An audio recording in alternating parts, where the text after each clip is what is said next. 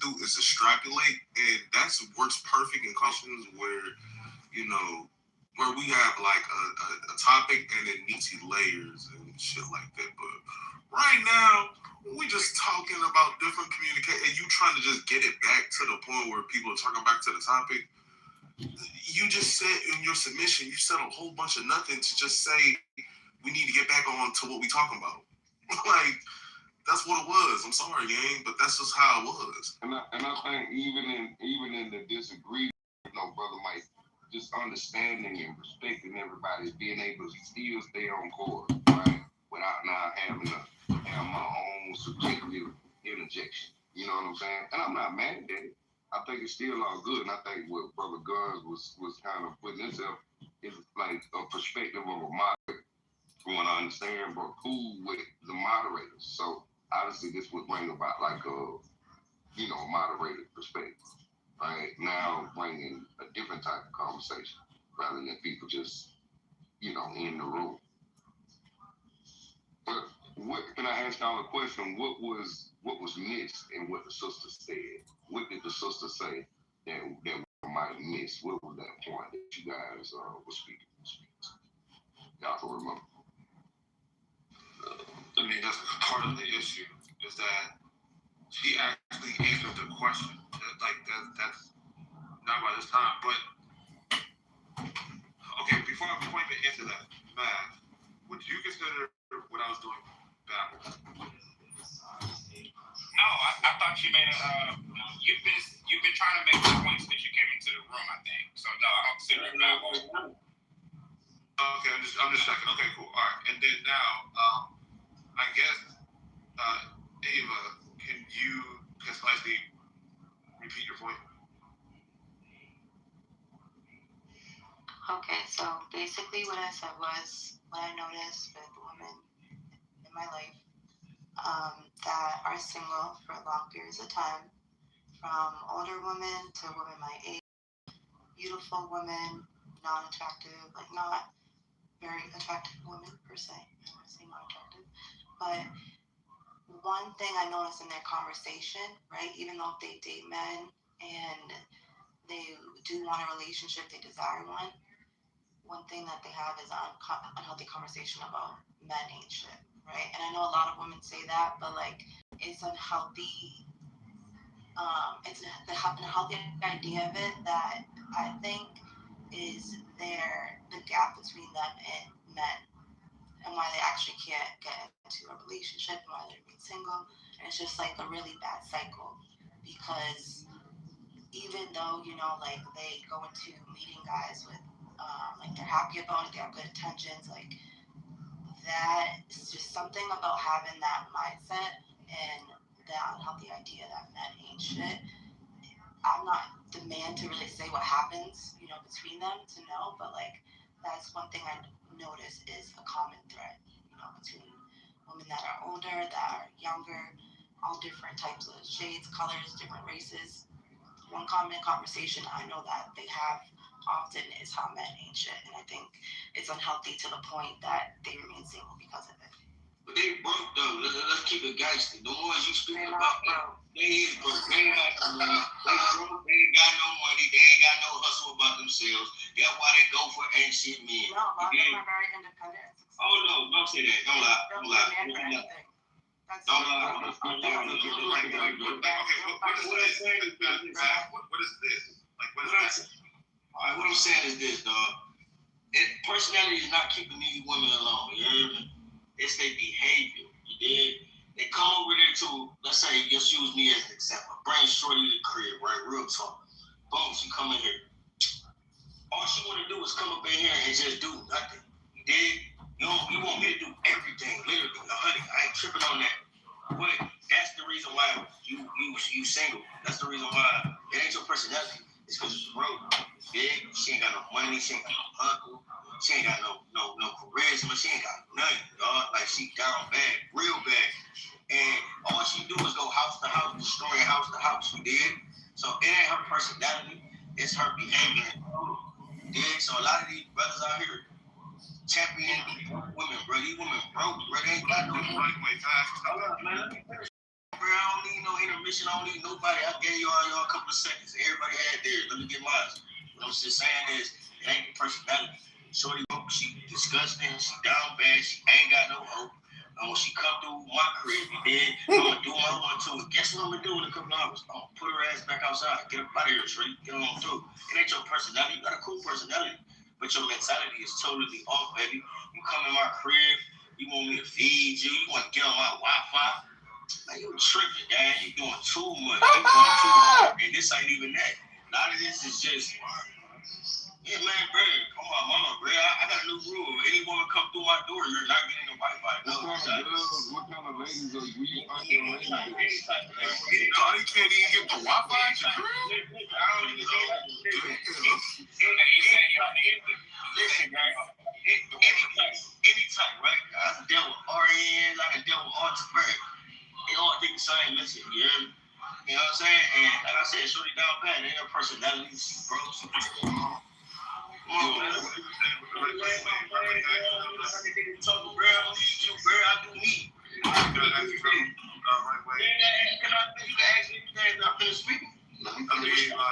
Wait, guys, please. Oh, my bad. I ain't know who was talking. You know already. It wasn't me. Go ahead, bro. Oh, I'm just saying. But no, that's the reason why shorty, she down bad, man. Cause boom, shorty come around. First thing she doing, got her hand up. Man, you know what I do now? I slap her hand down. Bro, you tripping. You doing too much. You going too hard, too fast. You dig? And this is the same girl that put her phone down. Or, come on, man. Is the phone even on? You want the Wi-Fi? Is the phone even working? You want text now? What's up? Like, I ain't tripping no more, but it ain't the personality, it's her behavior, man. She broke. When they broke like this, bro, they down bad like this. Okay, guys. All right, everybody, let's just let R&B talk, right? Or no? Listen, Mouth. I swear to God, Mouth. I ain't got shit to say after that. This man don't even want them to have a Wi-Fi. That's crazy. You know when he said that, I was thinking the Wi-Fi jumping in this bitch, you know, but also I got the Wi-Fi posted on my wall. Like everybody have access to the Wi-Fi. It's like any guest, you get the Wi-Fi. So I don't know, right way, man. You might want to. Are they phone on? Man, bro, they not getting the Wi-Fi. They not getting the Wi-Fi, bro. I don't care about none of this, bro. They not getting the Wi-Fi. You dig? Why you inviting a woman that can't get the Wi-Fi this time? Because I want to. My bad. Well, Guns had a question. Guns had a question first. Go ahead, Guns. I was gonna ask him, right way. Do people consider you abrasive? See, that's what I be saying. Y'all come with these big words, bro. I don't even know what that word is, bro. That bitch can't even get a glass of water. Hey, you gotta tell me. Wait, who said that? Whoever that was, we don't refer to women as big words in this room. I hear, but he said a word that I don't know. We said abrasive. What that good thing or bad thing? What is it? Like a little rough around the edges, like rough. Like you're like a rough personality. No, for sure. Shorty ain't getting no Wi-Fi password. No rules, no restrictions. She's not getting no. Okay. Yeah. So okay, go.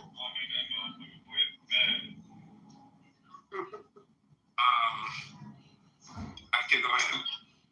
Nah. I was just gonna say, I guess, it was funny saying, listen what the sister said, because the perspective, ultimately, I understand what Bert's saying about the behavior, right? But persona, your personality typically is the thing that shapes your behavior and how you're gonna act, how you're gonna respond to certain things. It's from your persona, your personality, your natural characteristics. A lot of times, this could be learned via an environment where you just learn how to do this shit by natural instinct, right? And I think from what she said is, a lot of these women would now sets the tone, because before you do a thing, physically, it has to start mentally. So I think what she was talking about is the mental embedding of this reality that some women experience, right? Which having ain't shit niggas, but actually impressioning that on, themselves and also other people. Sure, I've dealt with ain't shit women, but I wouldn't now impression that reality or that experience on a group of men, like telling them, oh man, you ain't gonna find a good woman. You understand? I think a lot of times, in that case, like the sister said, and I can appreciate the sister's honesty. Because a lot of times women aren't just gonna come out and say that shit. So salute to the sister for that.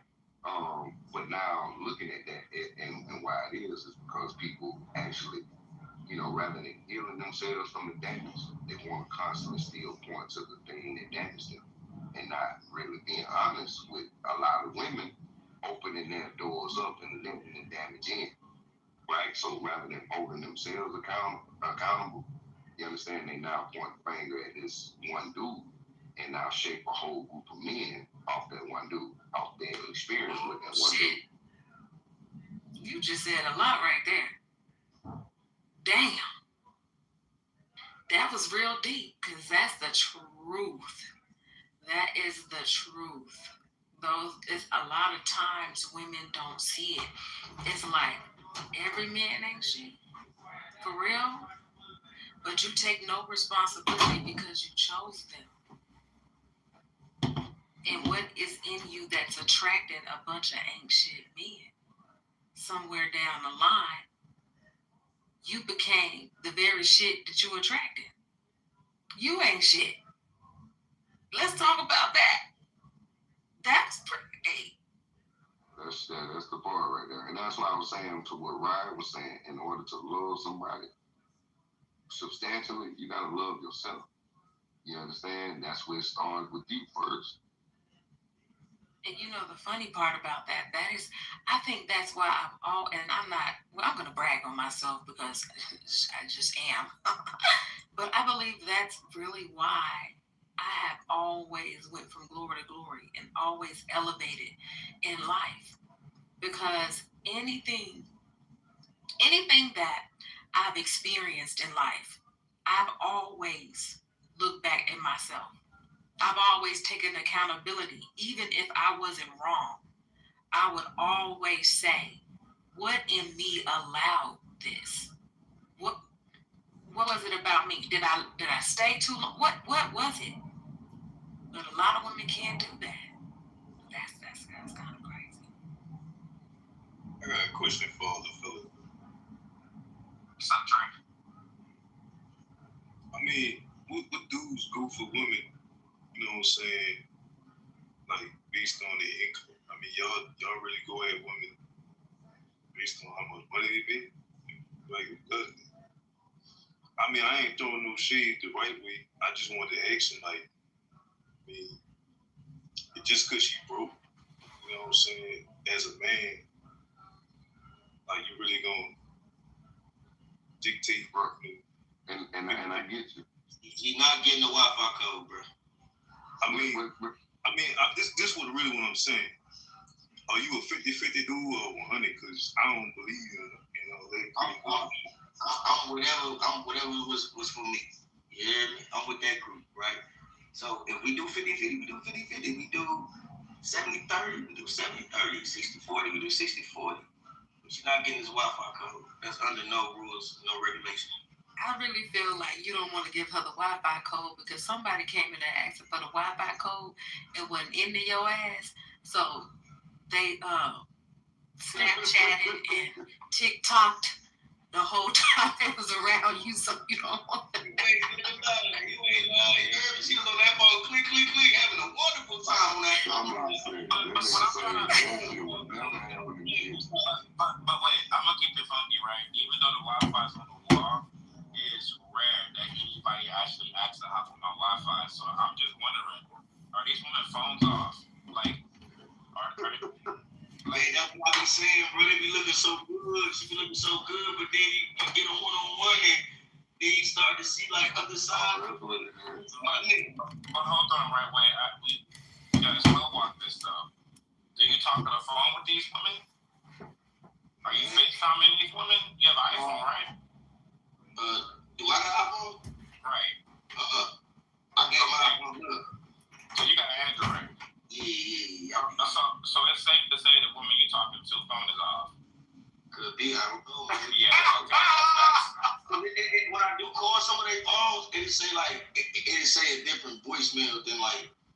Somebody be texting. Them Android folks calling them Android folks. Stupid, man. Y'all is I can't do this. I But can't. you know what I mean? We're supposed to be providers, man. We ain't supposed to be worrying about all that small shit. You know what I'm saying? You gotta get your money, bro. You know what I'm saying? You're supposed to be holding down a whole family. In the future, if that's what you're looking for. I mean, if you're trying to, you know what I'm saying, look at the girl like she's small. I mean, you pretty much gotta be a leader and a provider. She can't be the breadwinner in the whole situation. I mean, it ain't gonna work. The more masculine shit she gotta do, she ain't gonna be feminine for you. That's how I feel. Riding had a lot of experiences, and I realized that 50-50 shit don't work. You gotta keep it. bro said, fuck that. He ain't giving out the pay. Man. That's what I'm saying. Now go ahead. Nah, I was just saying that shit was funny. That shit funny. Yeah, nah, that's what I'm saying. I'm like, I mean, hey, bro, you know what? Right away, I fuck with it, bro. Don't change. You know what I'm saying? One day, That's his law. that's your program, bro. That's your program because she got to work up to get that Wi-Fi, bro. I feel you. You know what I'm saying? Like, you want this Wi-Fi, you got to move in. Straight up. Yeah, I fuck with that. You want this Wi-Fi password? Bro, Or you gonna move in this bitch? Bro, You know that's what I'm saying? standard. Bro, that's standard. He said he looking for a woman. He ain't looking for no thigh. That's what he said. That is not what he said. You say you some thigh shit, you gone the next day. He's looking for something the next day. You gotta be. Boss. You gotta be. Shotty better have a good phone bill. So phone plan shit. Y'all want to pay my phone bill? My phone bill is $262 every month. Y'all can pay my phone bill. She definitely rent her phone. Shut up. No, I got Verizon. I got a good carrier. Thank you. I should have paid you. $200 for Verizon. Wait, no way. Shut up. I got a better phone. Yeah, and no, actually, it's 5 lines. It's 5 lines. I don't even know where they come from. Oh yeah, I got 5 lines too. So Yeah, I got 5 lines. Okay. And then I got an extra line on the outside carrier. Y'all want to pay my bill? That makes sense when you pay for it. I'm saying 260 for 3. AT&T killing niggas, bro. oh no, I got 6 lines. Hey, I pay 1 line for $81. I'm what y'all just. Yeah, 3 lines, man. They taxing your ass, you know. No, they not. Hey, I mean, I got a phone too. I got a new phone too. So I mean, When she coming there with that neck, sales, don't be his.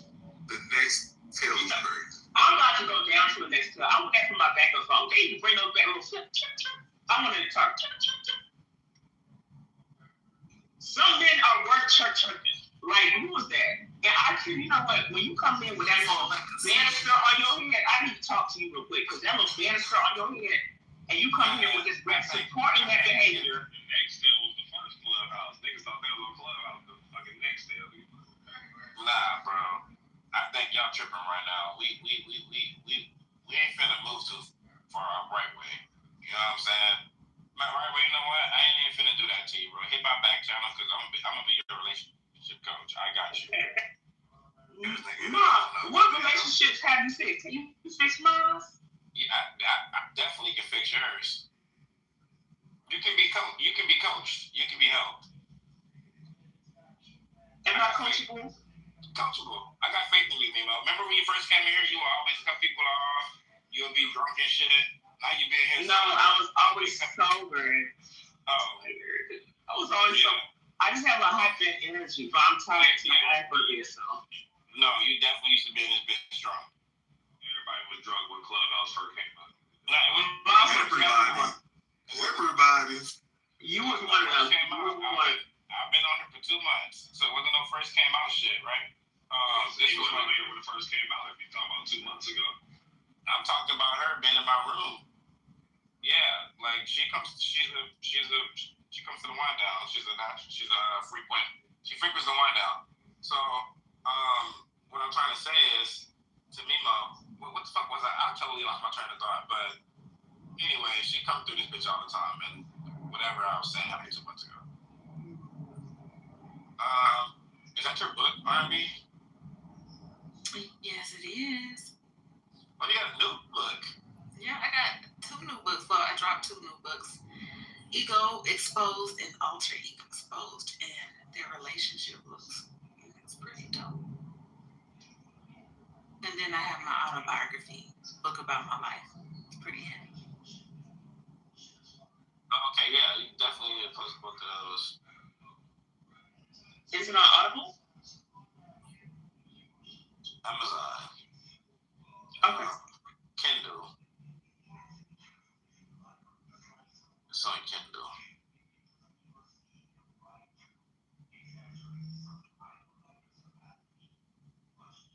I'm sorry, I'm trying to copy the link. My bad. Mima, what's going on with your relationship? You said you were single. I did not say that. If that's what you heard, I said delusional. That's what I said. No, because I'm an open book, so I don't tie myself to nobody. And I just heard you were single again. Did you hear that? That's what I heard again.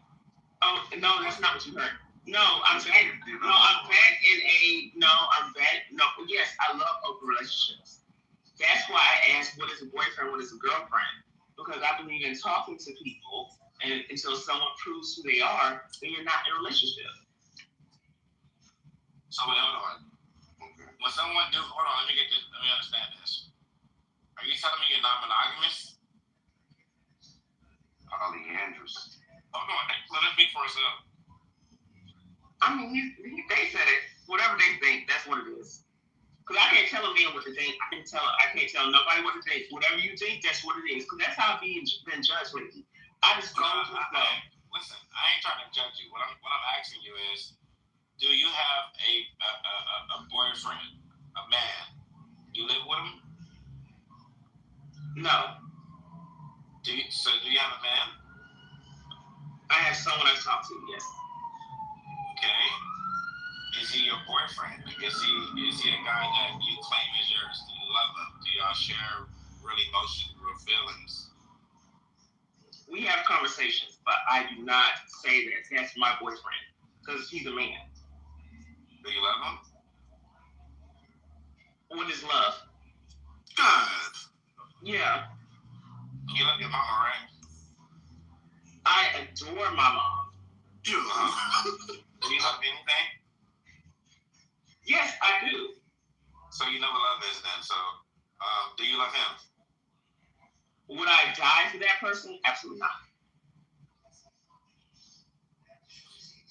We're not there yet. We're not there yet. No.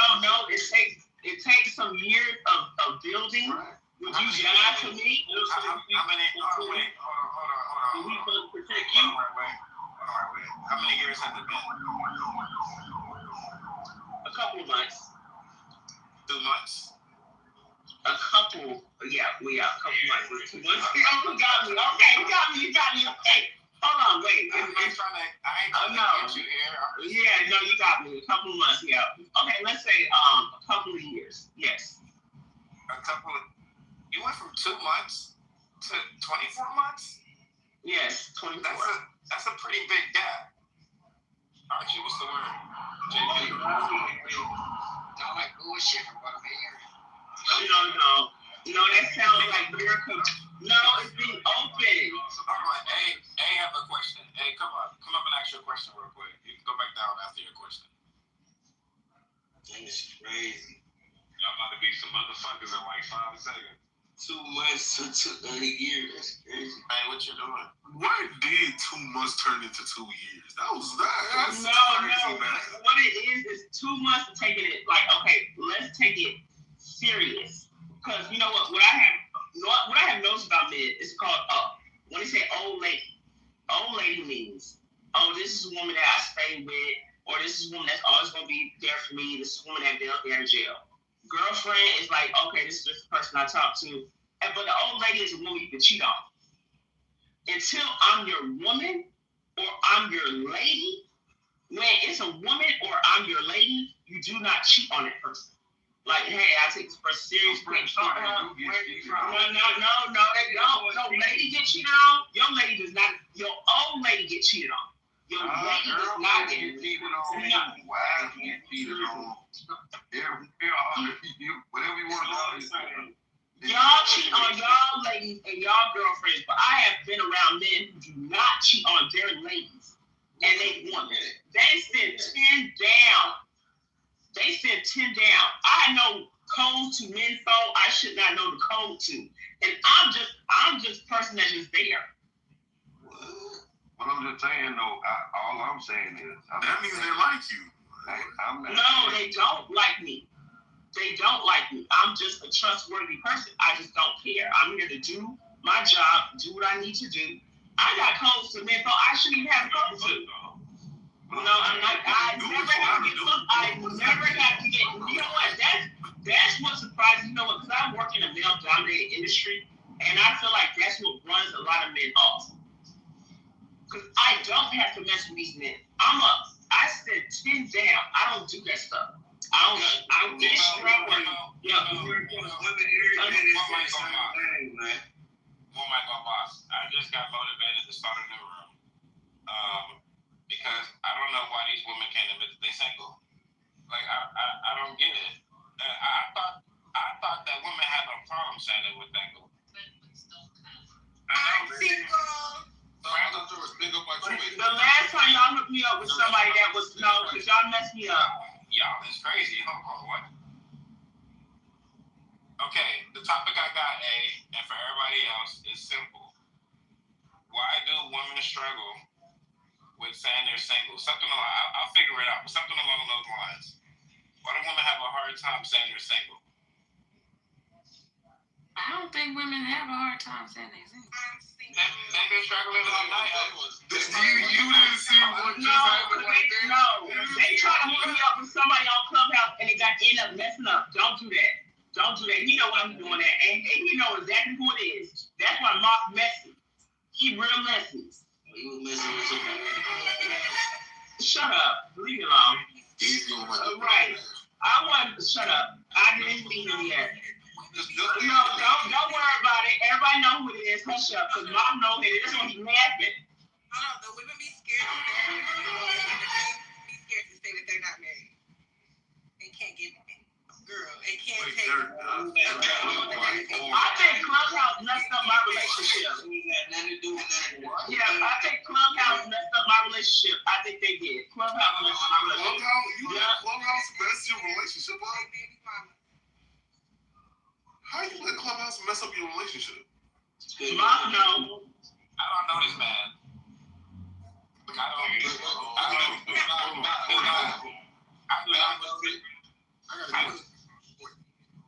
was gonna say for your subject, for your topic, because they always say the thing like, "Oh, we're single by choice."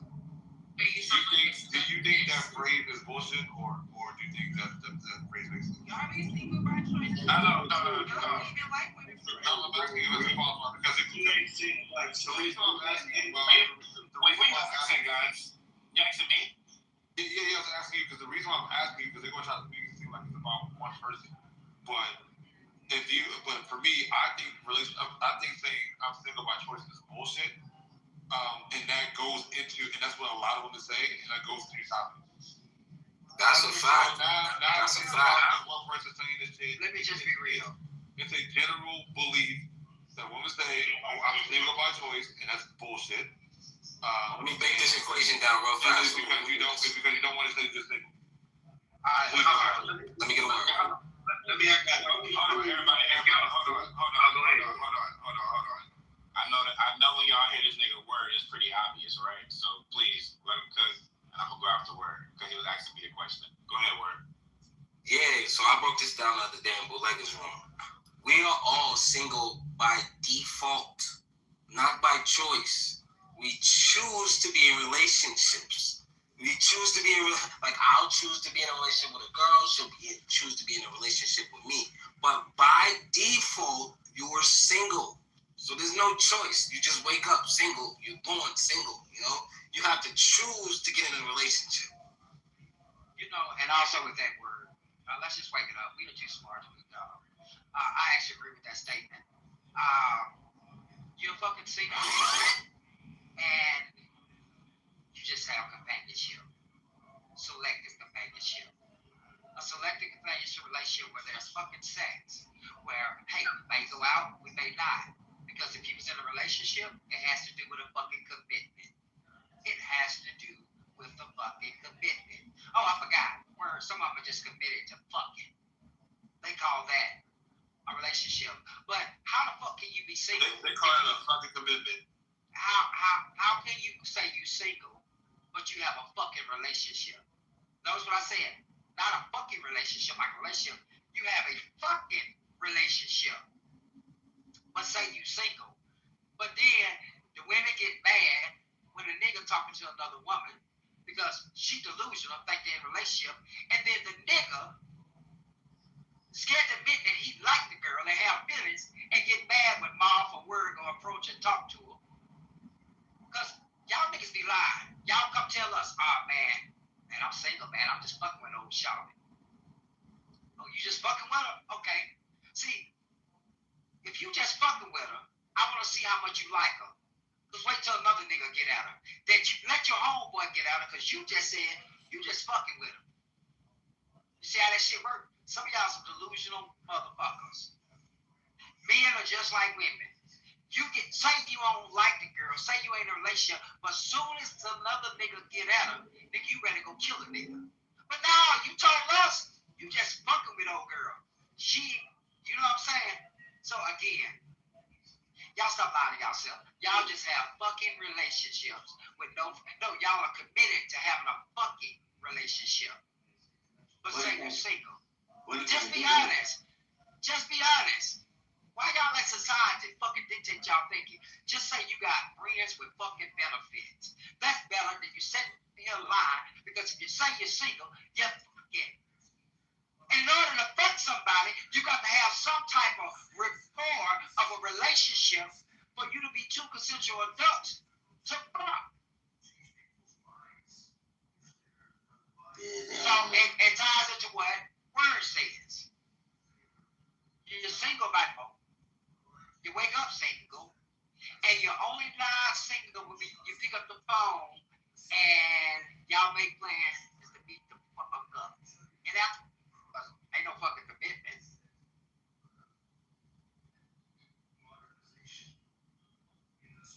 Oh, ask me how I know.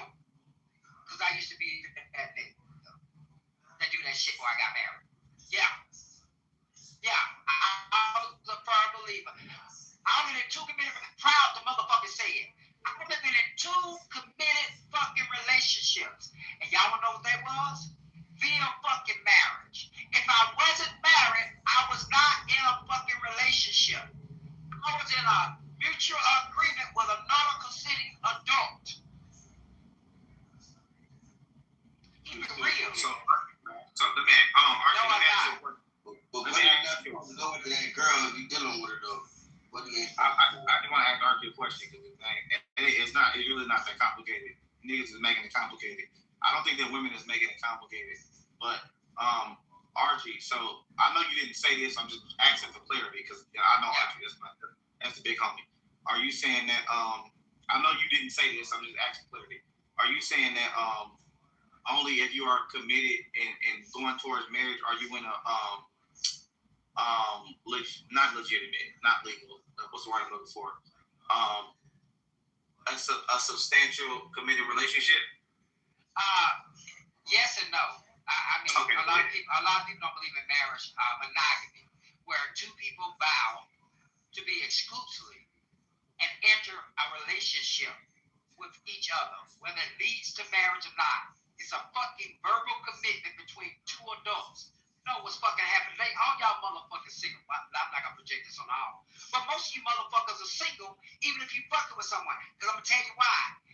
None of y'all are having a fucking serious conversation. Hey, are we exclusive? Women don't know if the motherfucking man is really being serious. The men don't know that because y'all are not saying and verbally getting a verbal agreement. If the motherfucker don't sit down and you verbally hear out the words out your mouth and you agree, you are fucking single. So what if you're dating? So what if you're going out? If there's been no verbal fucking commitment that we are going to be exclusively dating, a courtship, whether it go to marriage or not, you are fucking single. Archie, why do you think people do that in this era so much? Why do you think that people avoid that conversation? I'm gonna tell you what I think when you get done. Because they really don't want it. That's what the fuck it is. So they cosplay because as long as they spending time together every day, they live in delusion. As if they're in a relationship. This is how you end up with situationships. And they get in situationships not even knowing they're not in a fucking relationship. Y'all just guess what? Move together because y'all been rocking together. And ain't nobody ever said, hey, we are committed and exclusive in this courtship. So nobody cheats on anyone. But who do you think should ask that question? Are we exclusive? Oh, that's easy. I think, hey, man, if you want to know or if you just having fun, you ain't got to ask them. Hey, ladies, if you want to know where the fuck this at, sit down and ask, hey, are we exclusive? Can we be exclusive? We've been fucking around. And guess what? They'll give you your answer. Move the fuck around. Y'all play too many games. If you had to pick one, though, like just universally, who do you think that should be asking that question, man or woman? Like if you had to pick one. It should be both. No. It should be the man because. Oh, I know it should be the man, but guess what? I'm going with today's culture. Women won't fucking control, so this is their accountability. If you want to know where you stand with that motherfucker, closed mouths don't get motherfucking fed. And if you go along and he don't have a conversation with you, he ain't never cheated on you. He don't have to take care of you. See, JP, I'm answering it in 2026 time. Yeah, it should be the man. No, I'm not gonna excuse these goddamn fucking women who won't open their fucking mouth and scared to ask this man what the fuck we are. So when he drag you through the mud, fuck over you, fuck on you, take your money, beat you down, mentally, emotionally, and spiritually. Then I hit them out.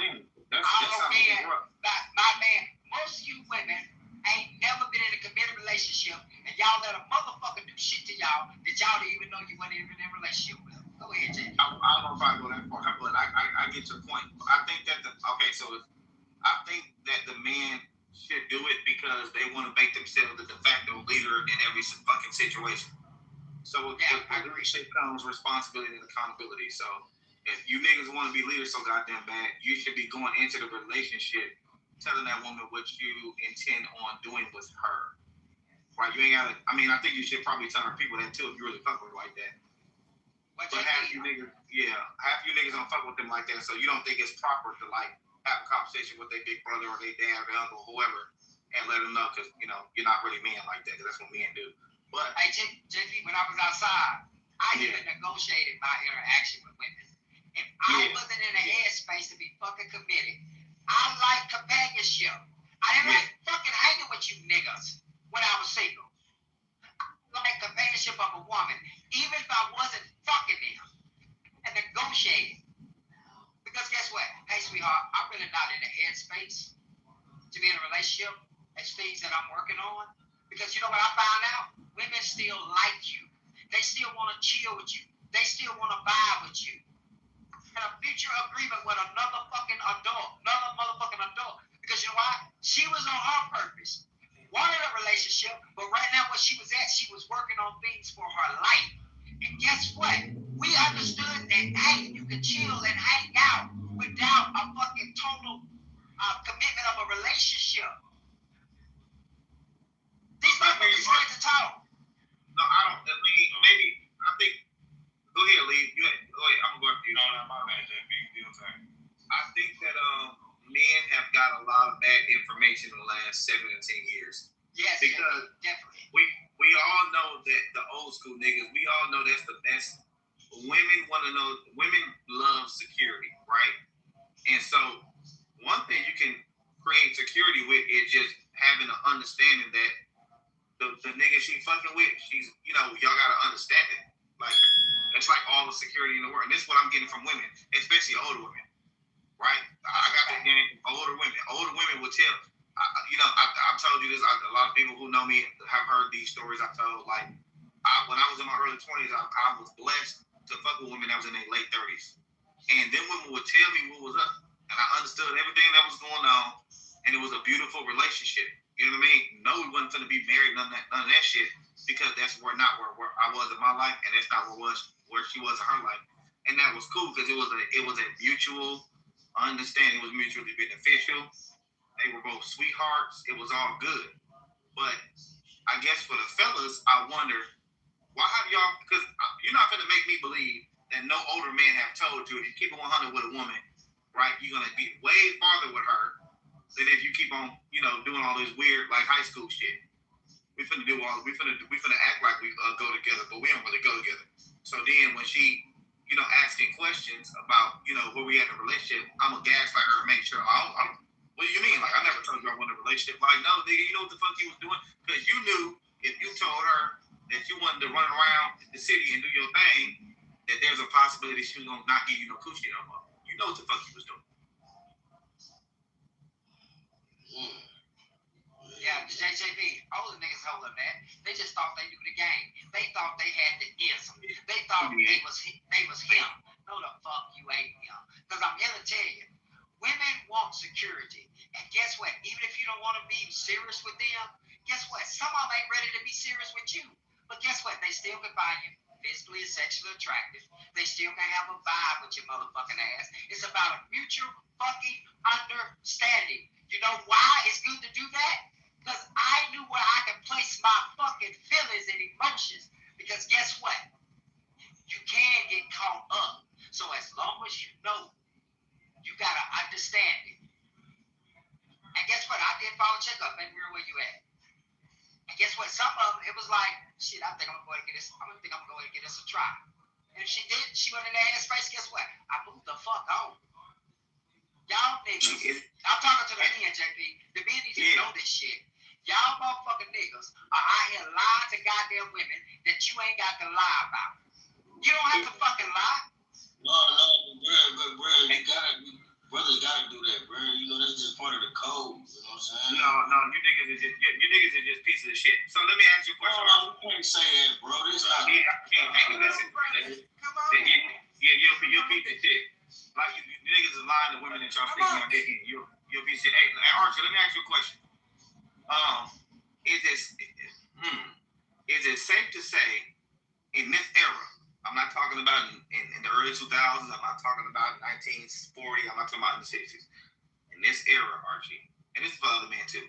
Is it safe to say that women are better at casual relationships than men are? Oh hell yeah, most definitely. Hands down. Hands the fuck down. I keep telling y'all, I was dealing with 3 women. I told y'all. They all knew I was dealing with 2 other women. I negotiated, because you know why?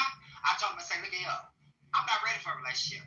It's a cool vibe. One stayed in Fort Lauderdale, other stayed in Frisco City, the other stayed in fucking Charlotte. Every other weekend I was with one of them. Guess what? And my terms were, hey, when I'm free, if you're available, I'm coming to see you this weekend. Guess what? If you did, guess what? All right, Shawty, just holler at me when you're available. I'll be out here. We'll have a good time. We going about our fucking business. I did this shit for 2 years before I found my wife. Listen, and I still had a desire to be married. I look for women that are fucking adults and ain't got no child mind. That I can be open, honest, and transparent. Because I don't owe a motherfucker shit when I'm single. You either can get with it or get gone. Or you ain't got to fuck with me. It's just that motherfucking simple. Because I ain't never had a problem getting motherfucking women in my life. Archie, why do you think that men are so bad at casual relationships in this era? Why do you think they are? I'm gonna tell you why. They don't have personality. They don't have humor. They don't know how to be ebbs and flows out of a fucking conversation. Guess what? They can't keep a woman's fucking attention. And that woman get motherfucking bored. And the last but not least, the motherfucker ain't got the goddamn money to motherfucking do it. They worry about spending money. I like the company of a fucking woman. Because guess what? Any woman I dealt with through communication, I knew I can fuck her. So why I'm gonna take you out to fuck when I already know through conversation the opportunity is there. I just want to have a great time. But y'all niggas want to go fuck with homeboys instead of go be with a motherfucking woman that wants to get to know you. You come out saying that, tell you, I just did not fuck with niggas. always the bad person in every story? Because y'all niggas full of lies and bullshit. You ain't upset guys as you say. Hey, Archie, hold on. So White, raised, married. Amen. I'm not saying the man is a bad guy, but what I am saying is, I'm 40 years old, right? So I graduated high school in the early 2000s, 2003, and I knew in high school and in my early 20s that most men were not fit to be in casual relationship with women. They just didn't have the gas to do that. You know what I mean? The attention that they fucking get from other men. That's the reason why they couldn't do it. It was most men only really got the capacity to deal with one woman. Like I know everybody like be listening to rap songs and watching these little movies and whatever the fuck, and you believe that you don't have that kind of gap. And the crazy thing is, the women actually know that. Like they can spend some time with you and be like, "You not." I don't use the him thing because that comes from basketball, right? But most men, the average man, does not have the capacity to entertain in a romantic way multiple women, right? There's deficiencies there, right? First of all, you gotta be really into women to really want to deal with a bunch of women. Because the shit that I be hearing niggas complain about, that's like shit that women do. Like I'm hearing niggas on the internet complaining about lashes and fucking hair and like food with like, you know what I'm saying? Like what the fuck? That's what women do. They be liking to be dolled. They be liking to be girls. Like that's what girls do. Like they do girly shit. You know what I mean? So like, why is that a big deal? She got lashes and she leave her little lashes on the counter. So the fuck what? Like why is that? Go ahead, right way. I'm listening. I'm just trying to understand. Like, you know what I mean? I just love y'all too. And the crazy part is, this is the crazy part, right? So women are not. Well, I would say in my era, when I was in my early 20s, women knew who the players was. Like they knew. Like, and a lot of men that was like regular guys that only went out like once every 2 or 3 months, they couldn't understand why this one woman would deal with, whatever dude. And people be thinking his status. It's not. He's a likable person. Right? So there's a whole bunch of shit that go with that. Pillow talking. Fellas, that's not okay. Especially if you outside, like, enjoying the nightlife. That's not okay. If you and that woman go do something, right, and y'all, like, you live in Charlotte, you go to Raleigh, and y'all get to have a weekend extravaganza or whatever the fuck, why are you talking about that with your homeboys? I don't get that.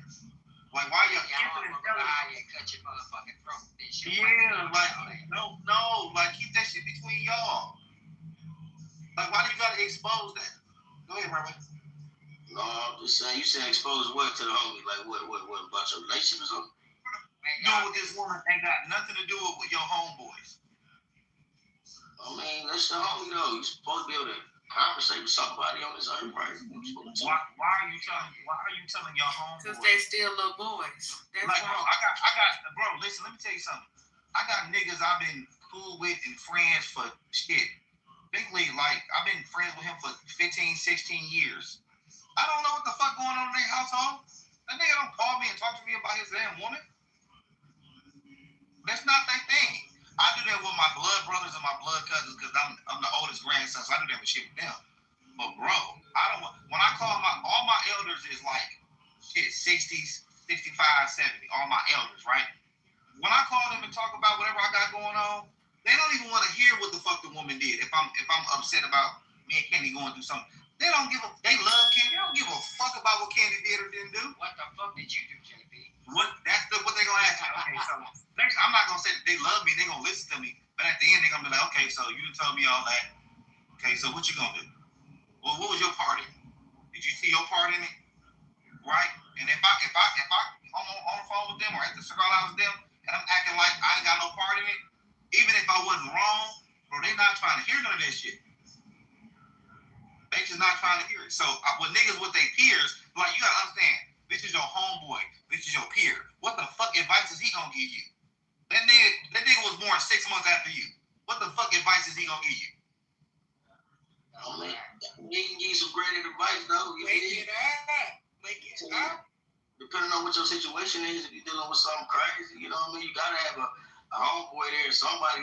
Yeah, JP. We in different era. We got elders. We still sit at the feet of. Yeah, I want to sit at the table with some old folks that do not know none of this. You feel me? And they ain't even interested into the conversation. You gotta talk to your homies, man. Your homies to lead you a better way. Hold on. First of all, why the fuck would I talk to my homie? Why would I talk to my homie? Why would I go to my homie?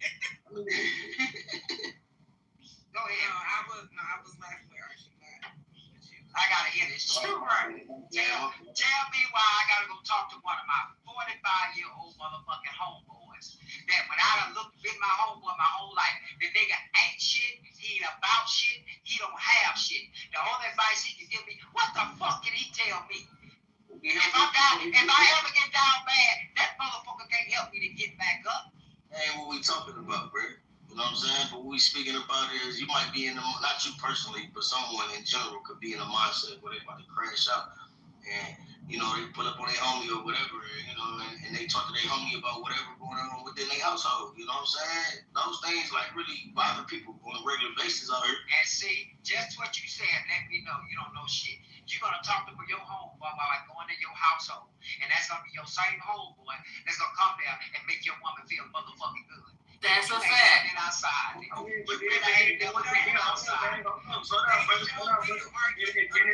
And if that's the case, then that wasn't the right woman to be with from the start. Because think about it, if she can be swindled into that position, then come on now, she ain't loyal from the start. Well, it ain't even really about the Lord. It ain't even about that, because the homeboys, they'll whisper in your woman's ear and tell what you done did now. Because some of y'all don't be keeping that shit. They'll tell. They be like, yeah, because that nigga was whoop-de-whoop-whoop-de-whoop-whoop-whoop. And then she'll be a bitch and do what she gonna do because he done told what the homeboy did. Come on now. Let's piss your homeboy off. Yeah, Tell him on your ass. it's called fraternization. And some of you niggas be having y'all. We used to. Oh my God. So this whole y'all are way too close with y'all home. Y'all, I don't know why your friend. No, I'm not saying it's improper. This is what I'm not saying. I'm not saying it's improper to have a conversation with your home. But when you have that conversation, it should be based on like this is going on, and you tell me if I'm wrong, right? I don't know. I'm 40 years old. Yes, I got some homeboys that got teenage kids. My guy Finley, I was talking about, he got a grown little Melvin. That nigga 20 years old, he in college now, right? But me and Finley are 18 months apart. So the only thing he got beat on is as far as he got grown children now. But when we talk about relationships, we are peers. I don't understand why you go into your peers and not your elders. That's right. That don't make no sense to me. That's a fact. When I want to know about women, I don't ask women my age. I ask my 85-year-old grandma, who was born in 1943, I think was. She going on 86, whatever number. She old as hell, right? That's who I ask about, women. Hey, grandma, Candy said this, like, you know what I'm saying? Like, help me understand what she mean. Okay, Josh, let me tell you. I can't speak for her. Because old people that let you, first thing they come out their mouth is, I can't speak for her. That's right? But I can tell you that if you said that to me or we was in that situation, this is how I would feel. Okay, got you. You know what I'm saying? Like, or she might tell me like, oh my God, baby, that's not right. You got to get that together. And then when she see Candy, she may or may not have a conversation, but she'll run that through me, right? You know what I'm saying? Like, I'm not saying your peers don't have a place in your life, but y'all are telling y'all peers too much of y'all business. I'm not even talking about the potential of her child. But then right when you said that, well, she a disloyal ass woman. But what about your fucking friend? Well, I really agree with that. I agree with that. And the reason why I agree with that is because, like, even when it comes to me, right? Hello. Hey. So, good. How you doing? So, anyways, talking to people that are my peers, which I would never do, like, a lot of them be having secret hate, secret jealousy. When you go to them about your issues, especially in your relationship, a lot of those women will take that and use that as leverage to make their way into your bedroom. And they'll put your business out in the street. what I realize when it comes to is one person I talk to, that's my mother. When I call her, one thing she gonna say is she gonna hold me accountable. That's number one. She's not gonna agree with my bullshit. If I call a homegirl, she's going to agree with my bullshit. First of all, she ain't happy. So she's just gonna project what she got going on me. Cause she miserable as fuck. So we finna be two miserable, mad motherfuckers probably meeting up for a drink and doing some ratchet.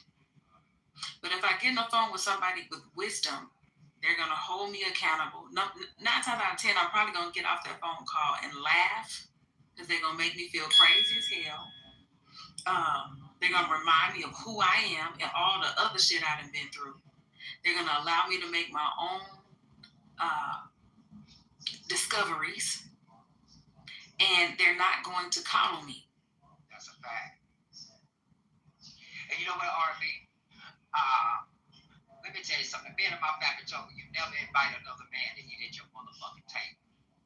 See, when I was single, I used to love y'all little tender dick motherfuckers. They want to come out here and call me because I'm your homeboy.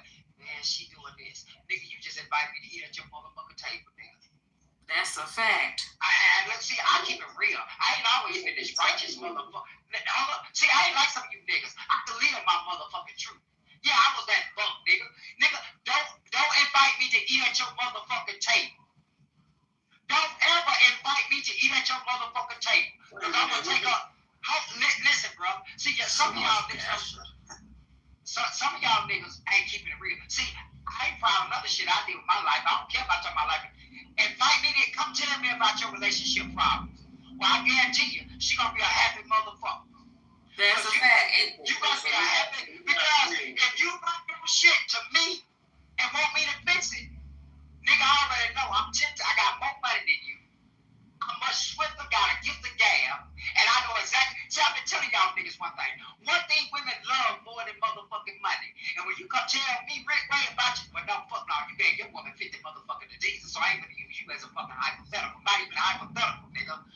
If my homeboy, I tell her, I want to hear about your relationship problem. Don't bring them to me. Because, see, when you bring your shit to me, I already know the number one thing that she already lacking. And then you ain't got to tell me nothing else.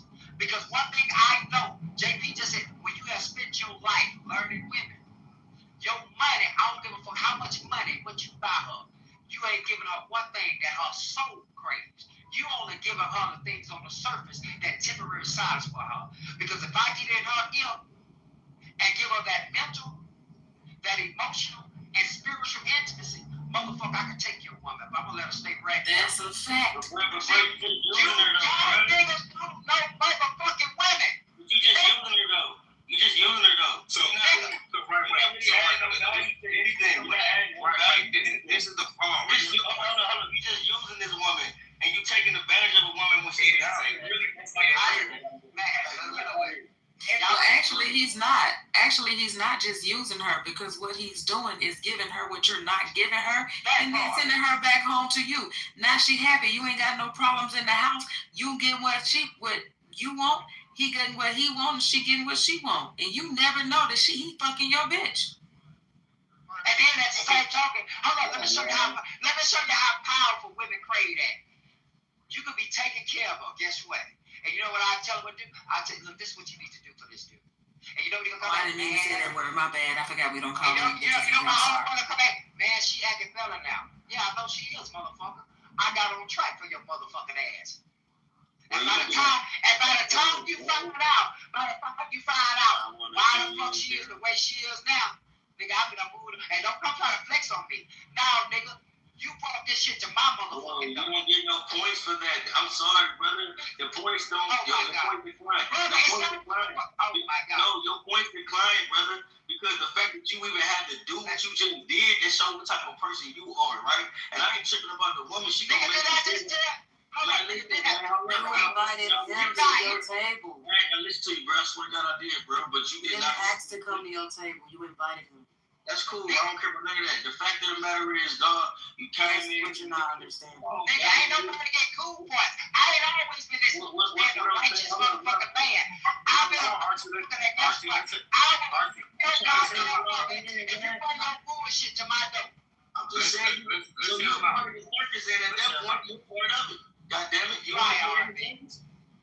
want to be a part of the solution? Whatever it is. I agree with that because just because you get an invitation to a table doesn't mean that you should come to it. Because we got to be grown ass adults too. Listen, I think you. Hold on, Archie, because I don't think that they understand. He sent you an invitation because he came to you and said, "Oh, XYZ's happening, our whole girl's tripping, blah blah blah." So he goes behind your back and make her homegirl happy. But that's an invitation that you could have declined. Do you love your friend? Do you care about your friend? So you missing the point. Yeah, hold on, Archie. We good. So that's what women think. So what y'all may not know about the men, especially young dudes, what they like to, especially now. Let me give you a caveat. If the woman is fine as hell, right, or sexy, she got sex appeal, or she just fine, and she's dope, meaning she's a cool person and all that kind of shit. What the younger men like to do is bring that woman around older men and act like he's doing something, right? Then he goes home and he either talks about men that he admired, like too much, or he talks about men that he don't like way too much. Open the door.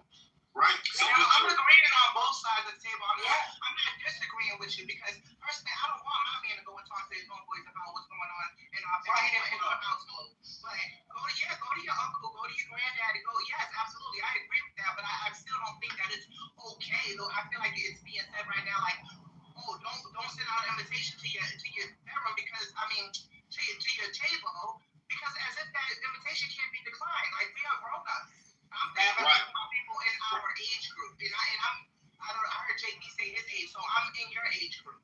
Right. So this is what I'm saying. I get where you're coming from. So this is what I'm saying. This what we mean by inviting you to your household or eating at your table. These dudes like to have this fake bravado because of whatever woman. I'm looking at some of y'all PTR. Some of y'all women are very attractive. With a lot of these dudes that don't have the type of game you're talking about, meaning they don't have this type of foresight. This don't have nothing to do with the woman being a floozy or a slut or a hoe or nothing. You are parading this woman around, right? Like she yours, but she really ain't shit. Okay. But that ain't how you saying it, right? You just at home complaining about this nigga that you supposedly don't like. You know, when you in the city, you go to the same 6 or 7 places, because that's where you comfortable at, right? So you telling your woman about this nigga, and y'all gonna run into this nigga. You're breeding curiosity about, now what if all the shit that you saying is, or most of the shit that you saying is cap, good or bad? She's gonna have some curiosity there, right? Now, some men are spare. So to your point, Ivy, some men will spare you, right? Oh, this nigga, he don't even know. I'm 45 years old. I'm still hooping every motherfucking, 4-5 times a day. I'm still in really good shape. I'm still fucking for 2 hours when I feel like it, all that kind of shit. Now, this is what happened. The nigga, you give him a little hey, bro, chill out, man. She doing her thing. You know what I'm saying? No, man, she cool. But everybody know Ivy. Ivy cool. Ivy sexy as hell. Ivy got the long, curly ponytail. You know what I'm saying? Ivy work at the hospital. She cool. And you bring him, I'm gonna tell you what's going on in real time. Niggas is going around having internet conversations with their women in social circles in real life. I mean, shit, now you know what they say about the nurses. And the older niggas what the fuck is wrong with nurses? I don't understand. She a police officer nigga. She feel like she. And then I'm hearing shit. Now, check this out. I spared you the first time when you introduced me to her, where I seen her in the spot. And I'm just using you because I'm seeing you out there. And she was like, okay, you look nice, you cool, you know what I'm saying? You all good. She been kind of looking at me, but Ivy is listening to me talk, and that's the type of nigga she want. Right. She thought because you was thinking like you was talking, you was projecting that you was, but you ain't really like that though. That's a fact. So then Ivy find out that even though JP is married, oh, you done met JP girl cool. JP girl was like, oh my God, Ivy, you so cute. Yeah, you my man type, right? And you just had an argument with your man about some girl he lied about texting. So now you're interested, well, why do I have to go through this with this nigga that's lying? If I'm gonna deal with a nigga that's fucking with another bitch, I'm about to go fuck with JP. At least he keep it 100. That's how that shit started. I want to deal with a nigga that's 100. You know what I mean? Now you can say it's right or wrong, indifferent. You can say this is where the game come in. Wisdom, knowledge, understanding, perspective, right? The woman's perspective is I just want a motherfucker to fuck with that's gonna keep it 100 with me. I've never met a woman nowhere that disagrees with that. So if she's gonna fuck with a nigga she like, and the type of nigga she like is normally a ladies' man, what do you think an intelligent woman's gonna choose? A nigga that's lying to her every fucking other season about some bitch, or a woman? I know we don't call women bitches, but or a man that's like, hey, listen, I like you, Ivy, you cool, but I got a girl. If you can roll with that, then you can roll with that. You know what I'm saying? And in public, we keep our shit to ourselves. I ain't gonna never tell nobody outside of me, you, and my girl what we get the fuck we got going on. Who the fuck think she gonna chill with the fuck with?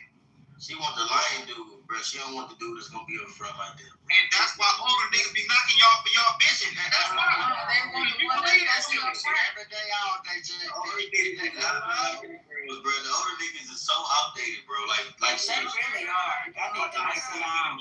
I'm not about to hype bro. Go rub some Bengay on your kneecap. It's all about perspective. They got a He got an opinion. He don't even want to share the Wi-Fi password. No. That's my point. You heard? Older dudes ain't doing that. You heard? They gonna give her the Wi-Fi. You heard? She came in there and got everything just like that. You heard me? I mean, the older dudes. Hold on, I had a point to add. Go ahead, give me the ugly truth. I can't do shit with a beautiful lie. Now, what I do with that is it depends on how I'm feeling. You know, I'm not a woman that wants to deal with another woman. And the way you said it, the way you presented it, is like you talking about some throuple type shit or some threesome type shit, and that's a whole different conversation. You want me to be your woman? You know, the secret. I don't know about that, but absolutely all day, every day, give me the beautiful. Give me the ugly truth. I can't do shit with a beautiful lie. And I don't care what age group you come from with that. I'm saying, I'm not gonna put your business out there. The key word we're looking for. Hey, chat, what's going on, madam? I'm looking. What's up, Battle? What's going on, madam? The word we're looking for, I mean, is discretion. So me as a ladies' man, I respect women's discretion. So like, if you don't, you might be in service, you might be a teacher or whatever. You might not want whatever you're doing in your life to get around. That's a fact. You know what I'm saying? Now, that's what's wrong with these niggas. I'm not all young niggas have this. Some young niggas do have this game, but most young niggas in this era don't have the information. So when he feels some kind of way, he gonna start spilling it. Even though these same type of niggas don't like snitching, let them tell it. But you gonna go snitch on a woman because why? Why? Because you ain't getting away with her, she ain't talking to you like you want to be. I don't know. But what I'm saying is, you can say these older niggas. Let me tell you something, bro. And this is from experience. I'm still outside. Some of y'all know me. I mean, can't get out. These younger women are surrounding themselves or being around older men because they don't want no static. Want to fuck with a nigga and not have no static. That's what I'm feeling from experience. Facts. No, you're right. Like that, but like the women that fuck with older niggas, that's what they complain is. Young niggas talk too much. They want to be around their male friends way too much, right? They're not focused enough, right? They can't romance and have sex and be cool and have a All the older niggas can't either now. Let's keep it real, depending on their That's true. That's all those things, man. Right, but I'm saying, Everybody do buddies up like they just on top tier. No, they're not. You got a couple of them out there that's doing their thing. I think the majority of y'all that's older is burnt out, bro. Let's talk about it. That's not the conversation I'm having. What I'm saying is, I'm talking about the women. I'm not talking about women who look at older men as tricks. I'm not talking about them either. I'm talking about the women who are generally attracted to the older men. Older men, yeah. The reason why those women are like that is because of the reasons I just mentioned. And if you the problem is the young niggas, you don't know until they explain this to you why they doing what they doing. But they're not gonna explain this to you. Why? Because of discretion. They gonna keep that shit close to the hip.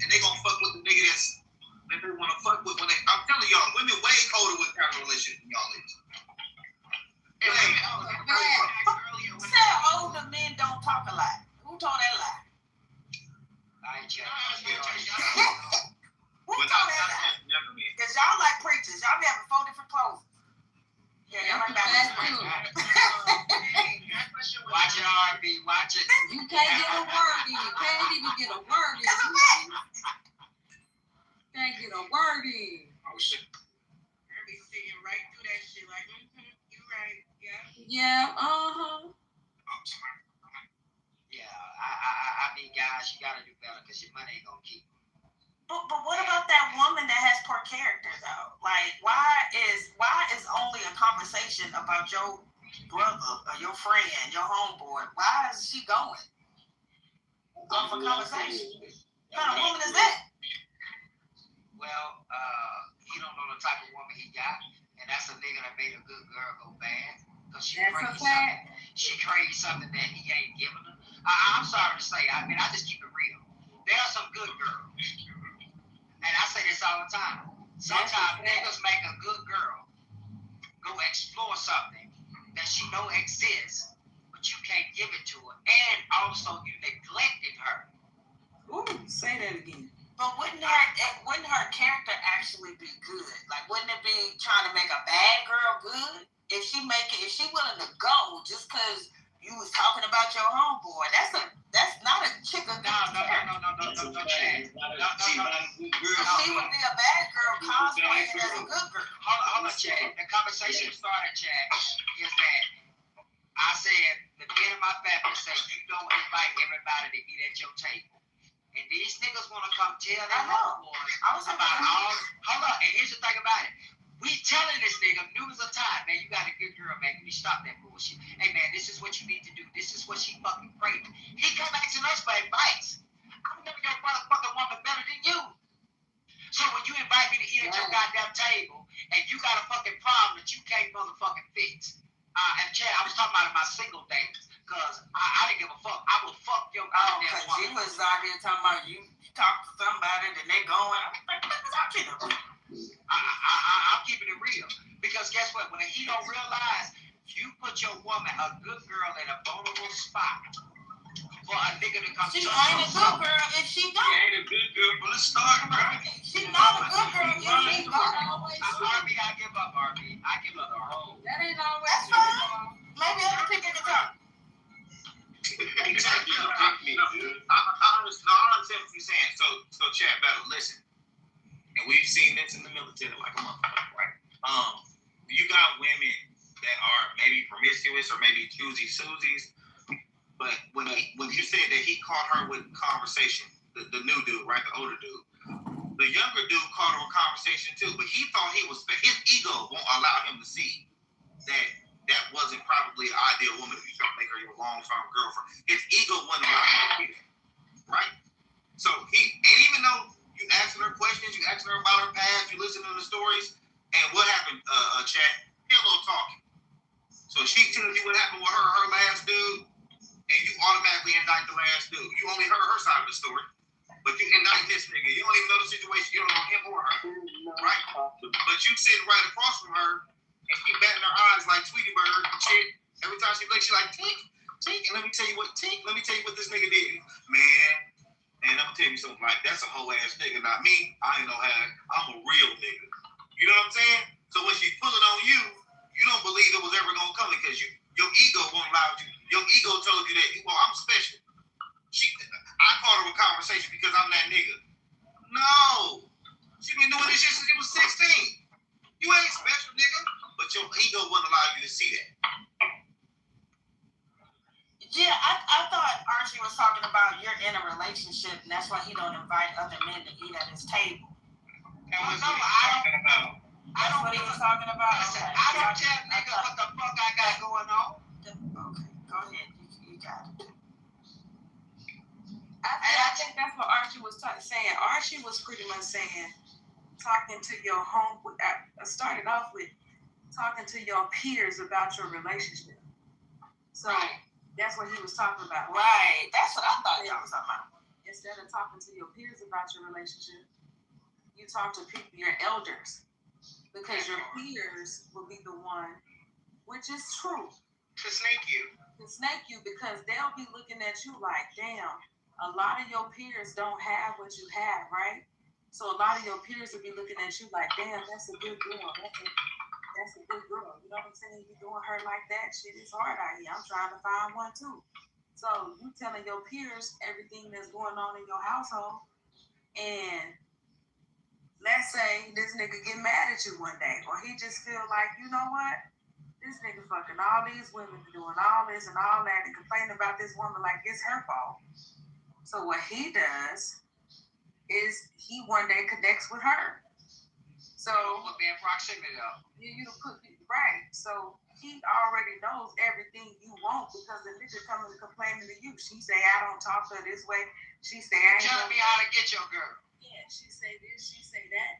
So what he doing is he literally can go and say all the shit that you said that you ain't did and just she really wants you to do, and he knowing he got that because he might be that nigga that got everything that she want, but he can't find nobody to be that for him. So you know, and it goes the same way. Women go through the same things too. Exactly. Women shouldn't go and tell their man. I've been. I think women are worse at that. I think women do that more. more. Chat. Shout out to me.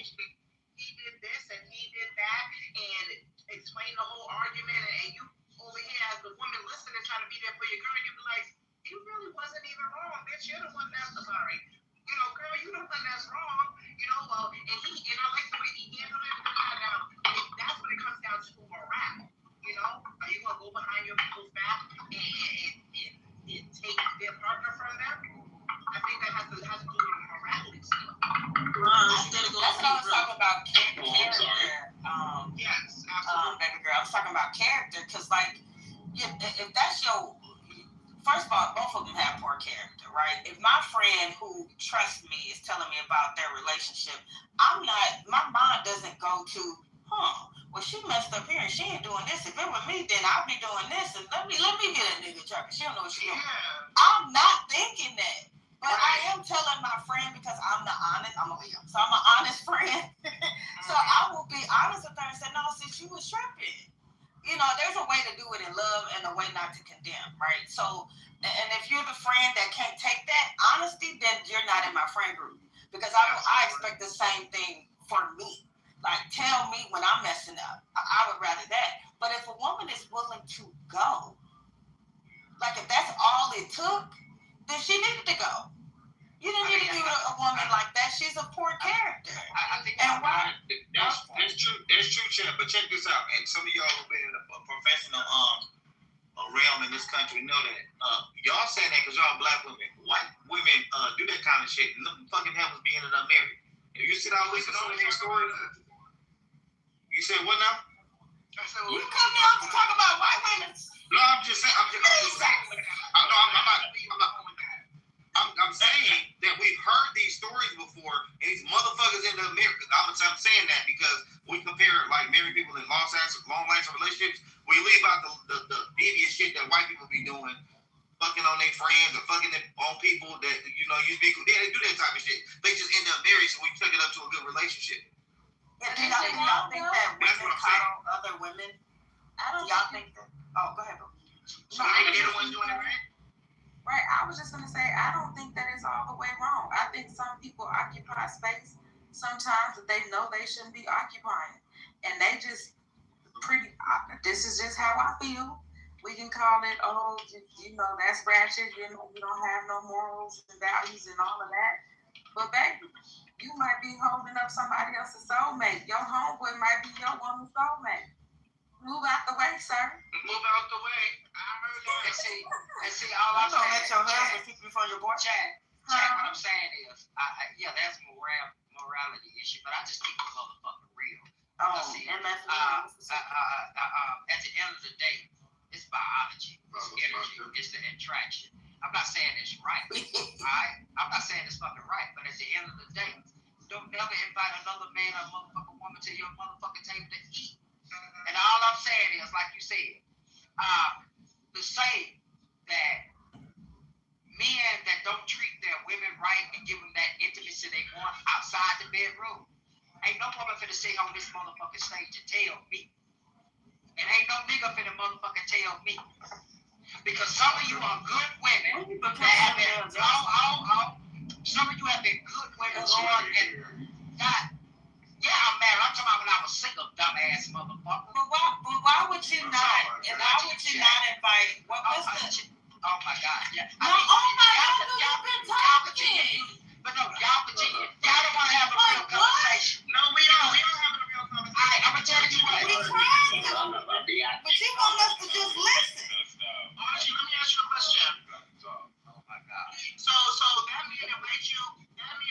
to his table because came to you complaining about his woman. Blah, That man blah, say he ain't going on nobody's table. You take in your younger days. You take the invitation. You go. You whisper sweet nothings in the ear, and now you got her, and now she your woman. Could that really be your woman though? Would you be your woman? No. First of all, she would never be my woman. It still doesn't mean that she's not a good woman. She has a need that needs to be motherfucking met. See, let me tell y'all something. Let me show you how y'all disingenuous. Let me show y'all how y'all disingenuous in this conversation. Because right now, some of you motherfucking women, just like some of you goddamn men, y'all are good men and women. Y'all do have integrity. But your soul craves something because intimacy. You want more than just a fuck and money. You want your soul to be made love to. And some of you motherfuckers, there's motherfuckers out there who make love to your motherfucking soul, body, and mind. Y'all sit out here motherfucking lying. Y'all sit out here being disingenuous in this fucking conversation. Because some of you done fucking cheated on the nigga that you was with, and some of you niggas done cheated on the woman that you was with. There was a good goddamn fucking woman, and she went out and fucking cheated. Y'all are being disingenuous in this fucking conversation. Because we done been having these conversations for 6 fucking years, and y'all want to sit here and like this shit don't go on. That doesn't mean she a hoe. The point is, her soul craves something. Oh no, she a hoe, bro. You better She pray. craves some dick, bro. She a hoe, bro. Come on, bro. What you talking about? Archie, they not gonna understand what you talking about. They don't understand. She a glizzy god. I'm not saying Glizzy god. that I disagree. I'm just saying that I'm a person that can speak on both sides of the fence. I'm looking at the whole situation and speak on both sides if I can agree on both sides. You know what? I understand. Let me tell you something. You got other women out there that won't even indulge in that behavior. So come on now, that's really the good girl, the one that don't behave and none of that. So man, let me tell you something. Bro, let me tell you something. Women and men with desire to mate. And there's something particular special about a motherfucking woman. I respect obvious submission.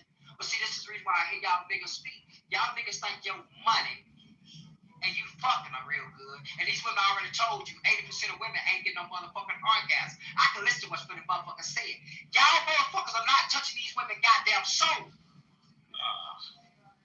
And that's the reason why y'all can't keep a motherfucker and another nigga getting the thrill while your ass get the bill and she stay with your motherfucking ass, but she totally in love with another motherfucking nigga.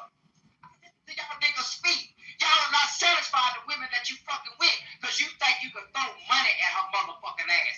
No, a woman's soul that desires to be held with with the essence of nurturing. Her soul, women want to be made love to. Y'all out here just fucking. And the women just want to fuck too because they get a nut. But the problem is, y'all niggas ain't making love to her. Archie, how could that be true? How could that be true? Oh my God. How could that be true? No, answer me a question. Let me ask you a serious question, Archie. Archie, how could that be true? My girl said that my shit is the perfect size, bro. She said my shit is the perfect size. Nigga, you think somebody talking about your fucking body? You know what, JP? I'm just trolling, man. Hey, Mom, I'm gonna gas back the mic because I'm gonna pass the mic because at the end of the day, I ain't never had no problem motherfucking with me. So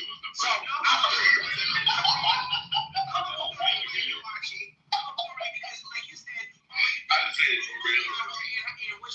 what she desires is to be loved to her soul with the die, right? It can also go the other way. You know, you can have one who's doing everything right, but he's a broke ass nigga and you're in love with a broke ass nigga, and then someone comes through and he throws some money and now your coochie going that way. It's all about what you're lacking in the relationship. Most of the women that cheat ain't cheating because a nigga don't give a fucking money. I just told you. And you know how I got this game? It's from a fucking woman.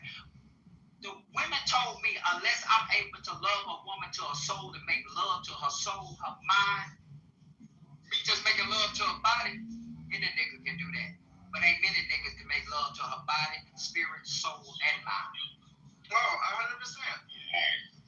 100%. So why are you up here, Ivan, trying to get another scenario throwing up fucking money? Well, you brought up money. So listen, okay, let me tell you something. Okay, let me give you a news flash. Let me tell you how much I know about women. Women only throw up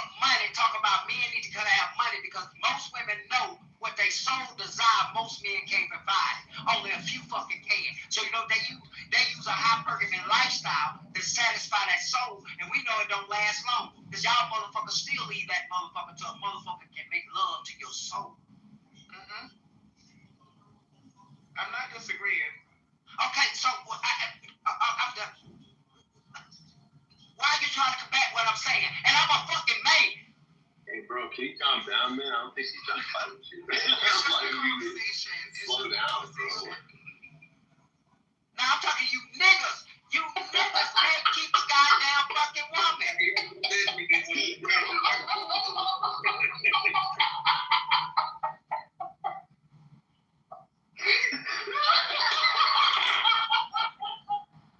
wasn't that funny.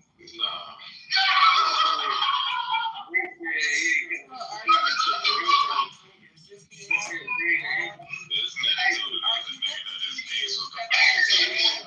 They triggered because they thought they knew fucking women.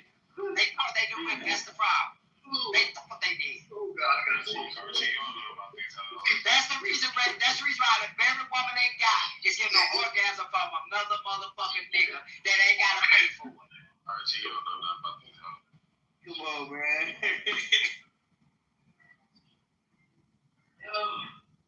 Like one day for sure about these women, they gonna try to think. So whatever you say that you know, if you feel like you know, you still gonna be off track though, because she can switch that up at any moment in life. Nigga, they switch up everything. What you think you getting close to, you really. Now what you talking about, Rick Wade, is a class of woman. And the class of woman you talking about ain't the woman I ever fucking dealt with in my life.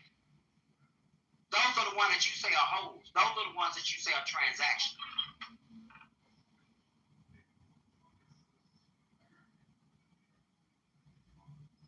You know, bro, they all switch up. You never know how that shit will go. For real. I don't understand how y'all motherfuckers so jaded think all women are motherfucking the same. Y'all like the bottom feeder goddamn women and think all women that way. That's the reason why y'all out here motherfucking struggling. Y'all been struggling for 6 motherfucking years. You scared? Y'all niggas are scared to really get to know a fucking woman. For 6 motherfucking years. 6 years. Oh my 6 years, man. Damn.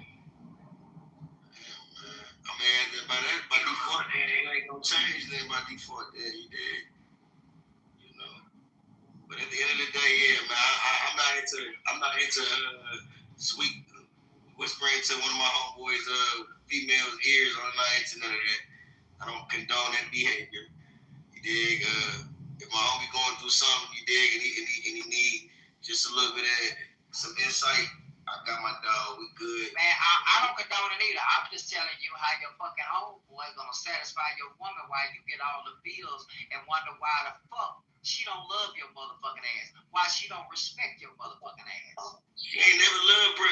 And she ain't never respect bro from day one. Because if it take that interaction to happen for her to fold, then come on now, bro. It's a problem deeper than just whatever. Y'all niggas think y'all can just show up, goddamn throw a little dick and some fucking money, and you think that woman fucking happy. That's all she need. Boy, I tell you, I'm going on fucking me. She don't need no more than that, bro. All that what y'all trying to give her, y'all giving her too much. Too much. So Archie, what you talking about? Back rubs, split rubs? What you talking about, man? Like, what's the extra? What's the extra, bro? Like, figure out what your woman wants for another man give it to her. Hello. He gonna give it to her one time. They keep forgetting that we not in the stone age anymore. We can leave y'all motherfuckers and take y'all money and get alimony and keep another job. You see what I'm saying? She wasn't good from the start, bro. Come on now. That don't make her good. that shit. What are you talking about? We don't have to get married to one guy and stay married and get our ass beat all fucking day for 30 Wait, who said who's getting our ass beat, bro? Who's the goalpost over here? What are you talking about? I don't think it's what are you doing for her? Oh, what are you rubbing her back? Like,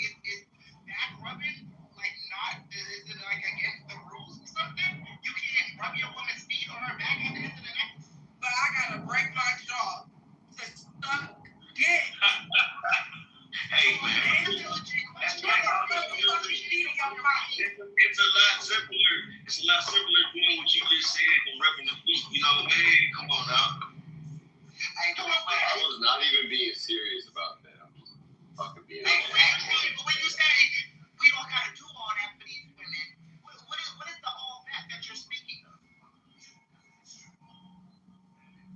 What are you talking about, me? It was between you and me. They don't want to be nice. I don't think I said that. They don't want to be nice. Hey, brothers, let me say this to y'all. And listen to y'all brothers speak. Listen to y'all brothers speak that she weak, she a weak woman, she gotta do that. Y'all say y'all right, Rick, wait, you a protector? You a provider? What about you, Vaughn? You a protector and a provider as well? Yes, sir. All right, I'm glad y'all answered that. Because guess what?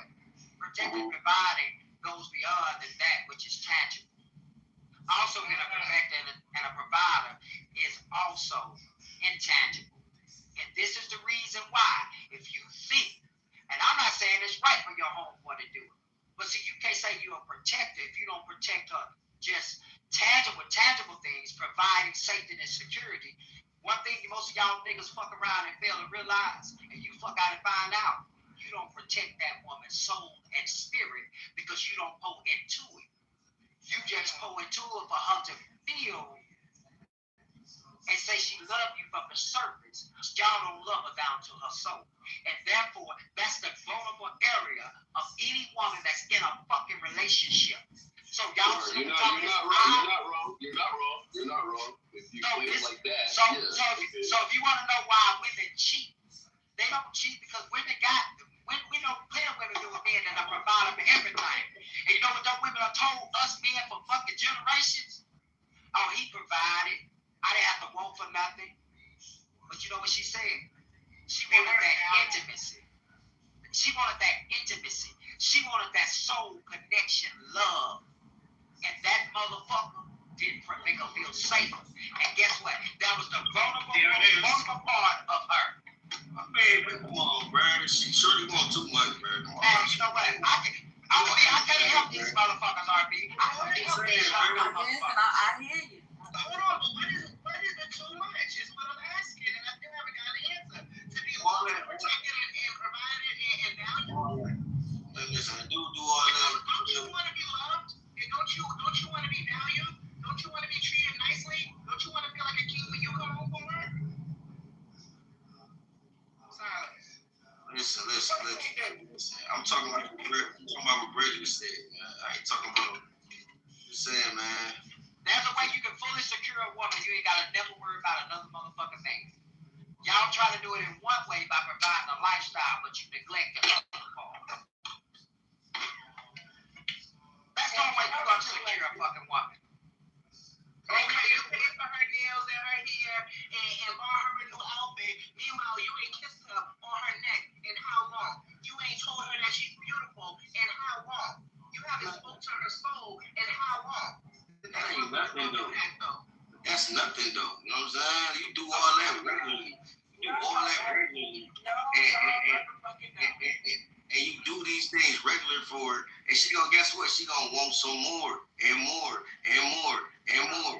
Like, come on, man. Right now, and I can tell you a good morning. What you doing? Hey man, come on, man. Good morning. Hey, Ray. I tell you what. Hey, Ray, have you ever wrote a poem to your woman? Does rap songs count? Nah, fuck a rap song. Have you ever put what your feelings into a portrait of motherfucking words? Yeah. Actually, I did, but don't laugh at me when I say this. But I had took like some lyrics that a singer sung, and I But it was a song she ain't never heard though. It was a song she ain't never heard, so it ain't like she kind of read it like that. She nigga, don't take your thoughts and your feelings and your emotions. You don't put in motherfucking translate from motherfucking feelings to motherfucking words. Oh shit. So we're not touching your soul with the poetry, okay? I got it. Well, I tell you, y'all niggas got a lot to motherfucking. Y'all gonna have it hard out here, boy, because there's some niggas out there gonna take y'all motherfucking women. Yeah, but age absolutely plays a difference, and they're probably way younger than you. Yeah, I'm gonna be 46 next week. I'm 36, bro. Jesus Christ. Oh, well, it's time, sir. It's time, sir. All right. I'll read some fucking poetry books, okay? We good now?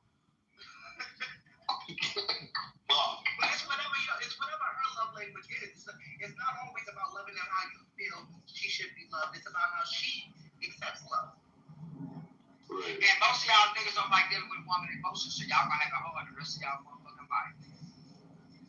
I mean, who likes to deal with their woman's emotions? I mean, come on, it's a hard thing to like. How do you think this word? How do you think we get men talk about these work husbands?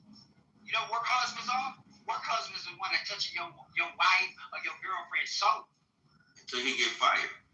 He gone. You know, it's all about knowing how you. By the time he gets fired, he's already touched a lot more than her soul. Let me tell you. It's finding the right soul for you, because I had an ex who his love language was gifts, and he used to buy me sneakers all the time. I wear shoes. I'm putting the big sneakerhead. But could I sit on a couch and have an in-depth conversation with him? No, I couldn't, and that shit was frustrating as hell. We sit next to each other for 3 hours, and you don't hear shit but pass me the lighter.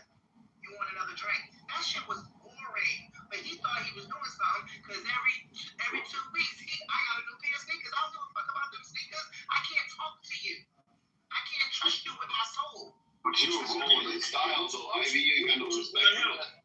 What you buy him? That's not the point. That's not what we're talking about. Gifts that are my life. What was his love language, Ivy? What did he like? That's it. I'm sure you thought you were doing something with that. I think the problem was going on, man. Touching that nigga's soul. I think that's the problem was going on. They don't want to learn. They don't want to learn our love language. They don't want to figure out what we like and what we try to do, how we try to do it. It's like y'all don't want to get on our program or something like that. Do you hear me when I'm saying he never had a conversation? We can't even have a conversation on what makes you feel happy or scared. You know what made him happy? When that is not but maybe that would have made your relationship stronger. Think about it. I'm back. Go ahead. What made him happy is when I answered the phone when he called. When he came over, there was a hot meal on the stove. I had his shower in his pajamas out. That's how I loved on him. But he couldn't love me the way I needed to be loved. Yeah, I couldn't be with a man that I'm fucking and he just don't talk. Like, that's weird. Super weird. Yeah. Even we hate mind readers. Mm-hmm. Y'all niggas just want to get out here and motherfucking fuck and don't even know how to please a goddamn woman. There's a connection that you can make with a woman with a soul and a spirit. Let me ask y'all, since y'all boys like y'all so much, do y'all know anything about hold on a minute. Give me these things, my damn paper.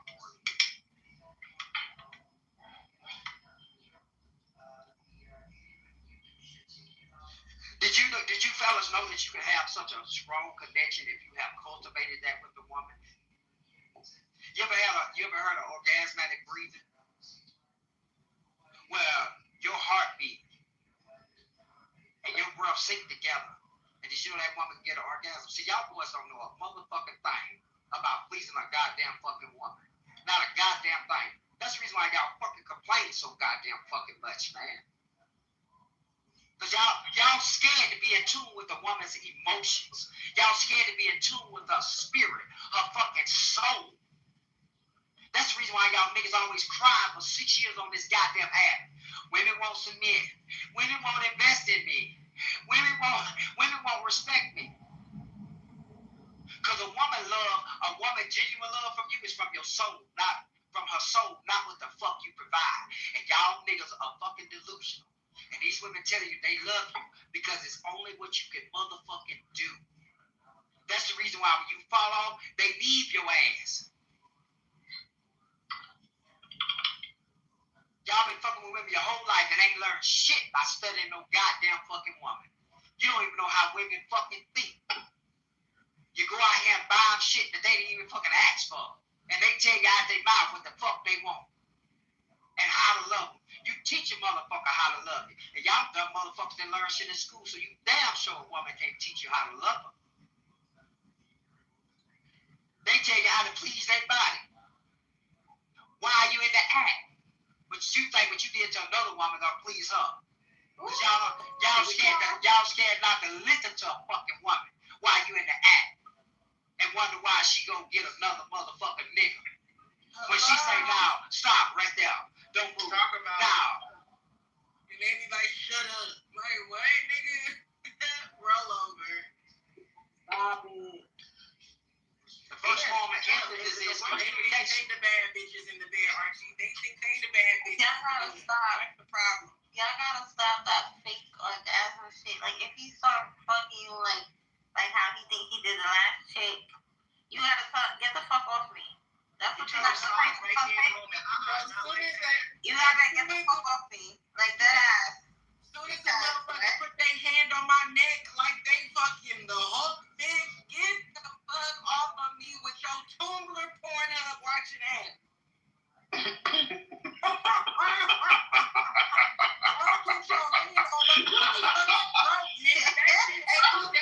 You're not supposed to squeeze in the front. You wanna know what's so funny? I remember, I think I was dating some nigga that used to like date white girls and shit.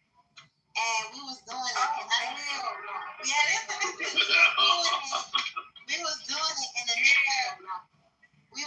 it and the nigga slapped me. Oh, girl. We started fighting mid-sex because what the fuck you? And then he was like, oh, I thought you liked that because the last girl I was with, she liked to get slapped and shit. We was fighting mid-fucking sex. Was a kid. Somebody might like that. It might be a grown ass woman. It just ain't her. Yeah, I was like, I don't like that shit. Y'all out here calling these women bitches because another woman like it and wonder why. Well, what's wrong? Think you just killed her spirit. I mean, the last nigga like me to touch his ass. You want me to touch yours too? That don't mean everybody don't judge someone's young. Don't assume that I like the same shit that the last person liked. It's true. I think it goes both ways because some niggas like they like you to suck their nipples, and some niggas don't like that shit. So, More than most times. Yeah, some guys don't like it. Yeah. But that's where effective communication comes into play. You have to talk about your likes and your dislikes.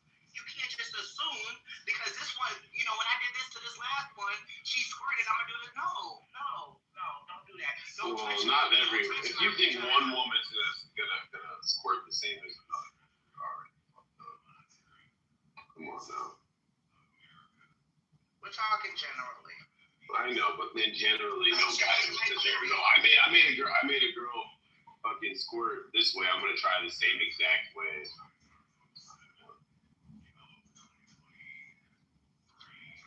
Most of y'all motherfuckers niggas don't even spoil your woman's motherfucking body. It's just the way you say shit, Archie. I'm sorry. It's true because it's like, how are you? He's just trying to be hard. That's I love it, dude. It's older than shit. Be like, yeah, let me use a lot of cuss words so they know I'm not playing. How are you a straight man? How you a straight man and you don't control the body? Like, because ain't nobody told them that women have multiple sexual pressure points on their body. And they think because they bottom on a upper women's body, they think that spot is on every woman's body. The best experience I ever had was when a man took his time and explored every single part. And he waited and he seen how my body reacted to his touch. How did I act when he touched my weird shit like my armpit? I didn't even know I liked the back of my knees kick. Like, what are you doing back there? But that shit was sexy as fuck. I liked it, But he took the time to explore and to find out what I like. And in doing that, I found out that I like some shit that I didn't even know I liked. Yeah, that nigga was definitely straight. He was very straight.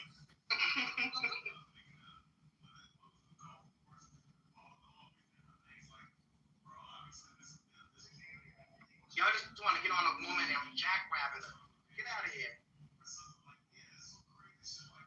Yeah. And do what? Y'all be flipping and dipping because the last woman liked it and she was whack. And then you thought that because she liked it, that I would like it. That don't work like that. Absolutely. They use the same three positions. But it also doesn't make her whack. It's just what she likes and what like the No, it's some. But you mean to tell me there are some women that are very vanilla in the bedroom? Oh, absolutely. But that's what I'm talking about. But okay, there was a woman on here. I don't know. Because she's not comfortable with that nigga. That's She why. said, "Don't choke me." We started fighting. Now you choke me, we're gonna have a great time. You know, and that doesn't mean that she's whack or vanilla, and that don't mean that I'm extra cute. No, she vanilla. You're weird. This is coming from a vanilla. I'm telling you. Okay? We can't act like there aren't level. What did they used to call it? A freak number? Y'all remember the freak number?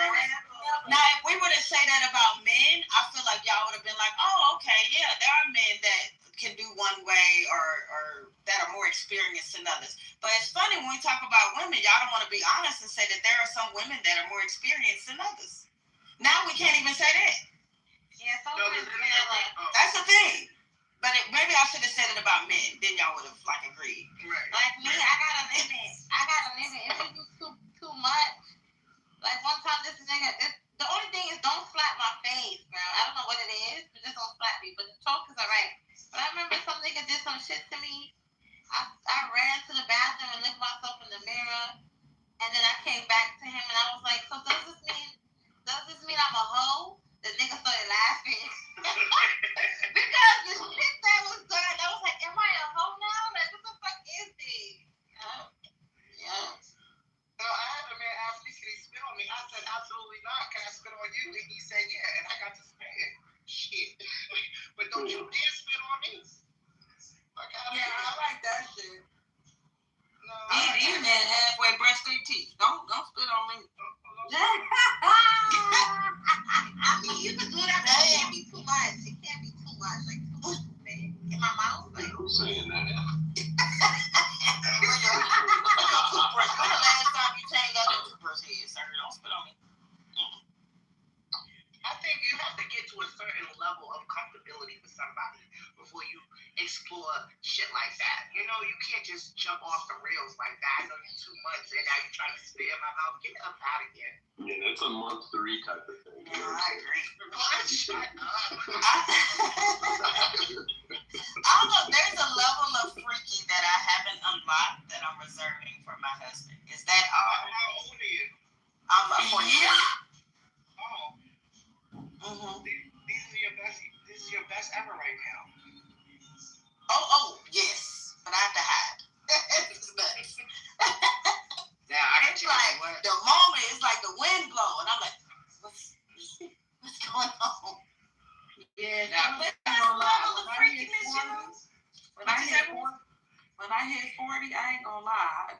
That is like, that sexual peak at 40 was something else. Girl, That was different. you hear me? And these niggas ain't gonna be ready for that when they listen here.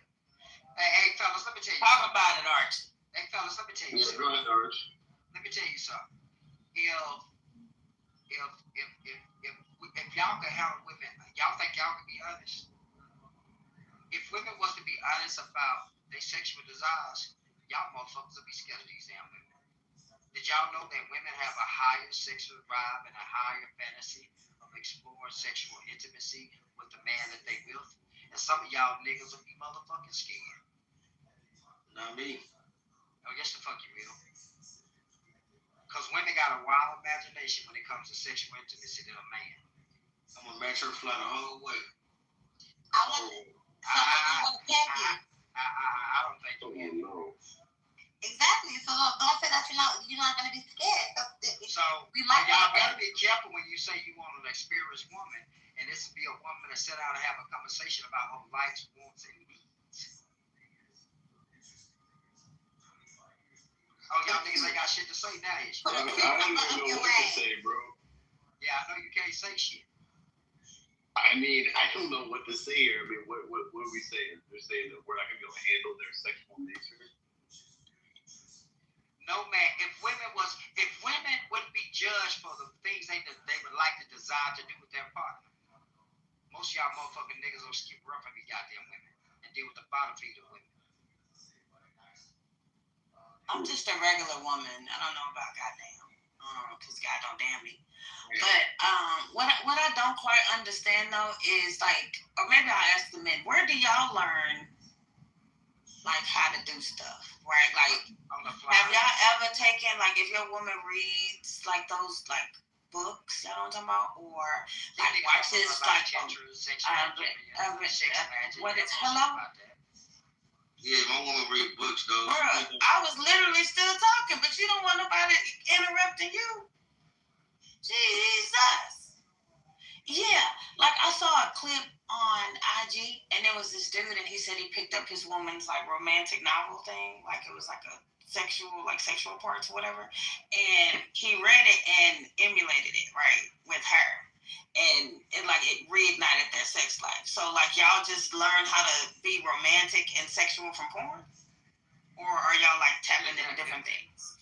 No, you tapping in with your woman for sure. I know me personally, I tap in with mine, so 101. So, and we just, we elevate it, we grow, take it step by step. You know what I'm saying? And keep that fire lit like that.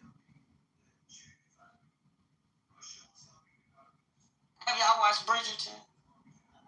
Yes, I loved it. I got the Duff soap. Girl, That is my show. That's my show. Yes, like, well, I ain't gonna give y'all any details, but like the last season, it was like some steamy scenes, right? I think like y'all could have got some tips from that. But y'all want to watch like Die Hard and shit. No, they want to watch Pinky. What they want to watch? Pinky. Who that? Girl, what? Oh my God. And only Pinky. Yes. You talking about the pimp? The porn star. Oh, okay. Yeah. Tell you what I know. A little bit of Cherokee. I do know Pinky. I do know. Now, yes. No. Cherokee? Yeah, I think she was still doing it. No, I don't think she is anymore. She's legendary. She's legendary for sure. Yeah, that's what y'all be watching, Pinky. Who else? Sukiyana. Y'all like some Sukiyana. That's who they like. That's who it is. Look, Right Way came off his mic real quick when I said Sukiyana.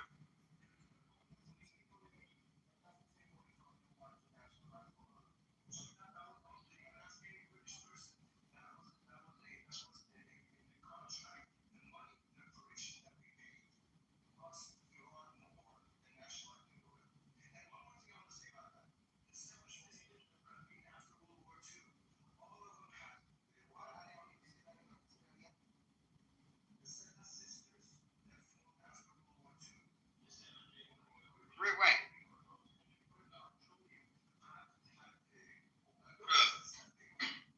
You know what Tetris is? Are you saying Jack? You know what Tetris is? I don't know none of that, bro. That's that hippie boulder sex, dude. All he know is bend that ass over, spread that ass cheeks. Now you talking about language. Once you get old, now we can do something.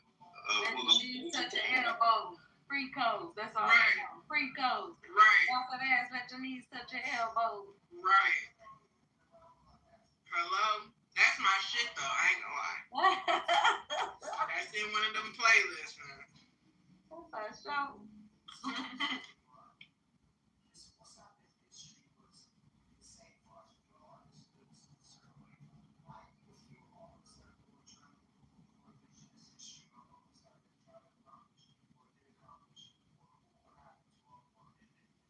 Well, I'm glad I'm in a whole different goddamn generation.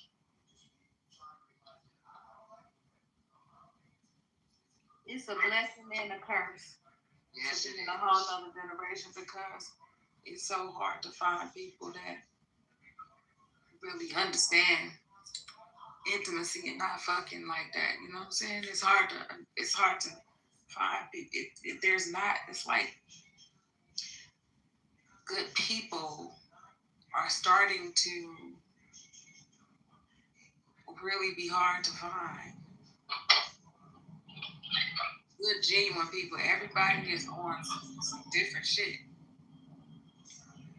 So, and then when you speak and talk about shit that you would think, that's normal to you, people make you feel crazy and stuff. And you're like, that don't exist. That, no, it don't exist because you never experienced it.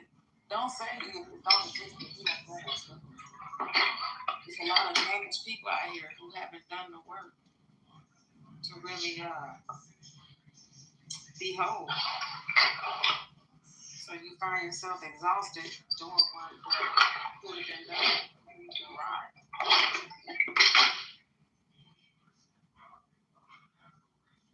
So it's real different out here.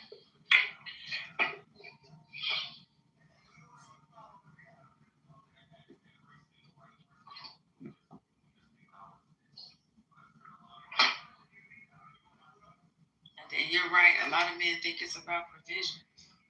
Provision only has something to do with security, but it's a lot of women who know how to provide for their goddamn family. So at the end of the day, you cannot feel safe emotionally. Like, you pour into my soul. Are you so connected to me that you can heal with just one stroke when it's time to be intimate? No, you're gonna fuck the energy out of me. There's a such thing as a person being sick and you being able to make love to them. Some people don't know that, so they just take the risk of it worse. Yeah. But most of these niggas are selfish because they don't understand being with that woman is about you pleasing her.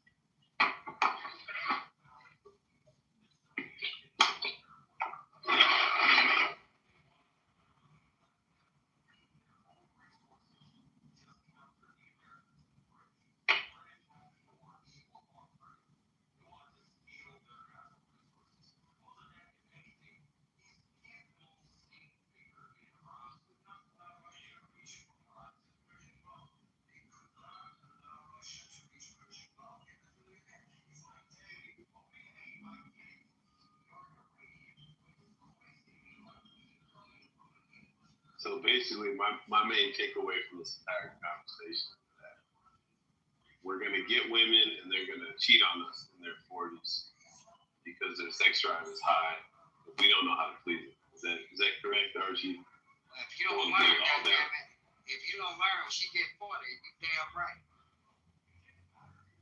You better make sure you got stamina. You better make sure you got energy. All right. I mean, anybody ever told you that when women hit 40s, that's when they reach their sexual peak? I have heard something to the grapevine. Yes, I have. You better be ready then. That motherfucker had you be like, shit, no, give me a motherfucking break. And if you can't satisfy, you best believe that bitch gonna get motherfucking strapped. All right. Let's get creative over here.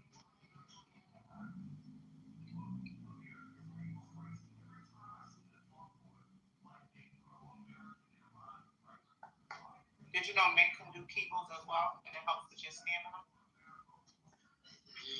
Yep.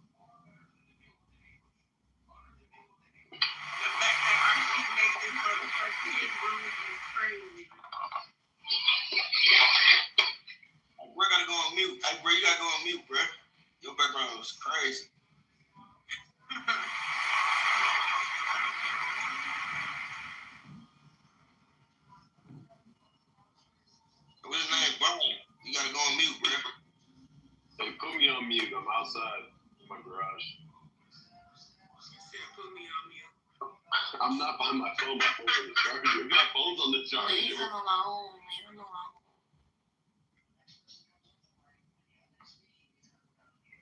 I'm out here digging up all these sex toys so I don't lose my woman, dude. You know?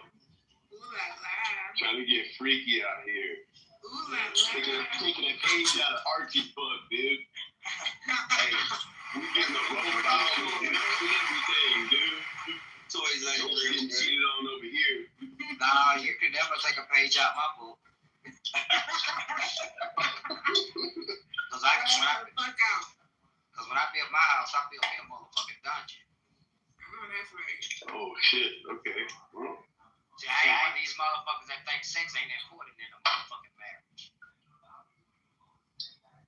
That's right. well, I kind of had to choose between. I had to kind of choose between the kids' playroom or the sex dungeon, and I opted for the kids' playroom. Just to be fair.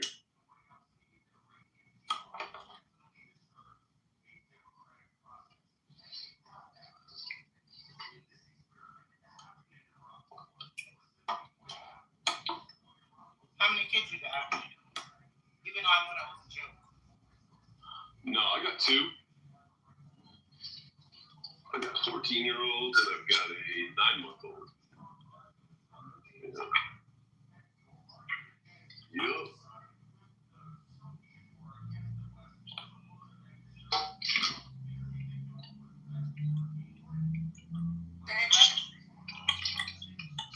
Oh, hell no. Hell no.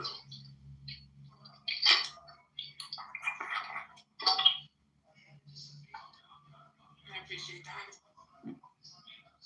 I mean, What's up? what's up? I said, what was the question that you said? How long? Oh, I said, someone asked if it was the same baby mama. I said no.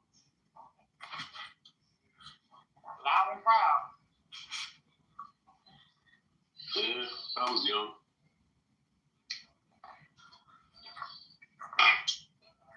Yeah, we cut these men some slack because had it been me talking about I had 2 kids with 2 different men, they would have both beat me off the stage. I would have been in the goo. And I went a 14-year age difference, so I didn't expect it to be the same. Yeah, I mean, one was from a one-night stand when I was like 22 years old, and this one's from my new child is from an actual relationship, so it's a little bit different.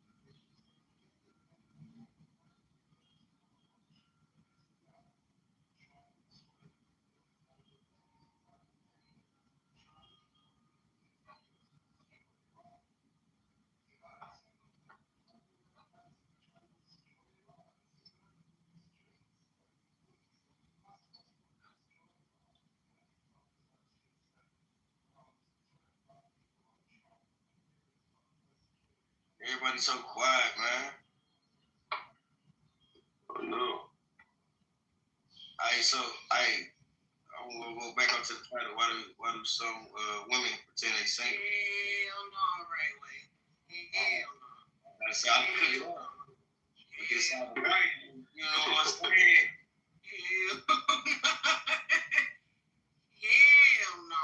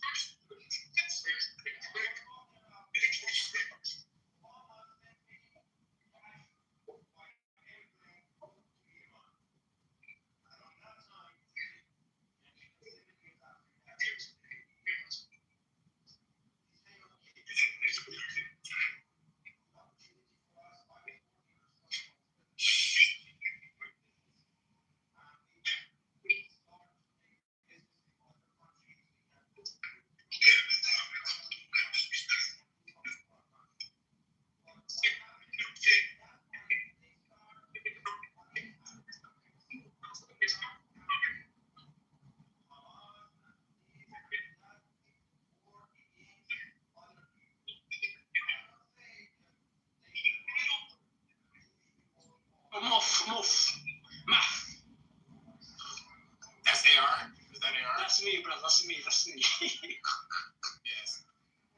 I see you open this one now. Waffle. I'm ready to waffle. You're waffling already, yeah? I'm ready to waffle. Bro, you got me laughing, bro. I'm retarded, bro.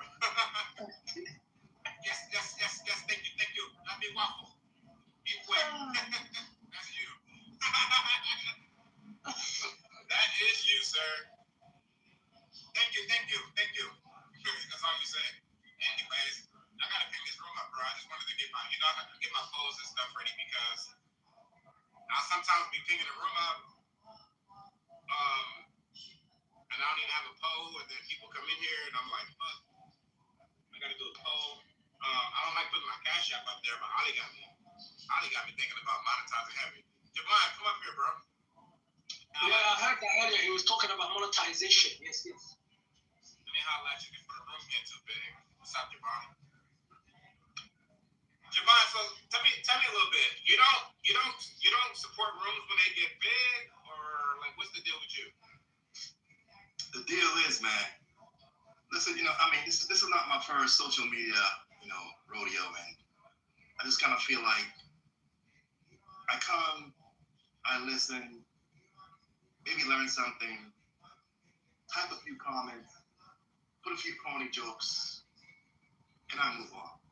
Because I just kind of feel like I'm not gonna fight, speak on a microphone, or to be honest with you, I don't really feel compelled to like put the physical energy to like jump on a microphone and expound on something and have someone just gonna come out the cut and just jump all over me and disrespect me just because I give my opinion and all that stuff. You know what I mean? So it's like a lot of the conversations on here are not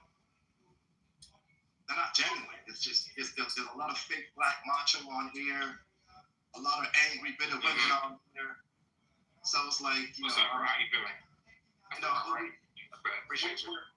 We're so afraid to kind of like approach a serious topic in a serious manner because we're terrified of like exposing our shortcomings or vulnerabilities. So nobody wants to do that, especially the men. So it just turned into this kind of everybody wants to be tough and mean kind of conversation. You know what I mean? Yeah, I know what you mean. But you think that happened in the one though? Say that again? Think it happened in my room? Well, look at your topic, man. When will men admit that women are better? Isn't that really a clickbait topic? I mean, no. This is not clickbait, sir. But it doesn't make sense. You say it doesn't make sense? No, but I mean, how better in what sense? Better in finance, better in career, better in emotional. I have to agree with Javon. Javon is right. This title is by design. It's by design. You know what I mean? Oh, man. I know what you mean, Javon. I know exactly what you mean. The concept of women better than men in emotional intelligence or career planning or home planning. I don't understand, but like it's a very loaded, overly simplistic topic. So it has a clickbait to it, and yeah, it'll do the work. The people gotta come in, but they come in with their knives half drawn, right? Yeah, but the thing is, though, men and women definitely swap roles. And I know I was born in the 90s, so I always say, I've seen the last of the real men. I'm a part of the last of the real men. Today, these men, they're just not men, bro. They're coming at women offering 50-50. They're not opening doors anymore, brother. They're expecting women to be feminine when they're feminine too, right? It's like, what? Bro, I got smoke. Wait, hold on. These men are not really making money how they say they're making money, right? The average man is probably making about $40,000 a year. The average woman probably making about $38,000 a year. That's the issue compared to the 70s. You know what I mean? So I really think that if we keep progressing in life, we're gonna find out that the woman is better in damn near every aspect outside of physical, right? Look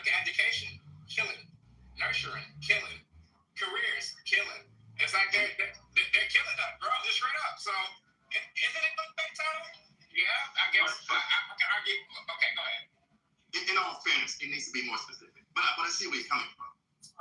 Yeah, and another thing too, I think like the decent men out there who are going about their lives trying to be productive and to be the best person they are, and I think this is a problem.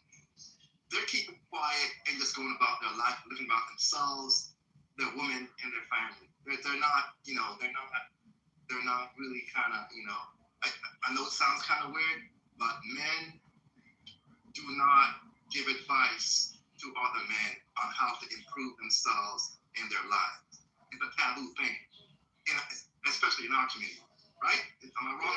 Right.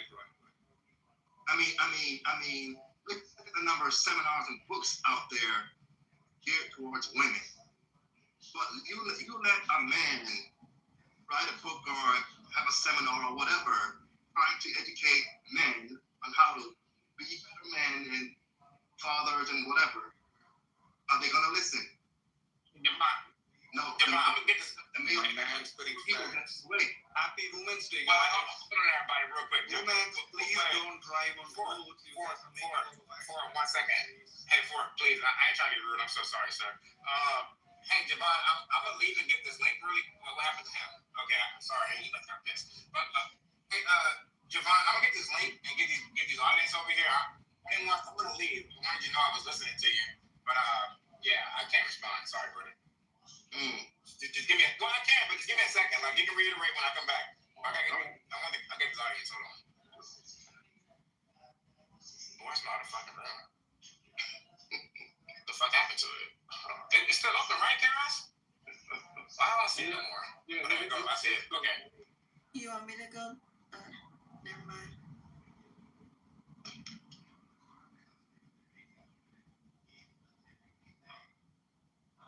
That's the title. It's women doing better than. You're right. Iran has a new leader. Iran has a new new Shia leader. Yes, I was watching Al Jazeera. Iran has a new leader. Is it the son of the comedian? Yes. Moja, what's his name? Moja something. All right. Moja something. Yeah, something like Moja. So Moja Chababu. His name is Moja Chababu. Don't try to pronounce it on your own time. That's going to be hard. Let me just chop it up, man. Let me just chop it up.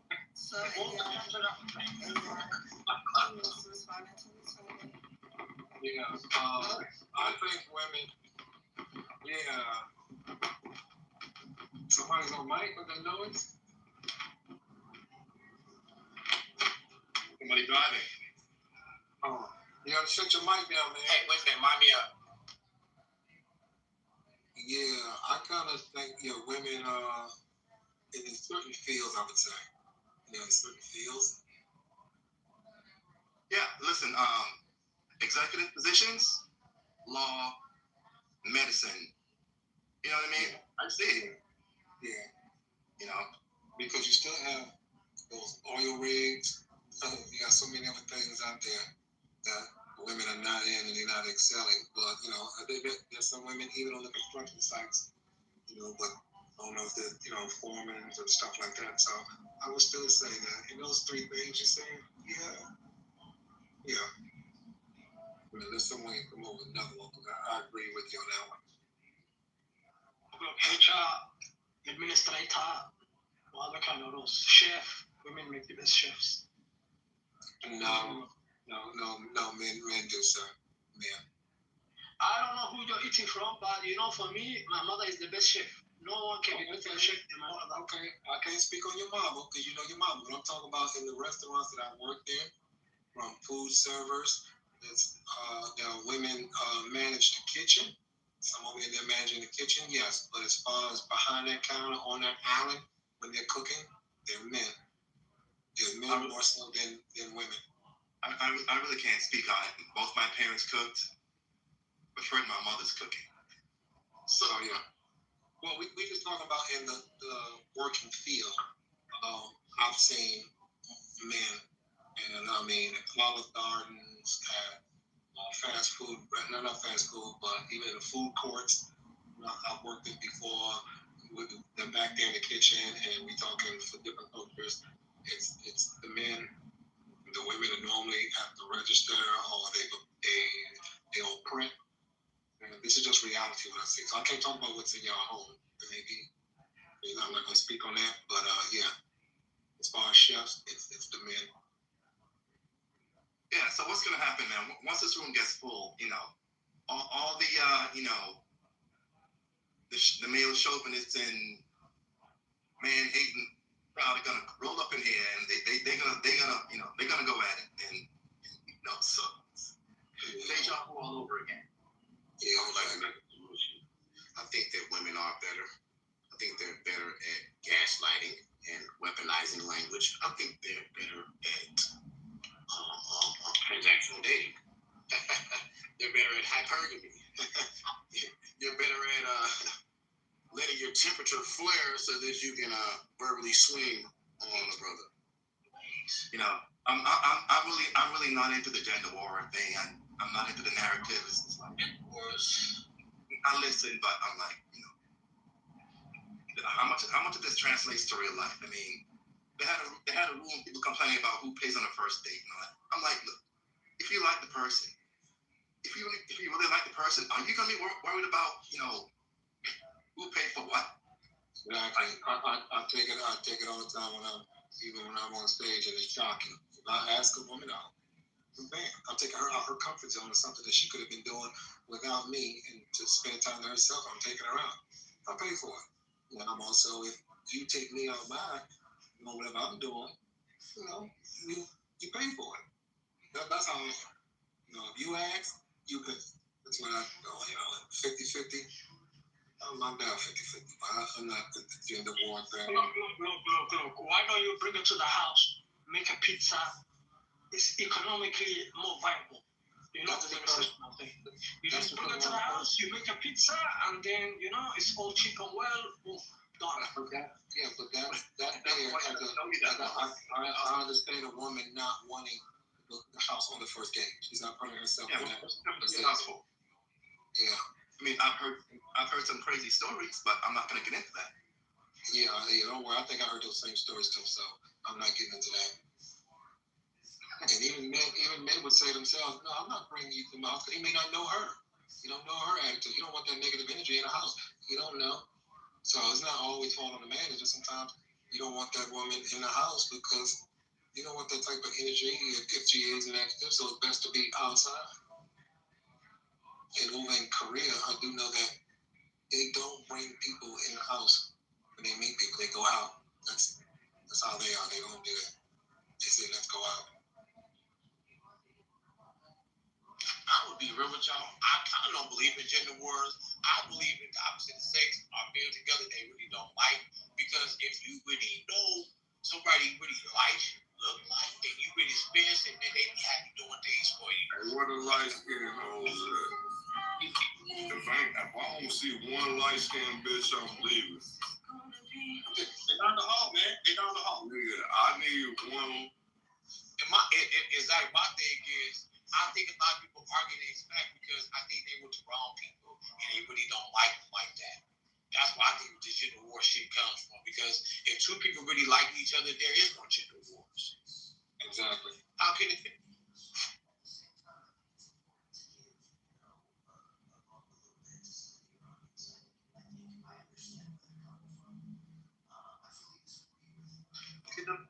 Okay. All right, y'all. I just got. Oh, sorry. Are together but don't really like each other because they don't want to be alone. Because if two people really like each other, there is no gender war. They're just two people, two gender. They just love and they just liking on each other. And guess what? Ain't no such thing as 50-50, 100-0. They all in 100% because they like each other. And they want to be there for each other. They want to do everything with each other and for each other. Real quick, y'all, I just got here. Hold on, everybody, 1 second. I just got here.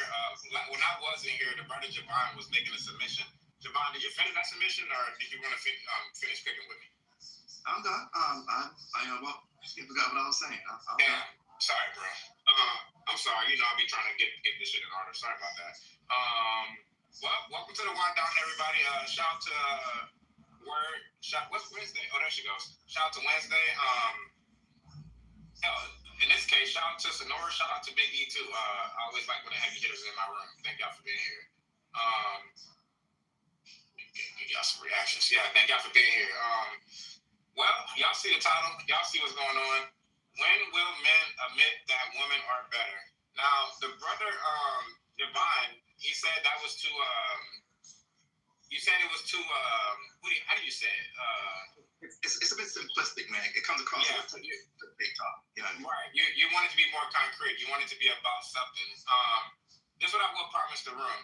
I'm gonna listen to the conversation for the first 15 minutes, and if y'all come up with a good title for what I hear, I'll change it to that, right?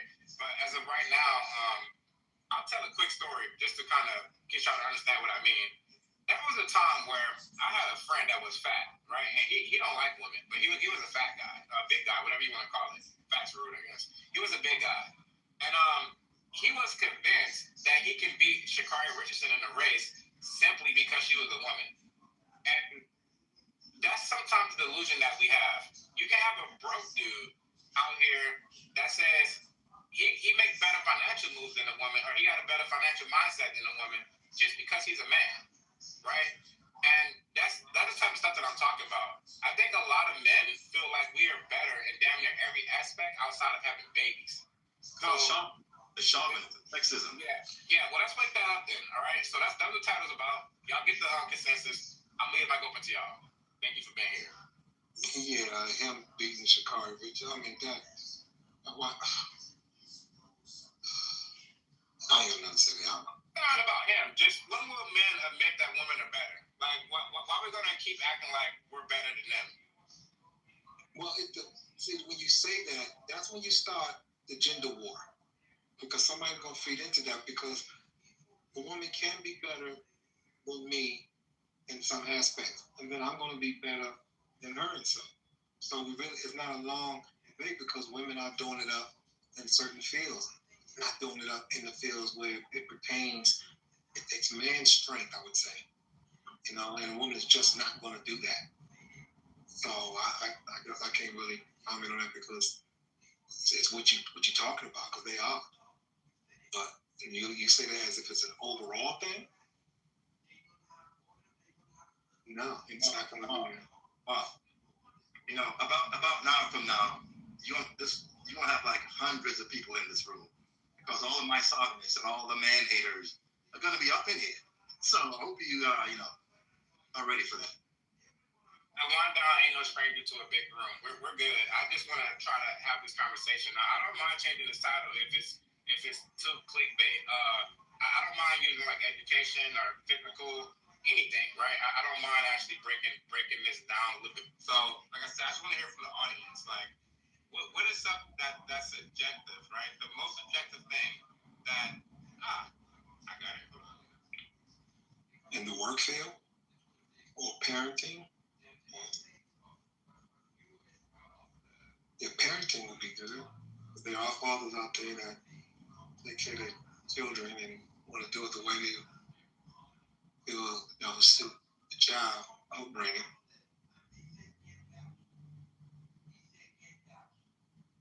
Hold on. I need to cook. Y'all got me over here in my bag right now. Give me a second. Remix. Everett. Why? I don't even like getting in my bag for it, but damn, I thought it was a good title. Devon got me over here. I don't want it to get too out of hand, Devon. So I do. I'm not hearing what you're saying. I do hear you. So let me try to fix this up. Hold on. We'll get out of it. Yeah, we'll get out of here. I mean, I can see this as emotional intelligence or career planning / education, love language, or whatever. But the thing is wide open, and you're gonna have people jumping off. And then I can already see. And I can see Marv now. He goes, wait, interject. Y'all, please. You're gonna have people crawling through the windows, get in here. Yeah. So Michael Marv. Look, y'all, why can't y'all listen? Put your name in the queue, and we can do it. So he's asking for a headache by putting that title up there. Well, the thing is, I did this title because Mumia and A was going at it in the other room, And I had this title. This has been a title I've been sitting on since I started. This was one of my first titles I came up with, but I never ran it. So I was like, well, fuck it. That's like a good title to finally run. I got a couple titles in the back. That's why I'm like trying to see which one's closer to this one, or if I should just reword this one. Shit. Javon, you hit me with a loop. But Javon, I'm kind of confused. Why are so many? Oh, because it's clickbait. That's why. Alright, so how about we just do this? Instead of asking will men admit that women are better, how about we just ask who's better in general, men or women? I mean, or is that still too vague? Neither. Would it be better to just focus on a specific issue or topic? You know, emotional intelligence or career, finance. I don't know, but I don't know. First of all, of course, women are better at emotional people. You people. Let me. The real. How you doing, the real?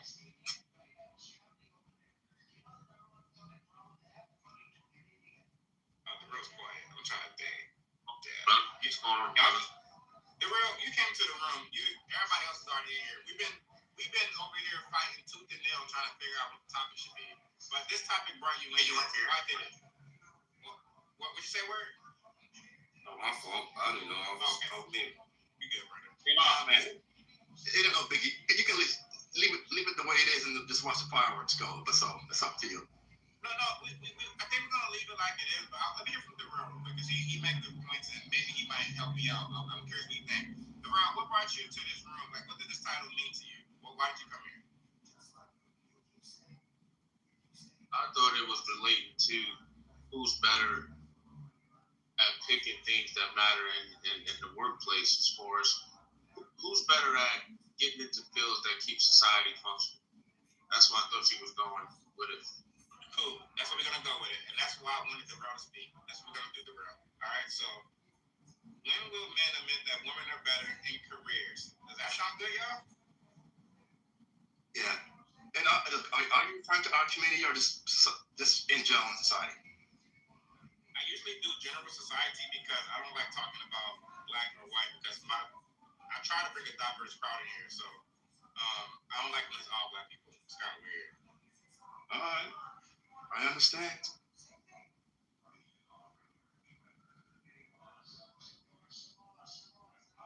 I'm better in economic.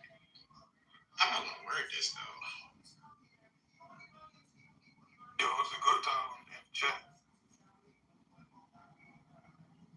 Is modern society harder for men or women? Hey, I like that. See? Modern society. Okay. Modern society.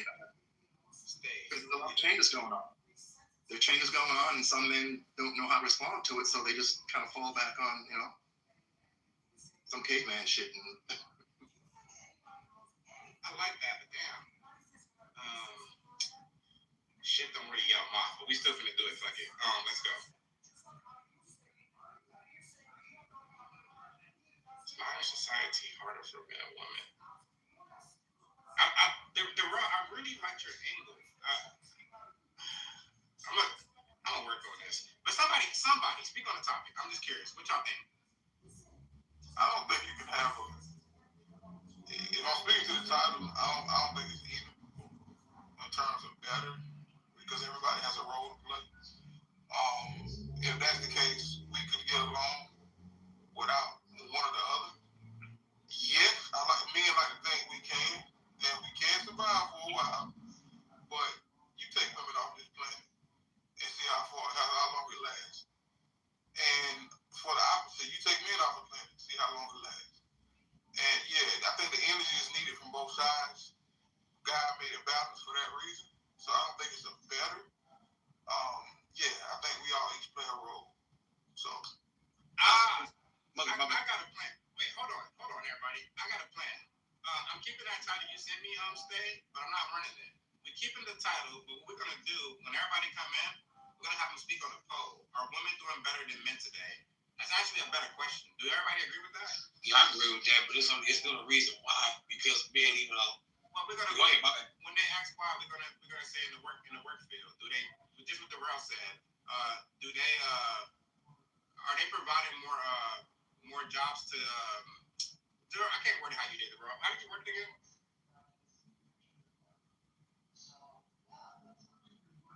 The real? You get me, brother? Yes, sir. Are they going into fields that keep society functioning? That's what I thought you was going on. Oh yeah, that's a good one. Are they going into fields? That's a good one because I mean they're killing the medical field, but you know the men are killing the trade industry, so that's an interesting one. Are they going into fields?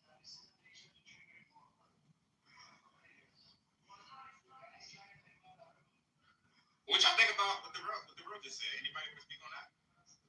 Speak on what? I can hear you. The real, you wanna repeat it again, brother? What do you think does a better job in the workplace as far as going into fields that are pivotal to keep the world functioning? And I mean things that are maintaining the world. Yeah. I can say women don't have a role in it, but overall, even the men even empower the women. You know, that's just being honest. Men still empower women. Because women never took over something on their own. They created on their own and dominated on their own without any advanced assistance. It's just what it is. So, I'm talking about more essential roles. Who do you think is more essential in today's society? And I mean, like, what do you think being a last tech is essential or EMT? I mean, I do think that men are more with the rise of AI and a lot of repetitive jobs getting erased, stuff that can be written down on the paper. I think people who have hands-on skill sets, plumbing, HVAC, construction, et cetera, et cetera.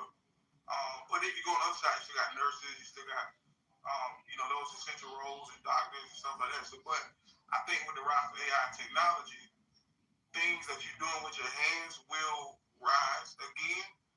It was a fall, and I think a lot of the jobs that women are going into can be replaced. I know a lot of women around me are kind of shaking because they got great jobs, but in a year's time, will it be relevant?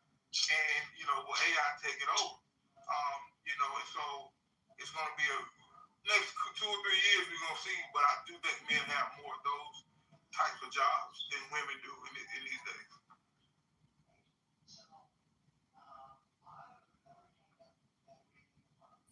Oh, Daddy. Hi, everybody. I don't know. Good afternoon. That sounds like Minnie. What's up? Hi, y'all.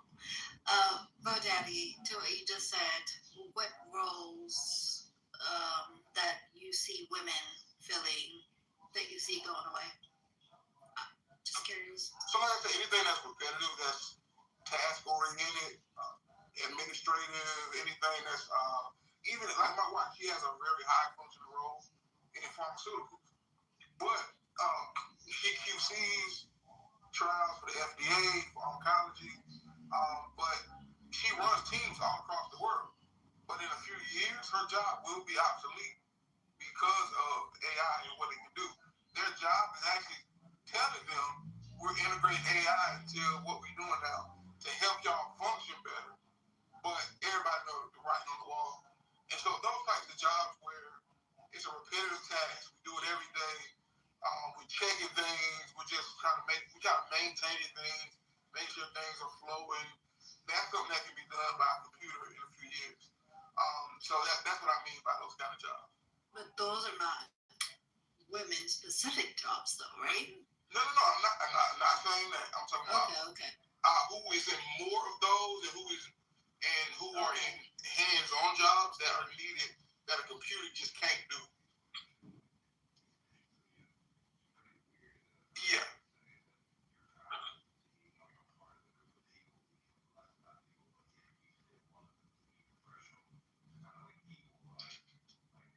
Okay, new title. When will men admit that women are winning in careers? I think that would be a better one. That's just fighting words. What the fuck? I thought we just didn't we just have this conversation, y'all? Didn't we just say that somebody make a good point who was gonna keep the title consistent but just change it to, you know what? I'm with Rico, bro. Y'all can pay these bills. Fuck it. You know what?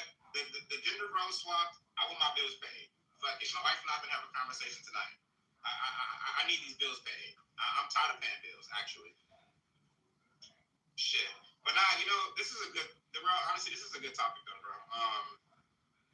It really is. I mean, hold on, I gotta do a poll though first. Hold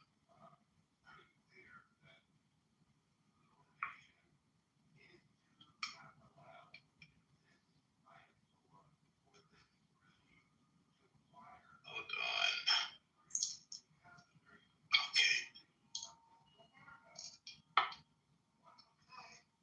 Okay.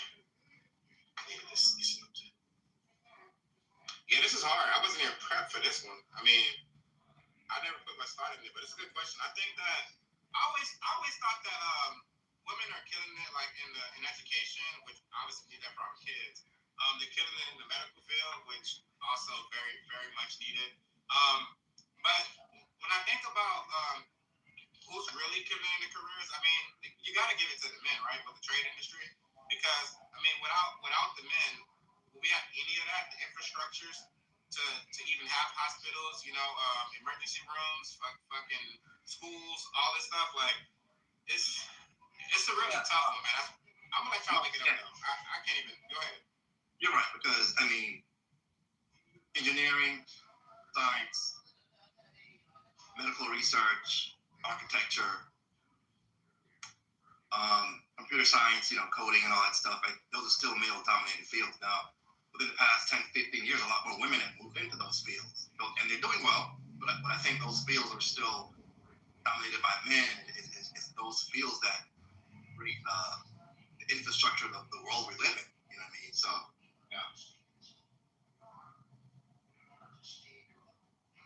Hello? Hello? Yeah, I'm here.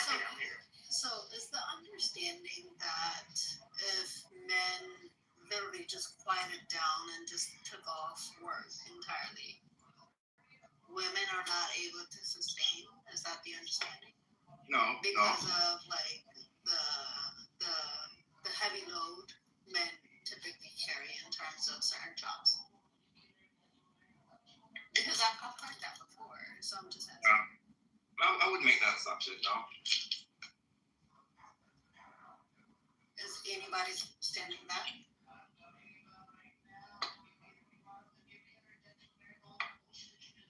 No? Interesting. Okay.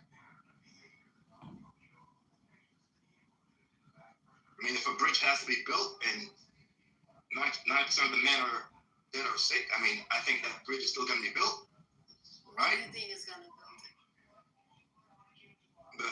The female engineers out there. I mean, it's like during World War II, where a lot of the men just like went off to fight the wars. Who were in the factories building those, guns and cartridges and all that stuff. Women. I don't think that's the broad understanding or acceptance. But go ahead. Sorry, Matt. No, y'all can keep back here. I just want to know one thing. Do y'all know who's leading in AI research right now? Is it men or women? Do y'all know? I don't know. I mean, but I kind of get a feeling across AI research. I think China's doing some stuff, man. But I don't know how their society works. Yeah, I don't know how you quantify gender for that just yet. As far as the research. I mean, there was someone who just won a Pulitzer prize. It was a man. If you wanna. Hey, Holly, I'm so sorry. I'm gonna give it right back to you. I just want to read this. I just googled it. Men are heavily leading in AI research and development, with studies showing they make up over 80% of AI professors and roughly 82 to 86% of AI paper authors. Wow. Mm-hmm. Crazy. Well, there you go. Never mind. So with that being said, I think it's a landslide. I don't know this might not even be a good topic because that's going to be the future. And if men are leading in that right now, I mean, yeah, y'all can lose y'all jobs. Let me talk about this. Yeah, I do see. I'm sorry. No, I was just saying I do see because I teach a lot of branding and marketing and things of that nature. Kind of was I just saw a class on where AI is kind of going last week, and in the room it was more, and I'm not talking widespread. I'm just talking about in the room what I saw amongst about 25 people. The women were a lot more reluctant to adapt or learn about AI. They use it in the basic sense of more like Google, but anything beyond that, as far as where it's going, they tend to recluse and kind of like, nah, I don't want to go. This is scary. All this stuff is coming out, and men are like, I dove into this. I got AI agents, and I'm doing this, and I'm doing that. They were a little more open to the new changing things because AI is definitely growing, definitely advancing very fast. And so I just saw that in the room, women were a little more reluctant to accept it than men were. Why do you think? Go ahead, Devon. Sorry. No, I'm just saying, but that's going to change over time. It's just like video game software developers. In the beginning, it wasn't all men, but now you got a good number of female video game software developers out there. And they're damn good. I mean, so I don't know.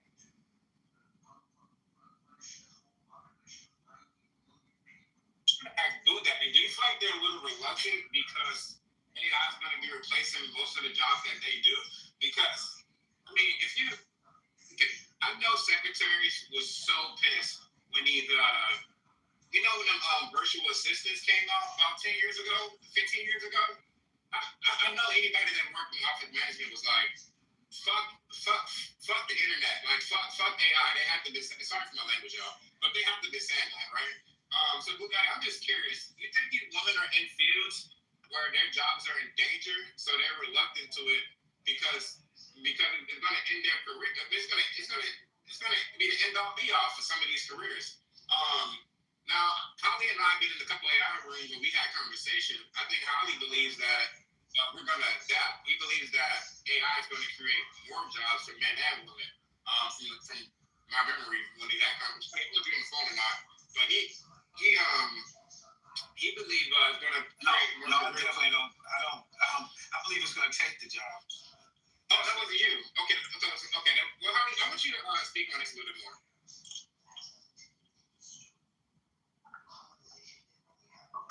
Maybe 30 years out, it will start to take on the nuanced jobs like farm workers and stuff like that. Those jobs are a little bit more nuanced, but it'll be the desk jobs that it takes first, because anything that's a task that's ritualistic that can be done, that's done. Anything that's kind of like mundane, that'll just be a task. They'll configure some schema to do that, because that's exactly what bots were created for. You configure it, you use a script to configure it, and you add a memory to it, and it's over with for them. And that'll be a wrap. I never thought about that whole thing about women, though, because women tend to take like the desk jobs and stuff like that if they're not running like a hair salon or something, So that is kind of that's something I might want to research. Because to be honest with you, technically, AI can take those jobs right now. Right now, we're just seeing a transition. But if the world wanted to right now, if the whole private sector said, we're done, we're just going to replace, you guys with an AI system, it can be done. So the fact that it can be done right now, you can only imagine what's going to happen in the next 5-10 years. When I asked about who's doing the research, obviously this title had me thinking about that. I was like, they may be doing good now, but I remember I was talking about AI rooms we have. I remember most of us were projecting like in 10 years, we're going to see a big decline in these careers. So I was asking that question because men are very simple, and we want things to be easier. If we can have a robot as a wife, I bet you half of us would, right? or have a wife that would essentially like, yes sir, no sir, like kind of just did these just follow orders, right, per se. Would women do the same? The way things are going nowadays? Yeah, you can say that, but men still want it though, right? Like I think that the problem with men is that we want our cake and we want to eat it too, right? So women may want it, but they only want the cake. They ain't trying to eat it too. That'd be the only difference, right?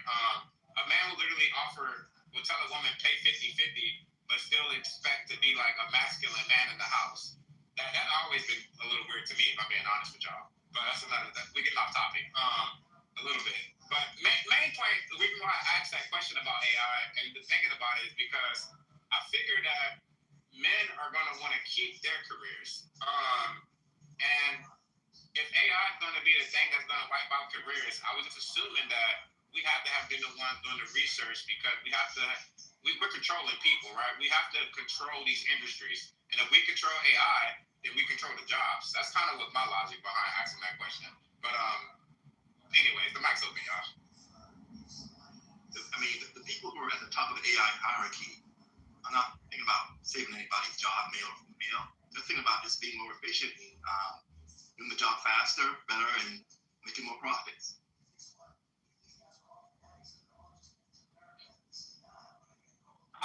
I don't know, because I think, here's the difference, right? I think men are in protected industries. I mean, I'm in construction, right? So I want y'all to know, like, people talk down on construction, blue collar workers. I mean, bad. When it's literally, people talk shit to me for being a plumber. I'm not even a plumber anymore for real. Like, I'm a business owner now, but I did plumb. You know what I mean? Like, I plumbed my ass off, but people talk down on me. But it's like, show me your 9-to-5 check or whatever. Show me your check being a lawyer, and I'll show you my check being the fucking plumber. You know, and it's like I'm willing to go check for check, right? Because it's like, why are you talking? Money. Most plumbers I know are making good money. Yeah, That's why I don't know. Maybe it's a whole mindset or something, because y'all been making money since when? Plumbers and constructions. I worked on construction as well, and my check when I go to the backyards, they're making, construction workers always been making money. So who the fuck been saying some shit like that? But this thing though, I don't think nobody's safe for real. I mean, yeah, some industries is gonna take longer to get to, but you got robots ready to be rolled out like right now. And so it ain't so long before they get a robot who can diagnose an issue or go put down a 2x4 and build some stuff. Like, yeah, I think humans got kind of cocky, because when I was asking questions a few years ago, it was like, oh man, they're so far away from that. You know, our jobs are secure. And I asked that at a youth program where they were talking to kids about to go to college. And I'm like, y'all sure y'all want to tell them to go into that field? And then now 2-3 years later, some of those fields are becoming obsolete. And because at the time, people were so cocky that, like, my industry is good. And so, yeah, some industries are safe for longer, but they absolutely working on stuff to replace all of them. I'm glad you said that, because I had a conversation with somebody the other day, and I was trying to tell them that very thing you just said. Most people, when they think about robots, they think about Optimus, like Tesla's Optimus, right? Which is probably going to be a cool robot, but that's where the problem lies. In their minds, they think that they're only making robots for, like, households. They don't realize they're making robots for everything. In fact, I think it was Elon Musk that recently said that in the future, there's going to be more robots than human beings. And the reason is because robots are going to be needed to do all these different tasks. And there are different types of robots. And so he's right. They're going to, one by one, pick off every industry you can think of that is task-oriented. And there's going to be a robot doing it, integrated with AI. And it does take longer to do, like I said, the nuance fields. But yeah, eventually it's all going to go It's all going to be done the same. It's crazy because we've done such a great job at being human beings that it's pretty easy to teach these. It's pretty easy to configure these things, these AI systems to do what we do. A lot of people don't realize that. There's going to be jobs for people, and there's going to go to jobs that's going to teach you how to work these robots. So I think jobs will still be there, just like there is for CDL drivers, forklift drivers. There's jobs that are paying people on the job to be forklifts and CDL. Yeah, come work with me, and we'll use our trucks, and you can still get a CDL license here instead of going to a class or going to school. Some are going to do that because you still need humans to operate them. And now we're talking about expense. What company? Because they damn sure ain't going to be cheap. So you're looking at companies that probably can afford it, such as Ford, the car dealerships and stuff like that. But your average, you still need your construction workers. You still need, I don't care if you're working at a bowling alley, your restaurant. You're not going to have no robot coming out there taking an order. They still have the machine that you can put in. That's the fast food. So a lot of companies will be paying out their ass for a robot. It's like a Tesla. You want that Tesla, but good God, let the brakes on the Tesla cost a lot. So people got Teslas, got the money to get it, but it's going to cost. We're not taking in that factor that a lot of companies are not going to be able to afford those robots, so they have to stay the way they are with good old fashioned people. Lifetime value. So let me clear up the misconception. For one thing, the top priority is to make it affordable. Same way Tesla, ironically, when it first came out, they were literally not affordable. And then they came out with an affordable model. And they still have a choice between affordable models and the more premium ones. But eventually they're going to make it affordable for everybody, for businesses, because the point is to automate it. Secondly, they're not aiming to have machines that have to be operated by human beings. They're aiming to have autonomous machines. That means that no human being will be needed to make these machines run. Now, if it goes the way they want it to go, with all the research they're pouring into it, right? Even though this part is kind of like some sci-fi shit, nobody knows if it's going to happen, then the idea is to take it into AGI.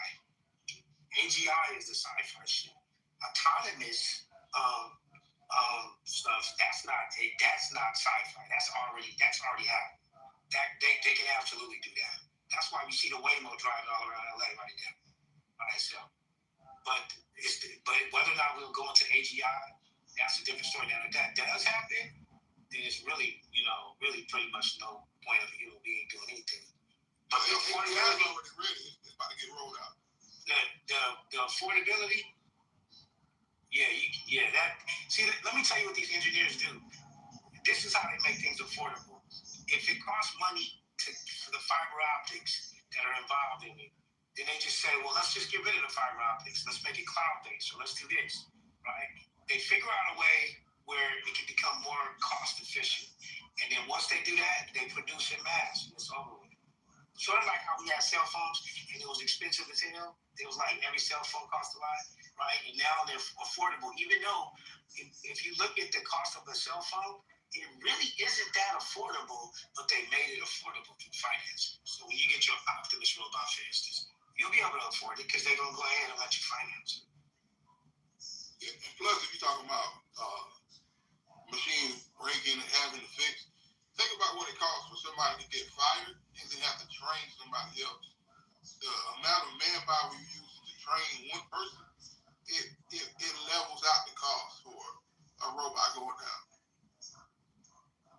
Hey, Cass, while we, do you mind shedding light on this? I was gonna say, from what I heard, I mean, a lot of it is just to be. Let's look at it this way. You know, they're 3D printed houses, right? So at one point, it took, and this is robotically with the 3D printing. At one point, it took 10 people to complete a house, right? But once they complete the technology, do upgrades, software, add some things, go back, do some engineering on it, it's going to take about 2 people to run it, to do a 3D printed house. So it's not the fact of you'll need people to know how to do things. It will take less bodies. So unless they come up with something like UBI, which is universal basic income, it's going to be a lot of haves and have-nots. It's going to be, I mean, I know we've all read sci-fi dystopian books. There's a reason why there's a K-shaped economy right now. You know, it kind of all rolls in together. But I mean, I hate to be like, oh, it's gonna be go get out your sci-fi books, kids, because it's gonna get very dystopian in this bitch unless you learn how to work for yourself. But honestly and truthfully, it's gonna be, the arts are going to become an appreciation in the future. The things that you can craft and move with your hands are going to become appreciated in the future, because the top is going to allow AI to take over. They have not they've not really got in the way of Anthropic. They've not got in the way of all these other, AI things. They're creating more data centers. They're destroying our waters. Just in Texas, they're creating another data center. It's going to get very bad very quickly unless someone from the government comes in and steps in and realizes that we're going to fuck our people. So I'd be prepared. Prepare your children. Black people are scared of technology. I do not know why.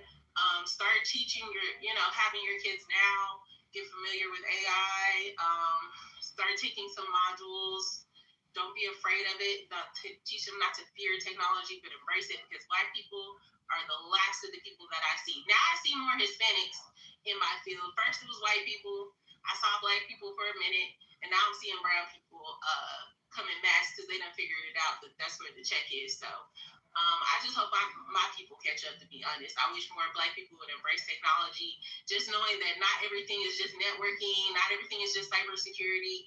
There's more than just one type of technology. You don't have to just go into computer engineering. Actually look into it, actually do the research of what jobs are going to be out there in the next 10 years, what's going to be hot. Put in a little more effort. You don't always just have to get the bachelor's degree. There's tons of certifications out there. There's tons of tech schools that you can go into. There's, you can be both tech friendly, learning the computer, and a mix of tool friendly. There are jobs out there like that. So just be a little bit more creative, stop being scared, and embrace the future. That's my thoughts. Good stuff. Yeah, I teach, a lot of my people that I teach are Black women, and I tell them, figure out how to solve a problem for somebody. I get it. You got your business, you're passionate about what you're passionate about, but if it ain't solving the problem for somebody that's needed, then it's gonna be hard to scale. So if you're trying to make money, I would go solve as many problems as you can for people right now and stack your money up before stuff can solve it for them. And that's the biggest thing is being a solution for people. If you're only consuming or you're only buying or you're only taking in stuff, but you're not outputting things that can improve or help people evolve, then that's kind of gonna put you a little bit behind. I tell people that all the time. I think it was like a month or 2 months ago that they were. So it's like roughly 900 days that experts give us. That's the window of opportunity you have to capitalize off a lot of this stuff. Because if you don't, what's going to happen is these big companies like NVIDIA, Replica, all those companies are going to take over. They're going to automate all this stuff, integrate this stuff, and it's going to be the window of opportunity is going to be closed to you to take advantage of all this stuff.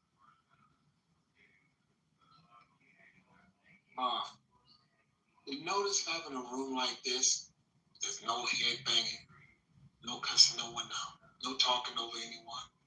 Did you notice that? Intelligent voices speaking. Smooth, right? Yeah, I don't come on many stages, but I rock the stage like this. I'm gonna just say don't get used to it. I'm gonna try my best to keep it. Oh, I'm on the wrong phone. Yeah, you're on the wrong. How many phones you got, man? Damn. Oh, I thought that was someone else. I ain't never known this. Okay. No call ID. Yeah, I was hearing myself talk. I was like, what the fuck's going on? I have my AirPods in this one. I thought it was the other phone. Anyway, yeah. But I'm gonna try to keep it like this, best as I can. But I thank y'all for having a good popcorn style conversation with our minds. But please be mindful of the new speakers, y'all, if y'all could. What's up, GA, Chick, G, Midsong, Stay, Cass, Mike, Minnie. I didn't hear any of y'all voices yet, so y'all can keep cooking, but please try to get in the conversation too. Thank you. Okay. Hi, everyone. I'm trying just to catch up. That's why I'm just listening, okay? Go ahead. Wait, I must have misheard her. What did she say? She said she was just trying to catch up. Oh. She's trying to catch up. She's just listening. Oh, we were just talking about AI, but I mean, there's so many tech, AI and tech, but there's so many fields. I mean, the fields that women really dominate in, I think I already named a few. Healthcare, education, medicine, therapy. I'm willing to argue social work too. I never had a male counselor, if I'm being honest. So I'm willing to argue. I think anything to do with your emotions, we gotta admit, women are way more emotional intelligent than men. So I'll say any of those type of fields, women are dominating. The real question is though, are those the jobs that keep society running? That's the real. I think the poll is the actual thing we need to be talking about. Who is filling the jobs that keep society running? Just like Darrell said. I think social workers. What? No. No, because you have to. Our children are very important, and going into the homes and watching their homes, and taking care of our children and being on top of our children on where they're going and how people are getting over money wise, abusing these children, and they are the future. Now you can prove me wrong, but I don't knock the rest of y'all, but I just think social worker is they're a big part. I think to his question though, he should keep the economy moving. Listen, I don't keep society. Correct. Oh, okay. Yeah, keep society moving. I mean, it's an important role. I hear you, but it would be fine if we don't have it. I think everybody in here would probably have an issue if linemen didn't come out to fix the lights in your city. As well as water coming through, shouts out to the plumbers involved, right? I think like structural stuff, we already know that's what we're here for. So I don't even see a need to debate who does it or who. We already know it's the men, but now the question just becomes where do we go from here? Now that we know it's the men, now what? Right? Because we know obviously cleaning bridges, going into sewer tunnels, right? Window cleaning skyscrapers. That's not stuff I don't think even we want to see women doing. Because I would call it. That's not fair. Well, Mike, that's not fair because we're speaking from a first world country viewpoint, right? Man, bro. Okay, we gotta have a conversation. We're in America. We're spoiled. Let's just call it spade a spade. I think everyone knows that, right? So all this infrastructure you speak of, there's other places that don't even know about this. There's still places that living in villages, bro, sticks and stones for cribs. Whereas, who said it right? World citizen in this motherfucker. Hello? Oh, yeah, you from New Orleans, nigga. You're definitely a third world citizen. That's crazy. Nigeria, so there's that as well. I know that's not the reason to slide with that.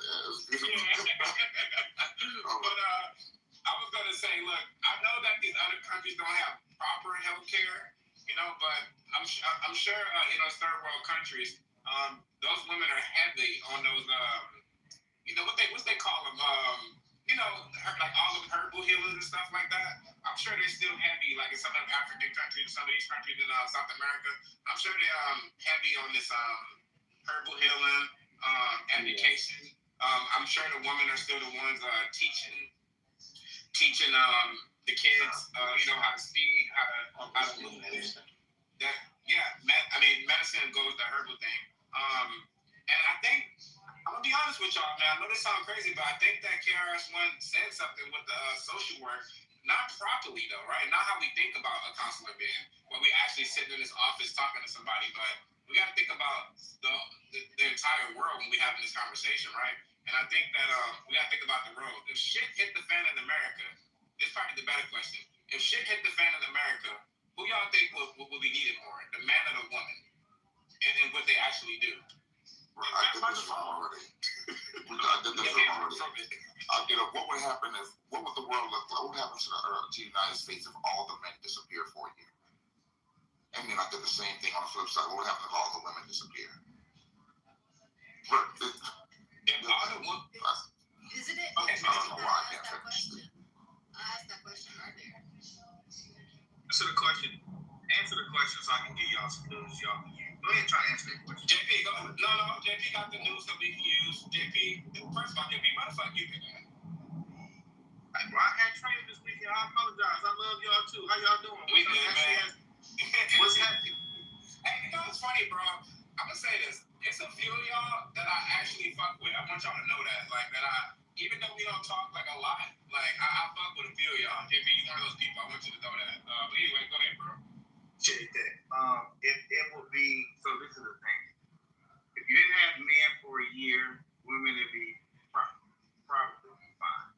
They'd be all right. If you didn't have women for a year, men will probably be fine, but they'll find a way to get into a big old like war or squabble about some shit. Because that's just what the fuck they do. But most of the men in this era don't know how to do nothing. So if shit hit the fan, we're gonna be fucked.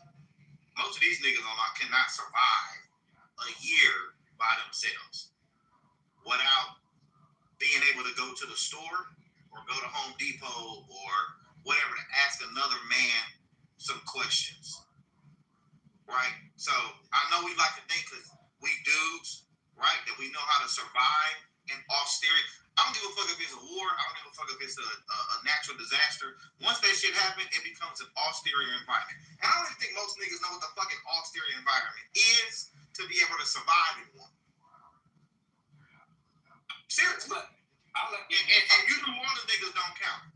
I know y'all believe that because y'all can fish and hunt and y'all know y'all supposed to take the poop shoot or the guts out of goddamn shit before you bake it or boil it or cook it.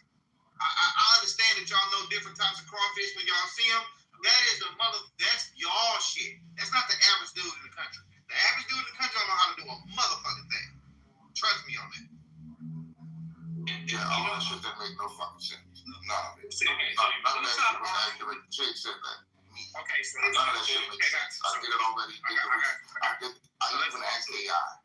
Fuck AI. Let's ask a practical question. Just to make sure I'm saying. One mic on Mark. What's up? Go ahead. One mic on Mark. All right. Y'all know we don't mind ISOs in here, but I know how Chick communicates, JP. Wait. Damn. He ain't running from that smoke that fast. That's my nigga's pit. He ran from the smoke, bro. I mean, I disagree with JP, but you're not gonna get no ISO though, because there's the men that do. If I'm lost, I'll ask whoever for directions. I've done this in New York when I don't give a fuck who it is. I know how to shop, budget. I know how to do those things. So that's why I'm not talking about. I'm not talking about in this environment when shit hit the fan. You don't have the ability. You don't. If shit hit the fan, this is what y'all I guess don't understand. I'm just asking what you said when you said some niggas don't even know how to go to Lowe's and ask another man for something. I'm just letting you know that. That's not what I said. That's not what I said. Can you say Lowe's? Okay, gotcha. Let me clear it up for you. I said that's what they do know how to do. They know how to go to the store and ask people to do shit. That's what they know how to do. If shit hit the fan, it ain't for nobody gonna be at Lowe's for you to go ask nobody because shit hit the fan. It is now an austere environment. You don't have no motherfucking help. It's you and your goddamn skills or the skills that you have with the people that live in your motherfucking household. That's what that look like. So whatever the fuck you don't know how to do, like it's April, it's March right now, or early March. I live in the Midwest, right? I guarantee you that if shit hit the fan and the grid go down, most of you niggas can't survive. It's cold as fuck out here. You niggas gonna die of hunger. Really? Okay. You said most. Yes. But are you saying most women will though? Just to be clear. You said that most, JB. I said women eventually will be fine and men eventually be fine. Men are just gonna start a war about some. They're gonna start a fucking squabble about some shit. That's what the fuck they do. And then I went on to say that if we think that men by default can survive, because that's what the narrative is, y'all out y'all rabbit ass mind, because most of these men don't know how to do anything. They don't even have tools in their house to be able to live outside. If I ask you niggas like, hey, go get back a bag, we finna live outside for 9 months. You niggas, y'all be dead. Like, you know what I mean? Stop it. You know, he's talking about. The reason why I'm not giving no pushback, because I do like and respect that he said most.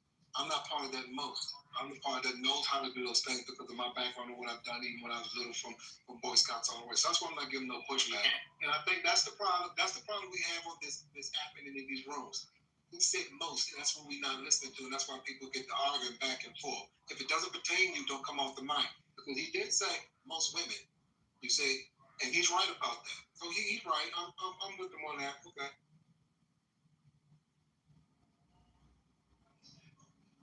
I'm an older woman whose mother and father from the silent generation.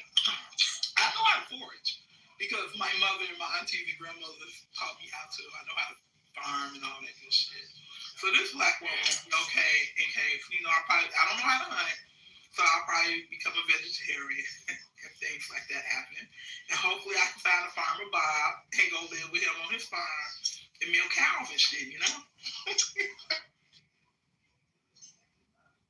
Man, y'all.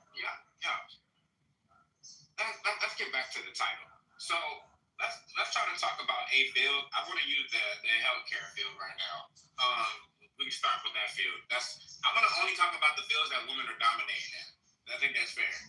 Let's start with healthcare. So when will men admit that women are winning in careers? Now, how important do y'all think healthcare is to society? Without healthcare, do we even exist? Let's start there. Are men not admitting that they winning? Or what's the scenario? Well, back to the title. Who is filling the job that keeps society running? So I'm going to just name a list of jobs right now. But right now I'm going to talk about healthcare. So basically, is healthcare one of the most important jobs that keeps society running? What's up, Zeta? Because, around 85% of women are in healthcare. I mean, that's an automatic yes. It's definitely important. So, I mean, a lot of us would die off without it. That's my point. So, without healthcare, how can we even talk about infrastructure? How can we talk about construction workers, trade workers? And that's what I'm trying to. And that's put back to you, Mike. How can we talk about sewage pipes and all this stuff? Because with these men, I mean, I had a couple of infections. You know what I'm saying? Fucking around those pipes. What do we do when the women are not here to take care of us, heal us? They got this natural nourishment, right? They're natural nurturers. What do we do without that? And that's why I'm thinking. And Word said top 5. I'm actually thinking healthcare is top 1. If I'm being honest with y'all, we have to be healthy humans in order to survive and build anything. Go ahead, Mike. I know you got some pushback. I mean, it's not really a pushback. It's just a different way of thinking about it, right? Like, I think we're trying to separate the two, and everything is required. There's no, I mean, we yes, we'll need healthcare, but by default, we've been living without, I guess, quote unquote, organized healthcare for some time because we've had remedies. Right? Back in the day, people have, we had, shots for stuff that we don't even get shots for now. That's advancement of healthcare, right? But here's the issue. I mean, there's tribes now that they won't even have contact with humans, well, normal citizens like us, because of what we can give them, right? Because they've never been in contact with us. They would die getting close to us, right? Because their immune systems are different. So, yeah, healthcare is important, but like you said to the tribes and stuff, I mean, there's people like that that haven't walked a day into any urgent care and they've gone through it. So, yeah, it's important. But again, the reason why infrastructure is primary because you can't build anything without no foundation. I mean, the house looks great, but if you ain't got a foundation, what are we even thinking about how great the room smells or the roof? Because hospitals, right, or Medicare places need light. They need water, right? They need manpower. Right? Women, yes, dominate this, but there's obviously, as we know, a lot of men. So I think for the debate purposes, to go back and forth here, we can have that all day for clubhouse combos. But I think they're one and the same versus separating them. I think they're important.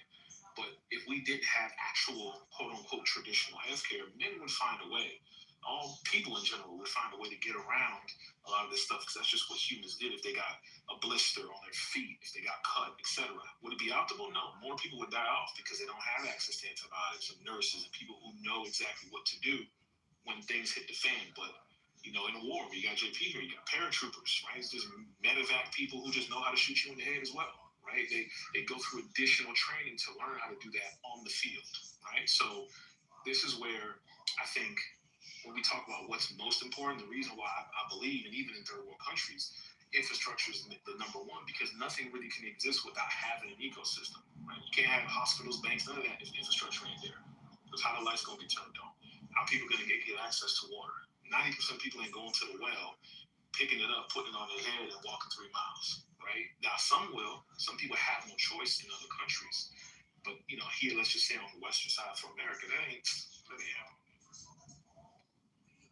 So, Mike, check this out. This is what I'm thinking. So, do you think that the men who know how to filter their own water, if it goes down, if it's that bad, you don't need lights, you just work during the daytime and learn how to burn a fire. You'll be fine. What are we supposed to do with those men? We're supposed to take time out of our day for watching out for our family to teach all of these niggas how to filter their own goddamn water? No, they're gonna die out. Like casualties don't mean that we won't get through it, but casualties are gonna happen. Like and I agree with you. There's gonna be those select people who know how to do land navigation, who understand how to get through it from point A to point B, who understand certain terrains. There's gonna be people who are built like that, but unfortunately, that's the most of us ain't, like you just stated, right? Some men, there's men I know that don't even know how to change a tire, brother. You know what I'm saying? They don't know how to change the brakes. They don't even understand the basic components of their car. They just bring it to the mechanic and get told it's $3,000. So I'm just saying there is a large portion that just are not mechanically or inclined to fix things, and I can't even blame them. I think you should want to learn that to some degree as a man, but I can't blame them because again, convenience is an industry.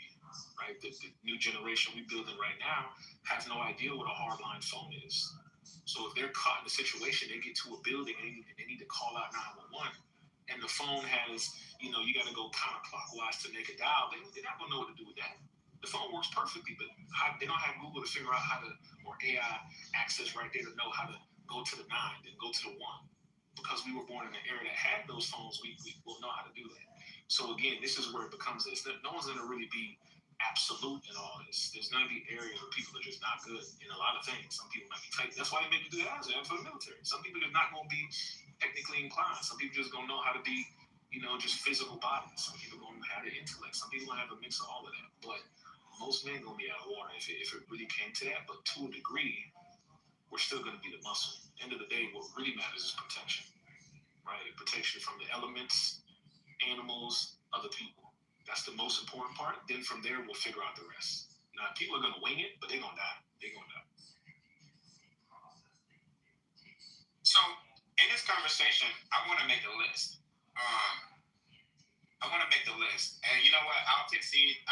Mike, I think you made good points, and I don't know if anybody's going to argue with you. I think the only argument we can make for women right now will be healthcare, if I'm being honest. And we'll have to say, just because, it keep people alive, it keep us going. You made good points about infrastructure, though, to healthcare, because of what we need within healthcare, with obviously lights and waters, antibiotics. Research is dominated by men too. I don't know if y'all knew that or not, but so that's something that when you said that, that's when I really was like, I can see, because without men research, will we even have healthcare? Like, will we have it how we see it today? You know what I mean? So I'm gonna just back up off of that, but y'all. Guys, education. Get off mic. Let me hear it.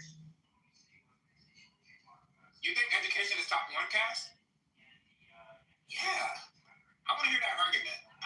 If you feel that way. Oh, no. I was just saying another thing women dominate in. Not that it was necessarily necessary. Well, I guess you kind of do need to be not stupid. One without the other, right? But you were saying something about research, and I was like, actually midwifery is very important to healthcare, and the whole reason why women started surviving was because they would wash their hands. Midwives would wash their hands after while the woman was going through birth, and the male doctors hadn't figured that out yet. So that is one of the reasons why women actually survived more. So, but again, women who studied and did research back in the day were considered witches and performing witchcraft. So, I mean, there's a reason why male doctors are a thing. Mostly because women were pointed and told you're a witch. And I'll leave that. I'll end that there. Cass, correct me if I'm wrong. I don't think that any matrilineal, matrilocal, matriarchal society ever went through a pandemic, a plague, or what's the other one I'm looking for? A dark ages. That's never happened in any of those societies ever, not once. You are correct, baby. I'm just saying, y'all. I'm just saying. I mean, I want to handpick a couple speakers if they want to talk. GA, are you with us? Okay, he's on the phone. Guys, are you with us? Yo. Guys, can you speak on the title? Okay, I won't. Okay, all right, I'll take the poll. Boom, poll's there. It's definitely mostly men. When will men admit that women are winning in careers? Like winning against who? Winning against men? Or just winning in general? So, no, the losers. The losing. Because like the biggest win was, being a housewife and having your employee, which is your husband, go out and do the work for you. So all these women that are going outside are losers.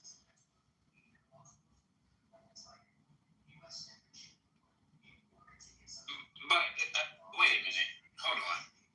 If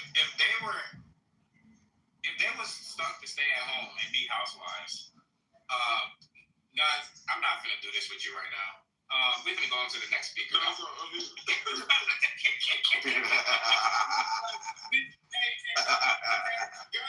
come me around all morning, bro. Him and his I was good, bro. Come on, GA. Come on, GA, man. Speak on the title, man. Around the stage, man. You know better, Mom. That's funny. I'll say this. I'll just say, I'll be real succinct.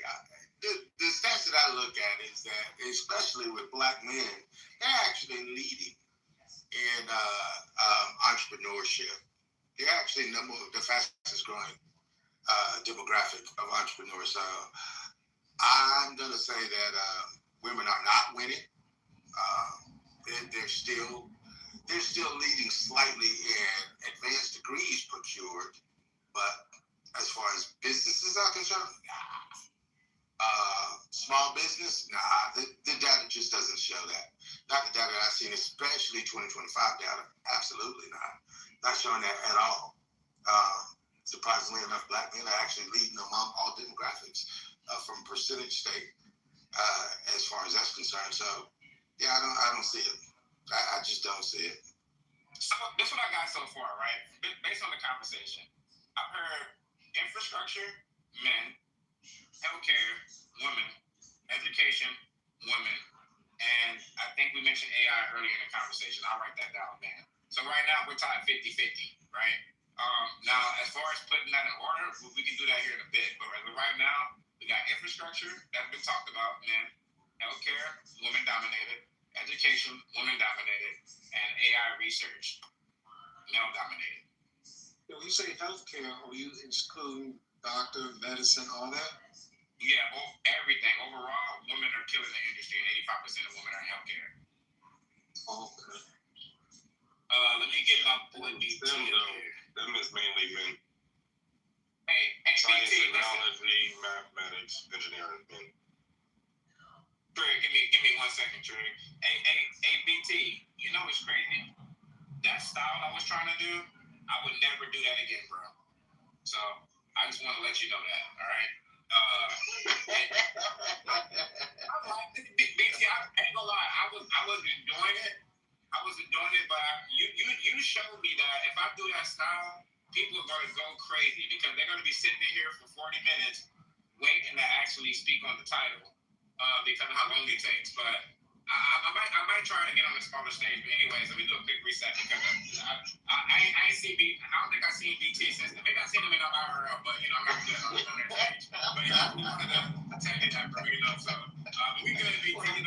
I appreciate it, brother.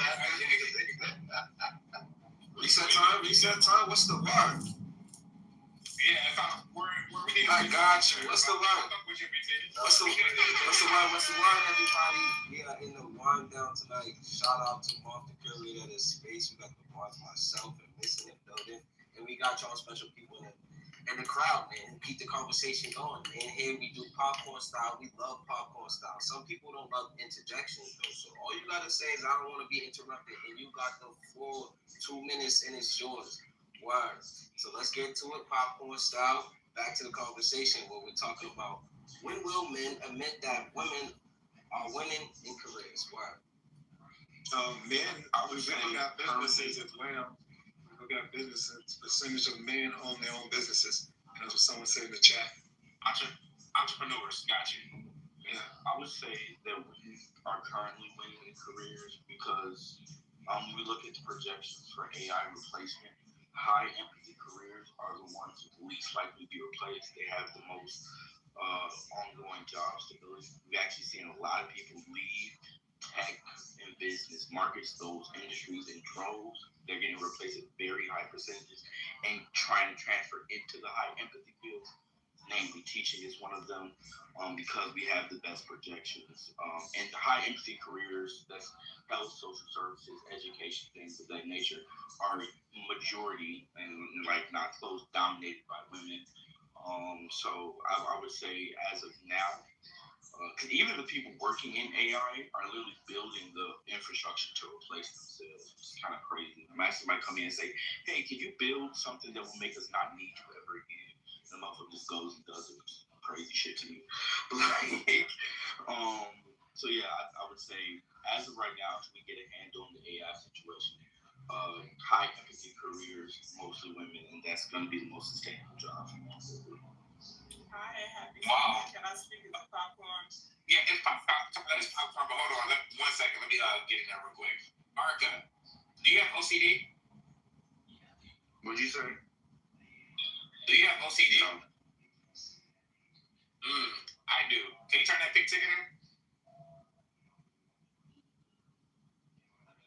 Go ahead, Kyler. Arca, ain't a man taking care of you though? Okay, let me get in here because I don't want to be cut off. Right. Okay, so we can get to the meat and potatoes. Let's really get to it. So y'all have highlighted, and I have to give this, because we're going to be fair. Women do lead in higher education, but when it comes to physical infrastructure and maintenance, men will overall rule and reign. I'm going to tell you something, I'm not pipe fitting nothing. I'm not doing the plumbing, even though I have an obsession with plumbing. I used to want to be a plumber, man. Did you know that?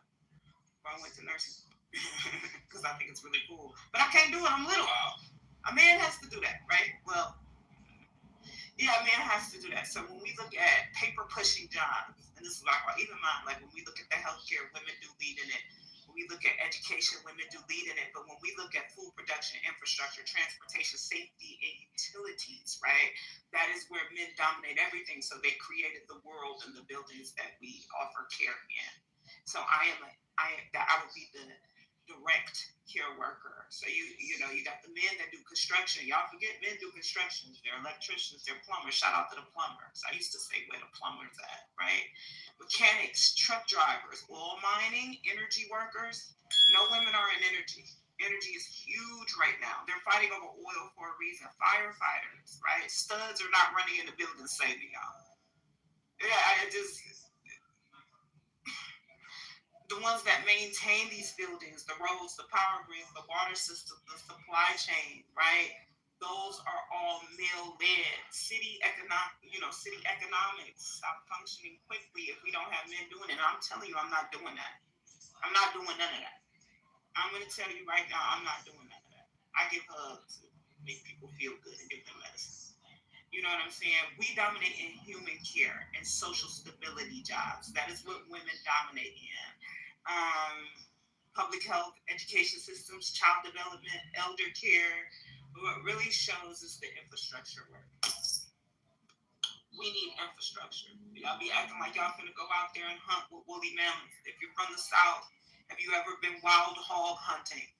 It can be done, but I'm almost certain, especially me, I'm like 4'10", 4'11", so I'm gonna say 4'11". Have you held up 12 gauge in the dirt hunting for an animal? Most of y'all women would knock your shoulder off. Let's stop.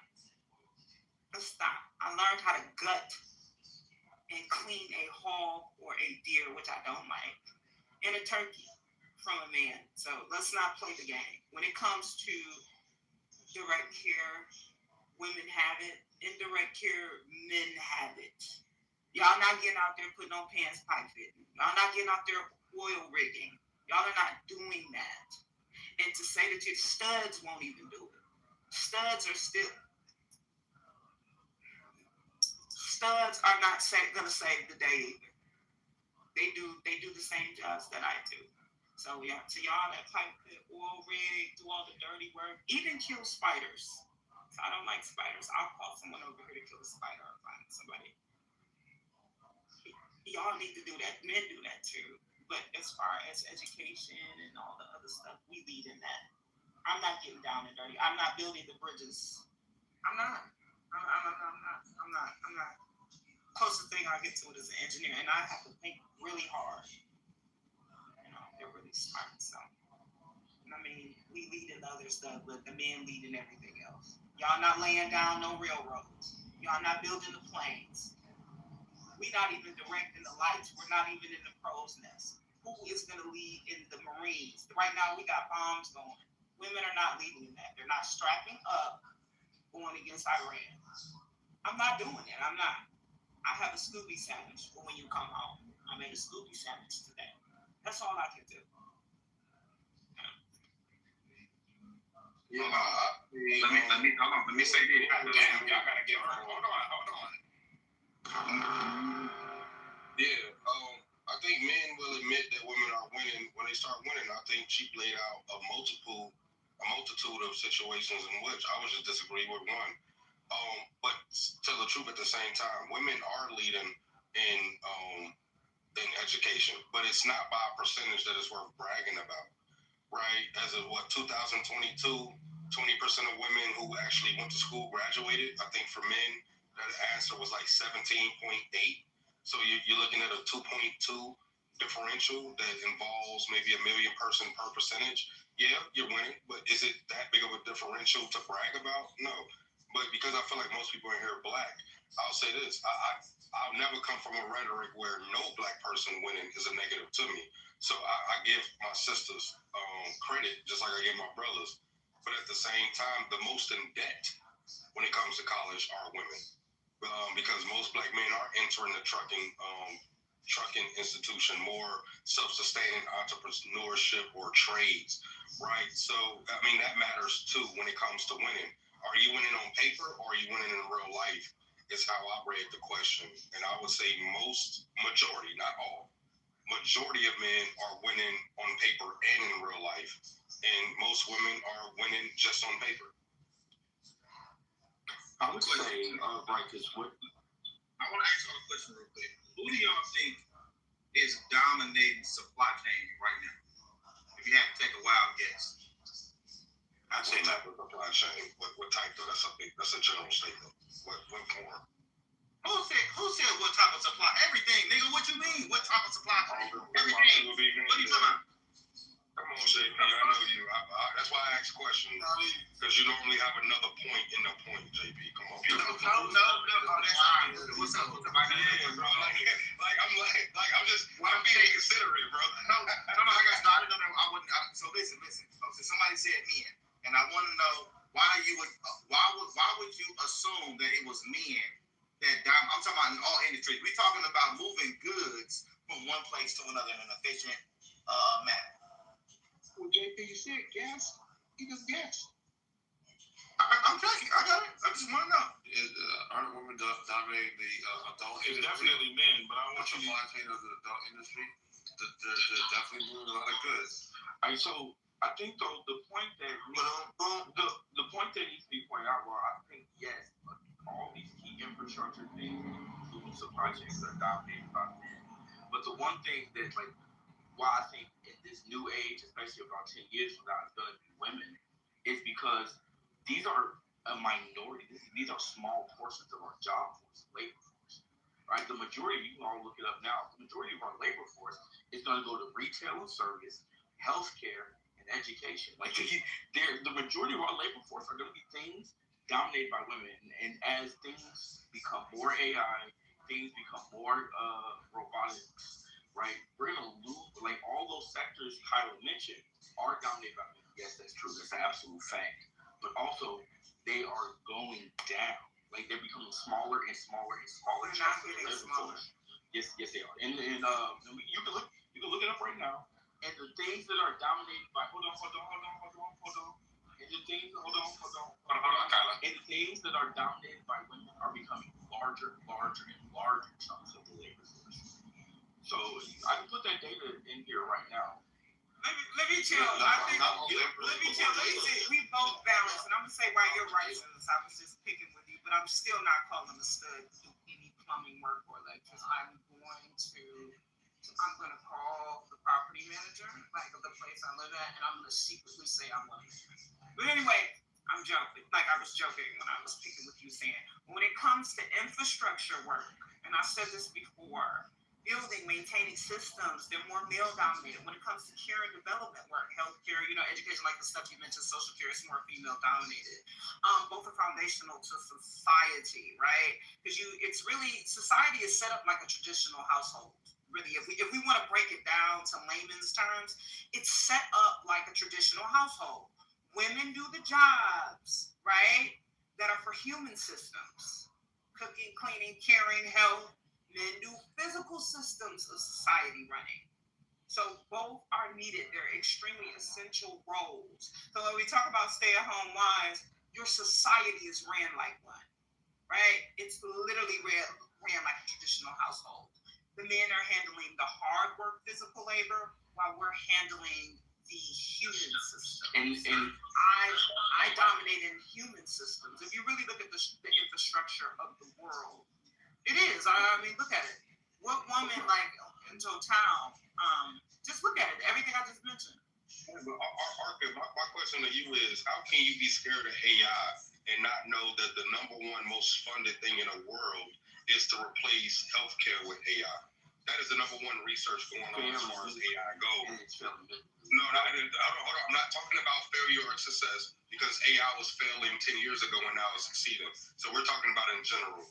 Women's job in healthcare is under the most attack as far as research. This is why I would tell any woman to become a more independent healthcare worker than a 9-to-5 one, because the 9-to-5 is a lot more dangerous. How can you say one and not believe in the other? This is where I was going. I didn't get my money. If I look at the data, both the projections and who's getting replaced the most, the human service industry is getting replaced the least. Everybody's getting attacked by AI in some way, shape, or form, AI and other technologies. But the human service sector is getting replaced the most stable jobs, the most largest growing job market is going to be human service, retail, healthcare, education. These are the growing ones, right? These are the ones that are growing. These are the ones with the best projections. These are the ones also dominated by women. This is also the bulk of our labor force. And so my thing is, all these other jobs, they're being replaced. They are decreasing in their labor force retention. They're decreasing in their labor force percentage, right? And so, yes, I think you asked the question 10 years ago, it would obviously be men. I don't think anybody would doubt that. But in this new economy, especially in American economy, in the Western economies, that is going to try to replace all hard labor, which is the goal, replacing those hard labor jobs And law, like law is also getting replaced quite quickly. So I don't even think it's about just whether or not it's hard labor or not. It's about what's replaceable or not. The human empathy jobs, retail, service industry, healthcare, education, the ones that are largely dominated by women are growing the most. And that's just a fact. And I put the data in the chat. Still, so we both, like I said, it's foundational. We both need each other, regardless of where y'all try to make this a gender war. I just told you what society was set up like in layman's terms.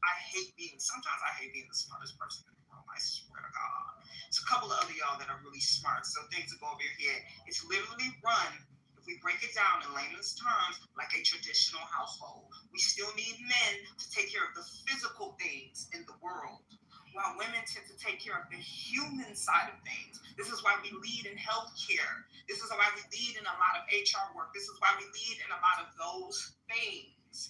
To hear it be set off as though it's like, oh yeah, we both benefit each other. Because one thing I'm not going to do is pipe fit. I don't have the strength. One thing I'm not going to do is be a roughie in the oil field. One thing I'm not going to do is operate a crane. You still need those physical jobs. And anytime you guys call on the big, even if we went down to just a Pookie and a Ray Ray, who changing the batteries in the cars? It ain't no woman doing it unless her dad has taught her. So when it comes to things, we both need each other. Women lead when it comes to the nurturing side. Men lead when it comes to the physical side. We both need each other because it's foundational. Is one better than the other? It depends on what we're talking about. When we talk about both of us combined, yes. We both need each other. I need to go cook. I need to go teach the children or society as a whole so they can know that things are done right. He needs to be out doing the physical things that men are already doing. Women play a huge part in society, especially with education, right? We know this, healthcare. We both need each other.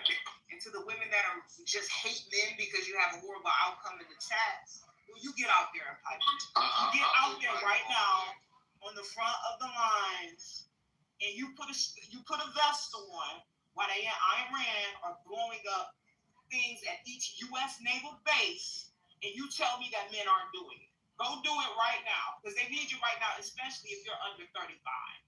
Because they say when you hit that, y'all be in the hospital. May a pipe layer speak? Go ahead, go do it. May a pipe layer speak? Here's the thing. When I read this question, who's filling the jobs that keep society running? And whilst I agree with Kyla as far as we both need each other, I don't think women are needed within the context of a job. Why? Because the critical role, which is what women actually have a monopoly on, is birthing humans. Okay? But that's not a job description that you go out and fill out an application for. The job is a social construct to measure the value of maintaining infrastructure. Whereas if you look at men's, value, we don't necessarily have a monopoly on it. We are just dominant in it. So it's very, very important to recognize this. So when you look at jobs in its entirety, there are way more jobs that men can do that women cannot do, and a lot of the jobs that women are applying for, men can also do. The only thing that women can do that men cannot do is giving birth, and that's not a job title. And this is where I don't understand these types of conversations. To me, it's laughable because they don't act, and then on top of that, everything that women do in the infrastructure is a support role on the basis on the foundation that men have created. So you need men to have the infrastructure to even have the thing. I think kind of made that point clear, but I'll leave it there. That was just some of the silliest shit I've heard. This is very silly. Come on, Miss Elegant. So I know y'all don't be paying attention to shit in real life. 6 people got blew up at Cap Alley, right? In Kuwait. When I was deployed in 2021, 22, my last deployment, we went there code change for everybody in AOR. Somebody tell me what the gender and the rank was of the highest person that got killed last week. Anybody know? Take a wild guess. A real nigga. It was a female and she was a captain. Yeah, the female out of what, 5 men? It was 5 of the men. It was, yeah, and you know what her job was? She was a 70 kilo. She was a medical planner. I'm sorry, not 70 kilo. She worked in supply, right? So if you go to Kuwait, everybody flies into Ali. Everybody transports things from Ali because that's the only Air Force base in Kuwait. So this thing that y'all got where it's only women on the front lines dying and doing shit. No, y'all don't know that because it's not publicized and they don't talk about it. That's why I mentioned supply chain. Where's I am? That's why I mentioned supply chain. Men don't understand supply chain. Like that's why we going through this crisis in the fucking housing market because men, by and large, don't understand supply chain like they believe they do. Right? They don't understand inventory management. They don't understand procurement like they believe that they do. So they just automatically believe that they're better than women because they do. Right? Which is why it's fucked up. And which is why major corporations that understand talent management and not on the gender shit, they just gonna pick the best person for the job.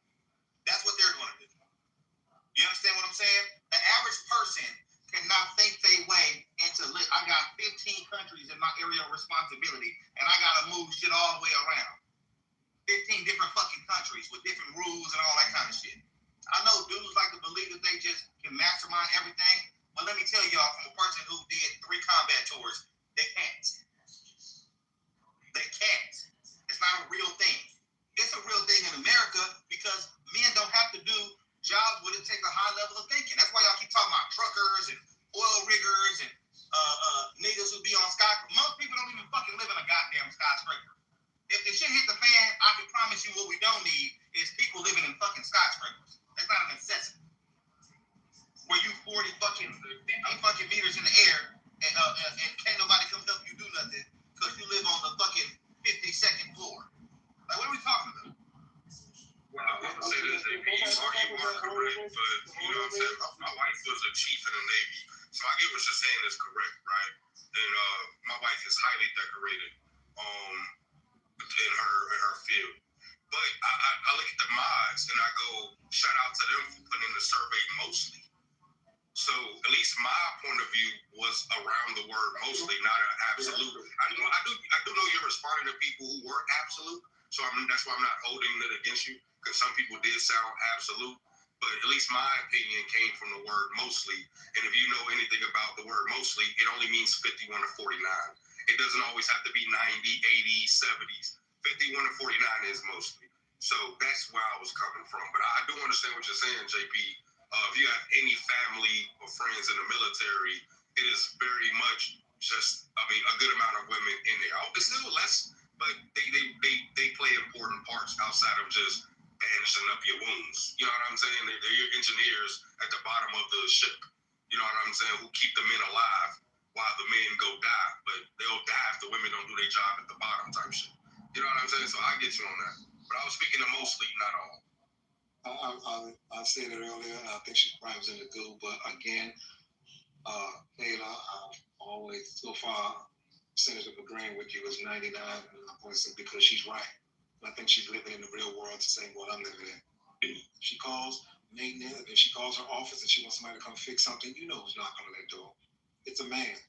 Because even at any time of the night, they're not going to put a woman in a situation to go in her home. So that just may not happen. It'll be a man. You know? So, and the oil rigs, it do take some thinking out there along with strength. So, a woman, I think it's the occupation. A woman just don't feel the need to go out there on that sea for a month to do the things that the men are doing. So it's the occupation. Push come to shove, I think she would if she needed to or had to. And there might be one out there, but we don't know. So, but just like Kayla said, some things are for men to do. It's just the way it is. What's a job? Can you tell me a job that women do that men can't do? A job that men can do it with.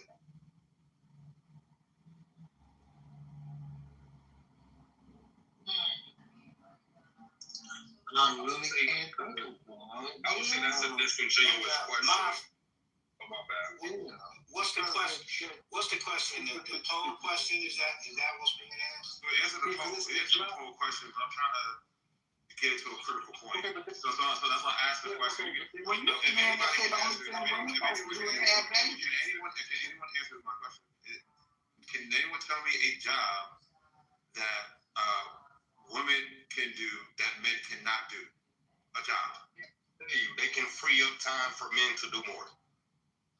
And but yes, it is. Because like I told you, the men dying in war, which we're talking about, or XYZ, the women will be the engineers under the boat that allows your ass to float off the dock.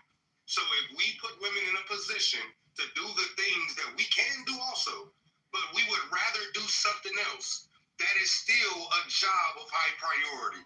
So I'm not saying you're wrong. I'm not even disagreeing with the men. I'm saying don't automatically discourage other people because we know how to utilize them. You know what I'm saying? So we can do engineering, but we would rather go fight and have them do it. So we actually put them at the bottom of the boat, which, and honestly, they're the first people to die if the boat is going down. Your ass didn't make it to war. You get to hop off the boat and swim to safety. They're dead already by the time you hop off. And then not only that, just to boogie back up, just to jump on that one there, put another layer on top. We as Americans and people as the world still don't want to see a woman at war, a dead woman on the field. Facts. We don't want to see that. Now, regardless, we don't want to shut them down because they can't do it, but we are not yet ready to see to take a dead woman. A man don't want to carry a dead woman off that field, that battlefield. We don't want to see a dead woman. No, but what I'm telling you is they choose not. I'm just telling you, they choose. I just want to answer the poll question again. Yeah, I'm asking when you say what is the job that a woman can do, and that's just a question that you keep asking because they just choose not to do it. They can do it, but they just choose not to. They feel not to go down that avenue. But y'all, okay. Can I? Okay, let's take the when y'all talking about these jobs, listen. When y'all talking about these jobs that women cannot do, stop talking about war fighting. You niggas don't know shit about war fighting. Okay, I just said, hold on, JP. I just said flight stewarding. There's men that are doing it, and there's women that are flying planes. Let's cut war out there. That wasn't my question, though. I said, but I said it's their choice, gun. The question. I didn't ask about the man. I said, is there a job that exists that women do? We have to apply for and do this job. Is there a job that women do that men cannot do? Can I answer? Okay, there we go. Hold on, y'all. Hold on. Let me get in there first. How did you get around it there? Go ahead, Minnie. Asking a very simple and general question. Are there any jobs that men can apply for that women do that men can apply for too? Yes, any job women do outside of birthing babies and breastfeeding babies, yes, men can do as well. That's the simple answer. Thank you, Minnie. Okay, cool. But what was your point of saying that, though? We could answer that, but what was the point of saying it? But then, go ahead. All right, so I want to answer the poll question. So the poll question is, who is filling the jobs, JOBS, that keep society running? Not who's going to war and all these outliers that you guys are talking about. So let me read this statement by the Department of U.S. Labor Statistics. Those are the people who tell you about jobs. It says, in the United States, the physical infrastructure that keeps society functioning, right? Such as electricity, grids, oil and gas production, construction, transportation, water systems. To the left lane. Oh, right. Okay. Water systems. 1 second. Damn. God damn. Okay. Well, the gas production, construction, transportation, water systems, and waste management is maintained primarily by men. According to U.S. labor statistics, these sectors are overwhelmingly male-dominated. Listen to this. ranging from 85% to over 95% male participation. While both men and women contribute to society in such a way, the workforce responsible for maintaining the nation's core physical infrastructure is predominantly men. That answers the whole damn question. That's it. You don't got to keep on talking about wars and people blowing up and all that, because it has nothing to do with the question. Hold on, y'all, because that's actually false. Y'all gotta stop just saying shit because it sounds. Do you think that y'all would have? I'm gonna put it in the chat for you, JP. Do you think we would have a society that most people around the world? Let me finish, bro. I heard what you said. You don't even know what I'm disagreeing with. You don't even know what the fuck I'm disagreeing with. So, do you think you have a society that you know of without the U.S. military? Yes or no? And if you say no, you're a fucking idiot. You niggas live in this society because you got motherfuckers that is gonna stop other people from coming over here and fucking up your shit. That's why. They scared. That's why they don't want to come up. That's why Pearl Harbor happened. And hey, let me finish. Bro, I heard you. We heard you. We heard you. That's good. Well, talk to whoever the fuck you got. You ain't even refer to me. That's cool. But I'm saying is, bottom line, JP, you already said what you had to say, bro. I don't know why you are interrupting. You're not answering the question that's in the question. I am. You said you don't know. Holly, stop that. I'm not in the mood for that. I haven't came down to my civilian me yet. I'm still in training mode, so stop doing that weird shit. What I'm saying is, I don't disagree with whatever the fuck you was reading about males dominating, whatever the fuck y'all think niggas dominate. I don't even care about that shit, to be honest with you. What I'm saying is, you said, and I quote, I don't know why y'all talking about war fighting, because the reason why Iran ain't blew up nothing over here is because they don't want to be obliterated. I don't know why the fuck y'all think y'all live in a society, right? And it's not me bigging up the military, or I'm not just talking about the military. There's more guns in this country than people. That's another thing that's a deterrent, right? So I don't know why the fuck y'all think the society is going to run without something to defend it. That's how societies work. You have to have something to defend it, right? So that is included because people are in that vocation. And the problem is, y'all don't really know because y'all ain't never served, right? Most of y'all asses don't even fucking know how to like walk around your neighborhood without getting lost without your goddamn phone. So what I'm saying is, you cannot leave those people or those vocations or those skill sets out, because that's why people get to have a society. That's why ain't nobody came over here and kidnapped Donald Trump, because they don't want to know what's gonna fucking happen after they try to do that stupid shit. Duh. Yeah, I don't know what that shit got to do with the whole It doesn't have anything to do with it. Because you can ask the same question. I'll ask the same question in reverse. Are there jobs that men can do that women cannot do? Hey, I keep saying this. I don't know why y'all like talking in circles. It's set up like a traditional women deal with the jobs that deal with humanity. You guys deal with the physical. Hey, honey, I'm home. Hello. Like, what are we doing? So, we both are needed. It's not about who's better. It's not. Both are needed. We know what women lead in. We know what men lead in. I am not getting out there on I'm not making a nuclear missile. This is what men are doing. Shout out to the chemical engineers. I'm not doing that. I am not dealing with fission, right? I'm not dealing with that. I'm doing something else that has to do with humanity. And we're talking in total, so outlier stories don't matter when we're talking in majority. Society is literally set up. And anything I do when it comes to hard labor, you guys I got it so good. It's a choice for me. It's a choice. So if I decide I want to go out there and get in the coal mines in Congo, well, I can if I want. Other than that, they can do it. What I'm saying, if I want to go and dig up coal, it's a choice for me. Mostly men will do it. So you don't understand what I'm saying in layman's terms? society is built like a traditional household. If you don't understand what I'm saying, I don't know how else to break it down. I think some of y'all like to hear yourself. So no one's better. I think they do too. No one's better. It is we add together. We just do.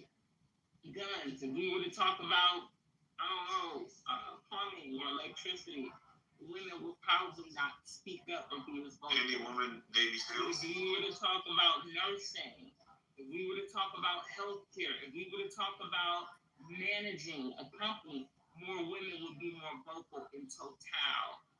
So there's a critical point, and this is the critical point, is that there actually are jobs that women cannot do because they don't have the physical capability. She just said that. I don't know. I think we need to talk more here. She's so right. You are going in circles with her. Okay, I got it. I got to think of this. Okay, no, I just said it in layman's terms. If you look at society, if you look at a traditional household, what are the women doing in a traditional household? No, they're cooking and cleaning or something. So they're doing. So we're not just gonna label it to cooking and cleaning. They're doing things that deal with humanity. When the man is outside working, what is he doing? Things that deal with the physical. So that would be society is ran like a traditional household to really protect. So that's in layman's terms. That's the way you can break it down. If I was teaching kids about infrastructure, I would literally use this analogy so they can understand.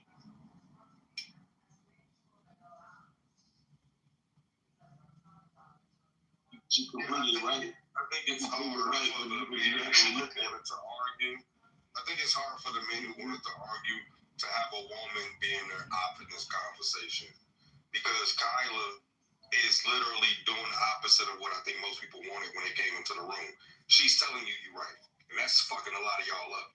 So you want to overly agree with the point, but I promise you, the moment Kyla you leave out and a woman come up and say some dumb shit, oh, these niggas gonna wake up, because that's what they really want, a delusional woman to speak, and you're a little bit too honest at the moment for what this conversation was built for. So you know what I mean? It is what it is. I'm a woman that's on the mic, and I disagree. I believe that the best Well, there you go, fellas. Delusional. And I say that because you have people that have their strengths. It's not a gender thing. Women can do a lot of things, as men can do a lot of things. There are a lot of men that do more culinary. They master the arts or dominate the arts for cooking. So it's not necessarily domestication. This is the woman's role. This is the man's role. It's kind of a society of what we want it to be. It doesn't make it. How do I say it? It doesn't make it right. We have a lot of women that have done really great jobs at what typically men used to do. So I think it's just more so the best person. It's not a gender thing to do the job. I land. I'm trying to figure out, as well as I get the overall like point that the Kyla's making, but I think we can go a step further to say that, because we're assuming that women can do every job, but I'm looking up jobs that they physically can't. Well, you know what? I'll leave it alone. I'll let y'all just go ahead and go. Exactly, because you just get ready to say the same shit that Kyla was saying. I'm like, we need a new topic now. How about that one? Let's just get a new topic in there. I think men typically want to say it as far as physicality or strength-wise, the brawn versus brain, that men will typically do certain type of jobs, and that can be genetically true to a certain extent. But there are women that are 6 feet, 300 pounds that can whoop a little nigga ass. It's a woman out there that can whoop Ken Carter's ass. Now that's a good joke right there. So I'm just saying. I mean, you know what, you guys point out outliers, anomalies, and the shit is but listen, hold on, can I just speak? I promise. Have you ever noticed? I don't tell nobody if you haven't noticed. I don't cut other people off. What is wrong with you people? Why can't you be adults and mute when other people speak? What I don't understand is, I read the U.S. labor statistics to you. I'm about to put it in the chat, but you guys want to refute it because you just want it to be. Well, listen, you're entitled to your opinion, but you're not entitled to your own facts. Facts are facts. Just deal with it. That's it. It's not that big of a deal. It is what it is. You don't know how to interpret facts. That's the problem. That is statistically based upon gender. It's not just, it's more than gender. If you want to make the argument based on that, sure, you're absolutely correct. But again, it's the best person for the job.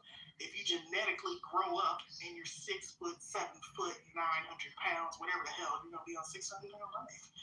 Yeah, people take jobs according to their ability. So if you want to make the argument and use the labor of statistics and say that this is true, that's asinine. It's not correlation, causation. That's not true.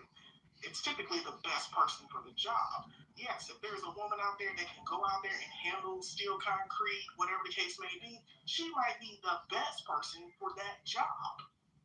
I mean, but see, when you land on where you said a woman can kick Kevin Hart's ass, and that's not going to happen because Kevin is a man. He's not going to belittle himself because she's a woman. Kevin, not belittling. What I'm saying is, if you're trying to... They already tested it. They had midgets. Literally had midgets versus grown versus... They had midgets compete against... Literally, just like a month ago, midgets compete against large women. So midgets crushed them. Actual male midgets were crushing straight up female giants. They did this a month ago. I'm not saying that. Yeah, I saw it. For the job. If you have a person that's short and they play on the line of defense, know that this person can probably blow a gap better than a person that's 600 pounds and the way. They can get Kevin Hart gets the size of a woman you say to a chin. If Kevin Hart gets the size of a woman you said to the chin, he's going down. And then a lot of people going to look at Kevin Hart, you hit her that hard. The man is not going to lower himself.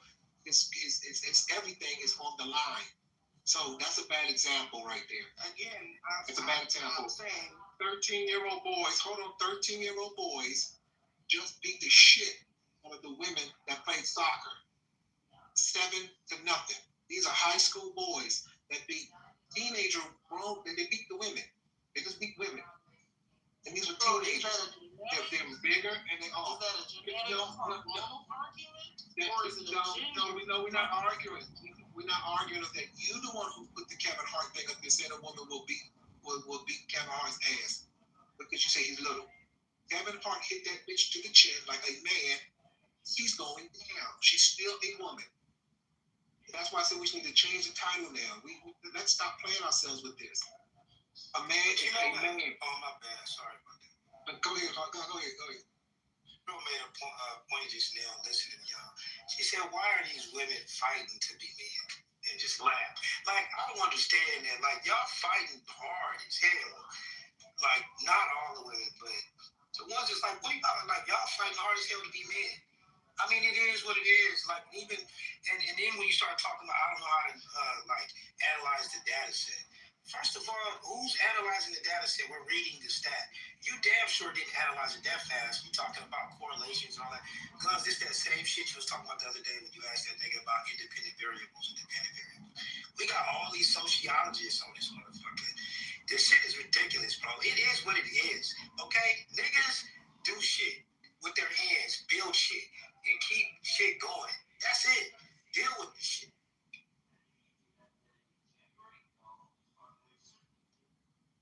Yeah, I think we can move forward. Cause I think to me, we got to accept this truth to make this shit make sense. Because that's why I brought out the point of where women actually have a monopoly, and that's birthing. It's just not a job description. You don't go and apply to birth. You don't fill out an application to birth. You just do it. And you're the only ones that can do it. But y'all windmilling hard as fuck to build skyscrapers. So yeah, to me, it's just This is where the conversation gets like mad retarded. But I'll leave it.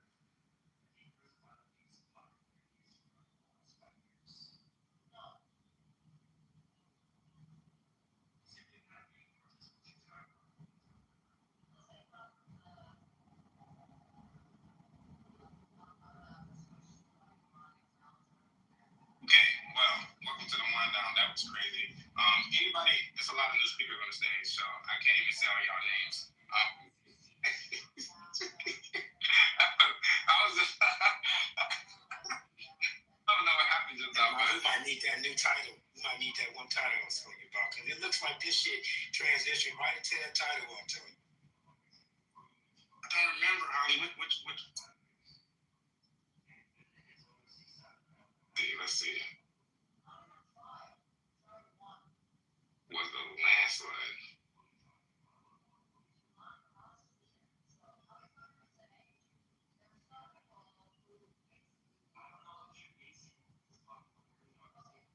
Okay. Your personality is the reason you're still on season 6. Wait, I'm sorry. Your personality is the reason you're on season 6 and still alone. What you think, Holly? That's exactly what I think over the course of the past couple of days. Man, oh, motherfucking yes. Personality just keep your motherfucking sick over on this shit. And especially after what Mumia said, I don't know, was you in the room when Mumia was talking about trolls and the psychology of trolls and how people are really actually themselves on here? And it's actually quite the other, you know how we always thought it was the other way around, but he said the research shows that it's actually what you see is what you get.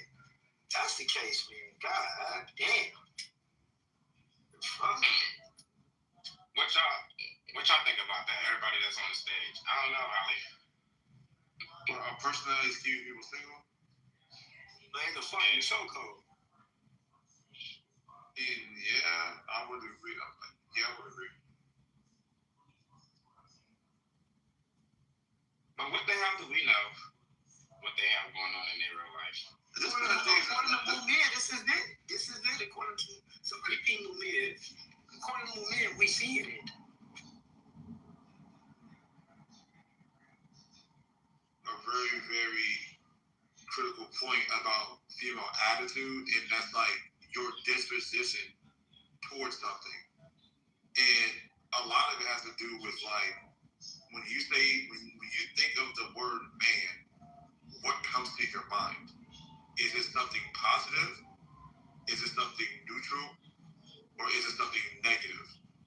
And I think there's a lot of people, when they think of the term man, it's a negative image comes up. A negative caricature, a negative perception.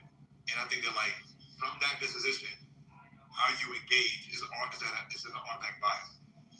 And then now you manifest habits, behaviors that create negative outcomes. I don't think you can hide that. I don't think that, I'm like that on Clubhouse. When I get on Clubhouse, it goes away. Same thing they're trying to say. I'm a boss babe at work, but when I come home, I'm a lady. I can turn on and off my femininity. It's like that same thing. You can't really turn off and on your personality.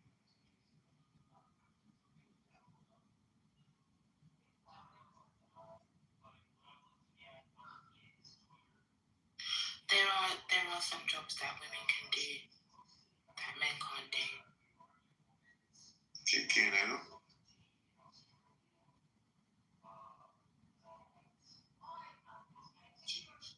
Which is where a woman breastfeeds another person's baby, breast milk donor, providing human milk for infants, surrogate mother, carrying a pregnancy for someone else, and then egg donor, donating eggs for fertility treatment. So prostitution. Okay. She said what she said, and I'm in agreement. It's genetics of what you can do. Outside of that, I think it's pretty equal playing field. I mean, there's nuance to each gender, though, because there's probably some biological stuff that men do, too. That I mean, that some of this shit, like, is just giving desperation to basically you on par with men in the workforce. That shit is crazy, man. Y'all want to get out here and find these goddamn steel beams and shit? Like, be my guest. So they use for a technicality loophole, which is kind of disingenuous because what was applied is that they can potentially do it like women can lift things, but they can't lift to the extent that this job requires. So it's like men can't create milk at all. So it's like it's just whatever. I mean, at this point, it's a hair-splitting argument anyway. Yeah, but we can also. Yeah, but let's say something. It's I mean, you saying that about the pregnancy and all that. Come on, now. Let's be real. Step outside it, because is that a job? Is that a clock-in job? Is that a clock-in job? That's not a clock-in job. That's not who you work 40 hours a week. You're not doing that 40 hours. You're not getting 40 hours in that. So I don't want to hear that. But not just like me saying, okay, you women can't be in the snow and write your name. I mean, come on, we can stand up and pee in the snow. But it's a one-time job that will pay a year. That is a job. Okay, women can't be hustlers in the streets and stand on the corner and sell drugs. If you're a cigarette and you have that's not 40 hours. That's not you're not filling on no I-9. You're not filling on no W-2 form. I studied surrogate. In high school. I wrote up on that. That's not I-9. You're not filling out a W-2. They're not filling out a W-2, man. Please change the topic, man. Hey, man, change the topic, man. Yeah, y'all not happy with that, guys. And that information, yeah, you're right. You need to report it to the taxes. Okay, you're right. Hey, Mark, man, make another topic. Do you know what's weird, Ross? He got one right now. If you read what he put in there, that's the new topic. Maybe. Yeah, start. Give me 1 second. Wait, that's a maybe. Hold on, give me a second. I don't know if I'm gonna change it yet. But start, go ahead. Thank you, Marv. I just wanted to say what's really weird is the responses that we received from the men. Because the roles that I mentioned, none of them threaten male roles. None of them compete with male roles. None of those roles compete with men.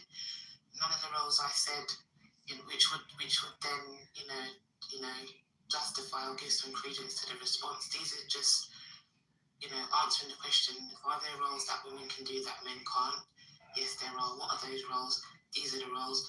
The roles that I mentioned are roles where women are literally in their lane, the same lane that was described earlier when, we were talking about,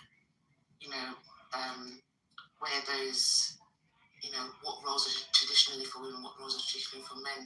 As soon as you mention that men cannot be involved in these roles, it's like outrage.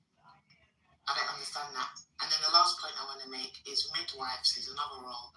Men can be midwives, but there are some cultures where they require the midwives to be women only. I just wanted to add that as well. But the prostitution comment was insane. Your claims were bad faith because I was the one who actually said what women have a monopoly on is birth, and all you did was just hair split that into and then try to say these are jobs, and they're not necessarily jobs, and then it doesn't go to the ultimate point. Does this keep society running? Okay, so the whole point is that society is an infrastructure. So and then the whole this shit is Are you gonna just overtalk me, or can I just land? Yeah. Okay. Let me just land because it doesn't fulfill the does this keep society running thing. Two, we've already acknowledged, that birthing is what women have a monopoly on. So then just bringing it down into breastfeeding, birthing, midwifing is just bad faith.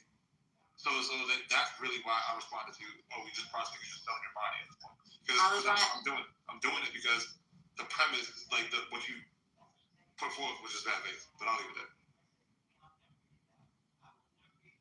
Sure. Marv, before I engage in the ISO, can I just double check with you, Marv? When we're talking about jobs, are we talking about jobs in terms of the subjective definitions that are being put forward on the stage regarding one clocking in, regarding two 40-hour jobs, 40-hour-a-week jobs? Are we talking about jobs where that keeps society going? Is that the definition of jobs for the title? It says careers, so yeah, we would definitely have to keep it on an employment basis, kind of. A few things, but we were speaking in general, right? Because you're speaking on healthcare, and we did have that as an option, just FYI. So infrastructure, healthcare, education, AI research, entrepreneurs, retail service, a few things I wrote down from the conversation. So there's been a few segments that they covered, Storm. Thank you. All right, so in that case, I'll cancel the ISO then, because we're not talking about jobs, we're talking about careers. So those, apart from, I think, midwifery and wet nurse, I think those are the only two roles that you would call a career. Being an egg donor and being a surrogate mother wouldn't be a career role, so I'll cancel the ISO. Thank you. Yeah, I guess Holly and KRS One was right. It's a landslide. It was a good segment. It was a good segment. So here's the real question: do y'all want to get into the personality title that Holly got? Put it 1 in the chat if you do, 2 in the chat if you don't. Is there another option? Like, make another option. I just need to know if y'all want to run this one. As long as the title changes, I don't care. I'm good. I'm put one in.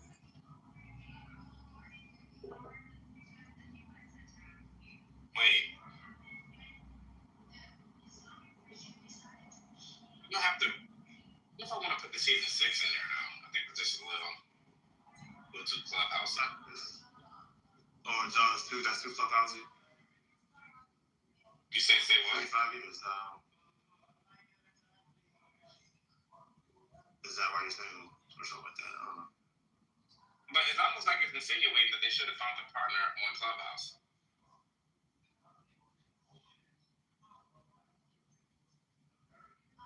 Get the people going.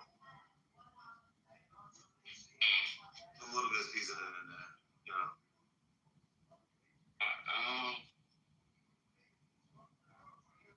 Get the people going. I figure the people are already going. They're already in here. What are you talking about? We just need to keep them here. Hopefully this title ain't let's see. Just delete the season 6 and say, is your personality like still on? Just delete the season 6 part. Don't just de-clubhouse. What I was thinking. Yeah, just straight up.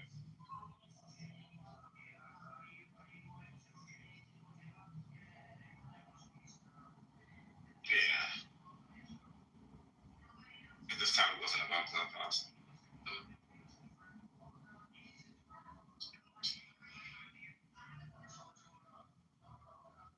Changing the title with 90 people in the room, ain't that crazy?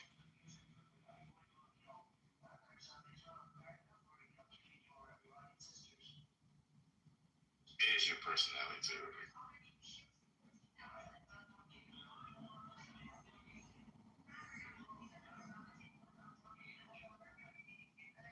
Well, Holly, wake it up. It's your title, so what you got on it? I mean, of course, we know it doesn't go for everybody because nothing ever does. But over the past couple of days, I've been noticing, probably because a lot of times when I'm on here, Bob, I'll be like multitasking. I pretty much work all the time. People don't notice, but I'm always on the computer doing something. But I started really paying attention, and I realized, here's what I realized. The personalities that were most problematic on here that I can see is consistently problematic. Like no environment, no day, no topic, no nothing changes the problematic. You know what I mean? Like these are the most incorrigible personalities where you can bring the Easter Bunny, a fucking Christmas cat, and fucking Santa Claus, and they will still be the same way on the same timing.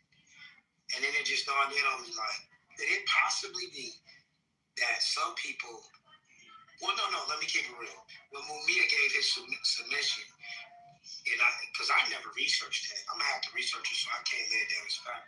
But Mumia said that he did some research, and it said that researchers were saying that trolls are actually showing who they really are, and it's actually in real life that they're not who they really are, and they actually get online and unwind and show who they really are. And then I'm like, wow, I wonder if there's a connection between these type of personalities that are most incorrigible and why people are single as fuck. And so when I said the single six, that wasn't really, because I don't know people personally to be knowing whether or not they've been, consecutively single, alone. But it's just, it's like the title is just a play on words. But I do think there may be some truth to it, because I'm like, if this really is who the fuck you are, you ain't never happy. You're always pessimistic. You always shooting shots. You always shooting subs. You always on some negative bullshit. You always see the world one-sided. Yeah, that's probably a big reason why you're repelling people away from you. Oh, and then I want to add this. I was watching the Instagram feed the other day. I forgot the famous motivator. I think his name is Tim Robbins. I might have his name wrong. But he was talking to some woman in the audience. And she was talking about how Tony Robbins, my bad. And she was saying that her problem with keeping men was that she's such an alpha woman and she's so dominant that men can't handle her. And he broke it down to her because he got close to her. He said, "You don't feel so dominant now." He was like, "Yeah, that's what happens when you get in front of alpha." And then she started talking about how she be having niggas in rotation. And he whispered in her ear, you can hear it on a microphone, because she said, "I have niggas in rotation, but when I get tired of them, I brush them off." He said, "It's not that you brush them off. They fucking leave when they realize you're a bitch." That was his words. Sorry about the bitch thing, but that's what he said. So it just got me thinking, like, how many people are repelling people with their personalities and just completely oblivious to it?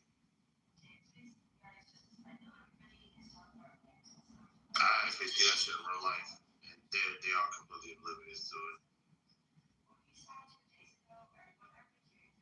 These coping mechanisms where it's like, oh, I don't care anyway, and they say shit like that. But I know what you're talking about. I'm not sure how it is on Clubhouse though. I know you've seen all kind of modalities. No, well, yeah, you've seen. They stick to the same modality. That's the reason why I feel like it's an issue. Because I noticed that it's not like sometimes nobody's perfect all the time, nobody. But it's like the same modality. No matter what, it's the same. Like, they're always disenchanted. They're always discontent. They're always, and you just like after a while, you're like, God damn, if you really like this in real life, you're gonna have a hard time. Like, because nobody wants to be around this much bullshit. I also, that room that you had the other day when the women was just, it was just crazy. It was crazy. Because listen, when I talk to women sometimes in real life, they're not this goddamn incorrigible. They're not this goddamn biased. They're not this goddamn one-sided. No, nobody really that I talk to in real life is this way. It got me thinking, even the people that's around me, are they being themselves? What happens if they get on Clubhouse? Will they be on some other shit? I'm wondering, are we seeing people's real personalities? And if so, is this the reason why is this the reason why there's a chronic loneliness, chronic singlehood? Yeah, I've been saying this since I got on this app. This is the place where people come to be who they want to be. Like, there's nothing to force them to keep the mask on that they wear in life. Like, people put a mask on for work. They put a mask on, like, when they're around the elders. This is the place where they say it all the time. I don't give a fuck about you. This is truly what people act like when they don't give a fuck about you, because it's just a voice here. Not many people worried about, like, someone holding them accountable in real life and things that they're saying, so that they're free to be who they want to be on this app. So yeah, I definitely agree with what he's saying. I disagree. Why do you disagree? Wake that up. Social media, one, is a place of content and networking. And it depends on how you want to use the tool. and you have a room title, and people just find it interesting to be able to talk about the title and understand what other people are going through. I think it's a fake place because most people would not do what they do on this app, say what they say in real life. The ideologies that come out, especially this gender war, there are people loving each other. There are successful marriages and things like that, but it's content based. And people just, we want something to talk about. It's entertainment. So I don't think that most things that are said, you can look at this person and say, that's who they are. This is who they are. I don't think that overall. And that's based on, and I'll end with this, that's based on, just like you just demonstrated, if you change the room title, you'll have different people that just want to talk about the subject. They probably don't, some people, you might not even give it up. You just like, I'm at work, we're going to pass the time, let's talk about it. But how they operate in their real life, probably not. I think every time. So are you saying that people are giving disingenuous shares when they get on these stages? Most part, it's a fake place because you notice that the stage is full of PTR. It's not them. They're not doxing where they live and all this other stuff like that. People can get on the app and you enjoy the entertainment. I don't think that this is actually a place where you can say, oh, well, this is who this person is, and oh, I know this person. No, unless you know them really in life and you're with them day to day. Half the conversations we have on this app, you would never have at work. Specifically, majority of the conversations, if you go down your timeline, are if it's black based, it's either gossip, relationships, or more so shit you really don't care about. We just kind of shoot the shit on here. So I wouldn't attribute what people say on this app as, oh, concrete, this is who this person is. But even what you're saying is like we're kind of watering down personality to shit you say. I don't think personality is just limited to things you say. It's more in depth into your attitude, temperament, disposition, value structure. So I'm just going to like read off like what personality kind of refers to. Personality refers to the consistent patterns of thinking, feeling, and behaving that make someone unique. It includes things like temperament, social style, emotional tendencies, motivations and values, habits and behavior patterns, like impulse control for one. There's a lot of people who lack self-control, like period. They have like selective hearing. So these types of things, it's like if we'll be in a conversation. Think about it this way: we're going to have this conversation, and 90% of 5% of Clubhouse would stop and say, "Hey, let's actually define personality," because their communication style is one-sided or narcissistic, meaning that they don't even consider if the other person is speaking to even understands what the hell they're saying. That goes into your personality. So now if you go outside and you already show the communication style on this app that you don't give a fuck about, if the other person understands, you think that doesn't carry over to how you interact in day-to-day life?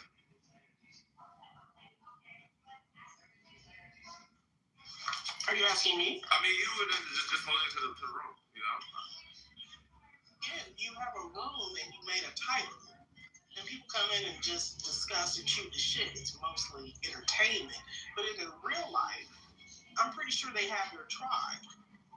You have your people that love politics, and this is what they sit around and talk about all day. And these are their friends.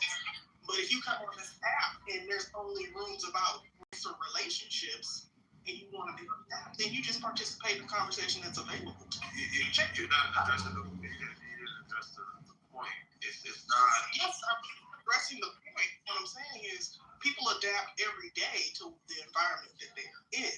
There's certain things you don't do in the hood. There are certain things you don't do in high affluent areas. You know not to speak. If you want to take it out, you might be able to do that in certain areas. So people switch and change, but we can't concrete nail this person down and say, this is who this person is.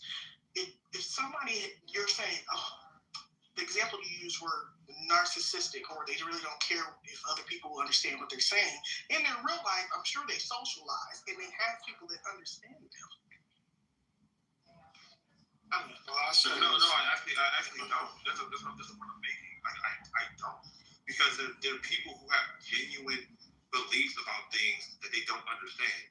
Like, so many people talk about emotional intelligence. They have no fucking idea what that actually is. And they actually believe that they're actually saying some shit that isn't actually real. And so they'll go, I know for a damn sure, the amount of people who say emotional intelligence is ridiculous. So they'll go outside and have a relationship and say somebody's not being emotionally intelligent when they're not even using it correctly. Like, so go ahead. No, so like we're talking about relationships. Relationships require you to be cooperative, right? So let's look at some of the characteristics of people, because I personally think people have extreme oppositional personality traits on here, which suggests they probably have low agreeableness in a relationship. How do I know this? Little things like not being able to stay on mute after a person has basically stayed on mute for you, just not showing like simple common courtesy, and then defying the authority, which is the monitor and the curator of the space, when they ask them to please just pipe it down, even when they're not being attacked or antagonized, right? What's some other shit that they'll do? They do weird shit, like they'll basically just start attacking someone out of the blue, right? I've seen people just step in a room, just start attacking somebody out of the blue for no fucking reason. These things carry right over to their personality. But what happens, I think, on here is that even though we have the discernment to know these things, people like to play this game where they gaslight, make it seem like just because I'm displaying traits that are oppositional doesn't mean I'm oppositional. I'll say it again. Just because I'm displaying traits that are oppositional doesn't mean I'm oppositional. And that is where it's kind of like, it's damn near borderline on mental health issues when they can't see. Clearly, obviously, you know, anybody with logic knows that you're oppositional if you're always oppositional. And then it's like all this, you know, like all this contrary shit, where every time I turn around, somebody's being contrary to everything that's being said, even when it's something like, even like guns or somebody gets a point with the facts, all the time, consistently, because it's almost like they come in like, I'm going to be reacting to everything in here. I don't give a fuck what it is. My position is going to be a position of reactance to everything said in here. That shit, I'm sorry, but that makes me believe you cannot possibly be having meaningful, successful relationships with that type of personality problem. I don't know. I don't think relationship. I think when you interact with somebody in real life and what you talk about, like, I think it's different. Because if I like a person, there's no need for me to like try to have this pushback. I think like who you in life, right? If I like a woman, my tonality is gonna be different, right? The way I approach her, the way these conversations on Clubhouse, I think that's the like nobody cares about it. Like nobody is real life trying to talk about the shit that we talk about on this application. You will seem like a weirdo to a person that don't have the Clubhouse app bringing up some of the shit that we talk about. So I think this shit to a regular conversation, you can put the skull up if you want to. A man would seem like a fucking weirdo if you brought up half of the shit that we talk about on this app. Most people talk about every day, hey, how was the job? What went on? Hey, did your sister, what happened with your sister in her car? Hey, I seen your cousin over there. He was saying like, oh boy, got arrested over there. Is he okay? Like, how your mom doing? I heard she was, whatever's happening current will be the conversation. Nobody talking about 50-50 and how we feel about, nobody is on that type of timing. So, like, I just don't think the metric will be the same in the same way. So I don't think to say that people, I just don't think people are really socializing. I just don't think people have time. I don't think they have the time or the space or the headspace to do it. Like, it's just too much going on. There's a lot of stress going on. There's a lot of people trying to keep their head above water. And relationships are just not on the forefront of their priority list. Some people that have just fell into that line and met a person and that. But I just think regular people, that's just not where they're at. Like, I got all this to deal with. The the last thing I need is trying to like do something over here. I just don't think we're in that time. I don't think the government is in that space. I don't think the economy is in that space. I don't think a lot of things are clicking for people to see relationships as something that should be prioritized right now in their life, than to focus on whatever they got going on. But so that's why I think people just come over here to kind of get some type of adult, so flies and all. And other than that, motherfuckers just going to work, paying their bills, and that's basically it. That's their personality, because that goes into their motivations and values. Is that people will come on this app and spend all day on this app rather than go and talk to people in real life, because their motivations and values are not aligned. Because if you were on this app, you'd be spending more time outside socializing, and you probably would have a girlfriend or a boyfriend or a relationship. So that to me, it's like that's one thing in and of itself. Why are we here for extended periods of time talking about relationships instead of literally getting off the app and going to get one? Yeah, I do agree with the one talking point. That's why I did the emoji, Rico, because I was actually laughing at that comment. You probably would look like a weirdo if you just went talking to your significant other about these clubhouse topics. But what Gus just said, you can't deny that there are some things. So, like, for instance, you stay on mute, you show decorum, you do a lot of things, and we can clearly see your personality. If you like this off the app, we can clearly see you an agreeable type of guy. Man, you cannot deny these people do not seem like the type that you could stand to be in their presence for more than an hour or so. If this is how they really are. If what Mumia is saying, if that thing rings true, dude, I'm sorry, I just couldn't. And it's like, this ain't like I'm going by one thing. I'm talking about, man, we've been on this app for how long, and these people still on the same timing? That's significant. To have no changes. Nobody's perfect. We all have things we have to work on.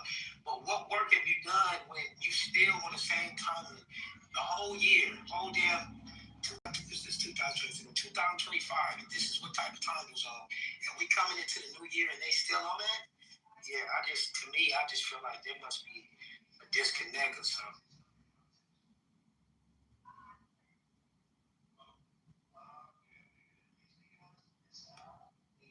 Can I ask you a question? Is that okay? Yeah, so shoot. Your mother, your wife, your child, the same way you speak to the people on social media? Well, my mother has passed away. God bless her soul. And I have conversations with people, and really they don't act like this. First of all, I would never be in a relationship with anybody that is not agreeable. Hold on. So just answer the question so I can get my Well, I am. I'm going to answer it, ma'am, but I'm going to literally answer it the way I want to. So I'm sorry if you want me to answer it a certain way, but you're just going to either have to let me answer the question my way, or I just want to engage it. But I would never be with anybody that acts the way a lot of these people act. And I've been watching these people for a while. And so, bottom line, everybody that's in my life, everyone that's around me, that we're agreeable. I'm not saying it's always perfect, because nothing is ever perfect, but we're agreeable, right? So that's the point I'm talking about. I'm not talking about people have to be perfect all the time. I'm saying these people literally show up on the same timing every single day. That makes me feel like that might be the reason why they're so lonely. And I know they're lonely by the talking points that they choose, by their disposition towards the other gender all the time. There's never room for grace. They're always disagreeable with everything. They're contrary. They're contrary to everything. And the people I know in real life, they're not contrary to everything. They're balanced. They may agree with certain things. Rico got a point. I'm not going to bust out and have a conversation with my girl. I don't know, whatever this bullshit we talk about. I'm not going to just bring that up.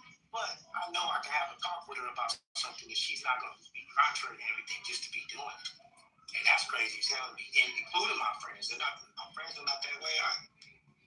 The point I was trying to was, I believe that we all have different ways of how we interact with different people. You interact with your boss differently than your wife, than your mother, than your pastor, etc. In different environments where you show up. So the point I was trying to make is when people show up on this app, that does not make, and most people can be in agreement and say, no, I probably don't cuss when I'm at church like I would if I was in the street with my homeboys, you know. Is that part of you? Absolutely. But is it you? So I can't contribute, you know, the person that's speaking into their phone and say, well, this is who they are, this is what it is, and I got a good understanding. When you only meet this person on the app, you don't know what their life is like. They might have a loving family, people that appreciate them, all these other good things. It's a fake place. Look at the PTRs. Nobody is who they are on social media. Put yourself on. If people had to put their real photo on here, if people had to really dox themselves, I guarantee you would have a different vibe on the app. So I land with that. No, people are not who they are on social media. That's not personality. So like what we're talking about personality, and then you're like, I guess you're talking about like persona. I think those are two different things. So the fact that you chose that PT, all the fake PTRs you can choose, that's your personality. Because there's 50 million wrong PTRs you can put up, but you chose that one. So, and then why did you choose that one? Why? Because this, you know, but I'm not going to go into all of that. But there's a reason why I chose a microphone, or I used the Ray J PTR. That's my personality.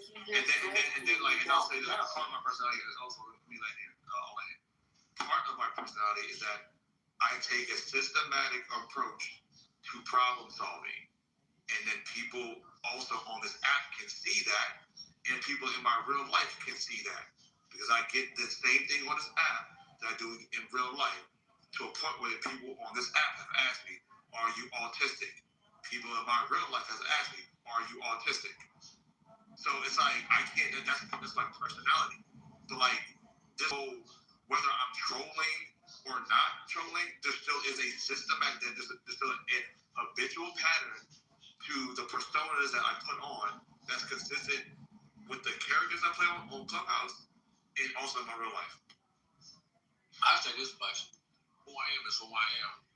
I'm not going to be emotional, you know what I'm saying, go back and forth with somebody, but everything I say, I'm going to stand on whether people like it or not, but I know how to be respectful, you know, even when people want to disagree with me, and I don't go back and forth because I know that some people might just want that reaction because they just want that, but I don't have to answer to that because I am who I am, and I represent me on and off this app, you know what I'm saying, we talk about certain things, but I'm not a rude person in real life, so I'm not going to be on here be rude and disrespectful in real life or on this app.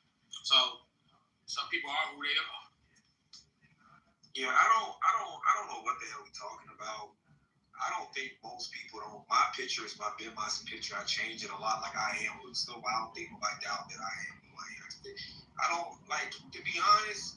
I don't think it. You know, these people with these fake ass or whatever. But there is a large portion of women that's highly attractive on the app. They got the Instagram attached. They got multiple. We gotta stop that. And the only thing that I can surmise is that either they don't fucking want to be in a relationship or they just sick of niggas. I don't know. It ain't like, let's just wake it up. Like, it ain't a lot of unattractive women like to be on here. So they just made a decision like that. I'm done with it, or maybe I have whatever it is.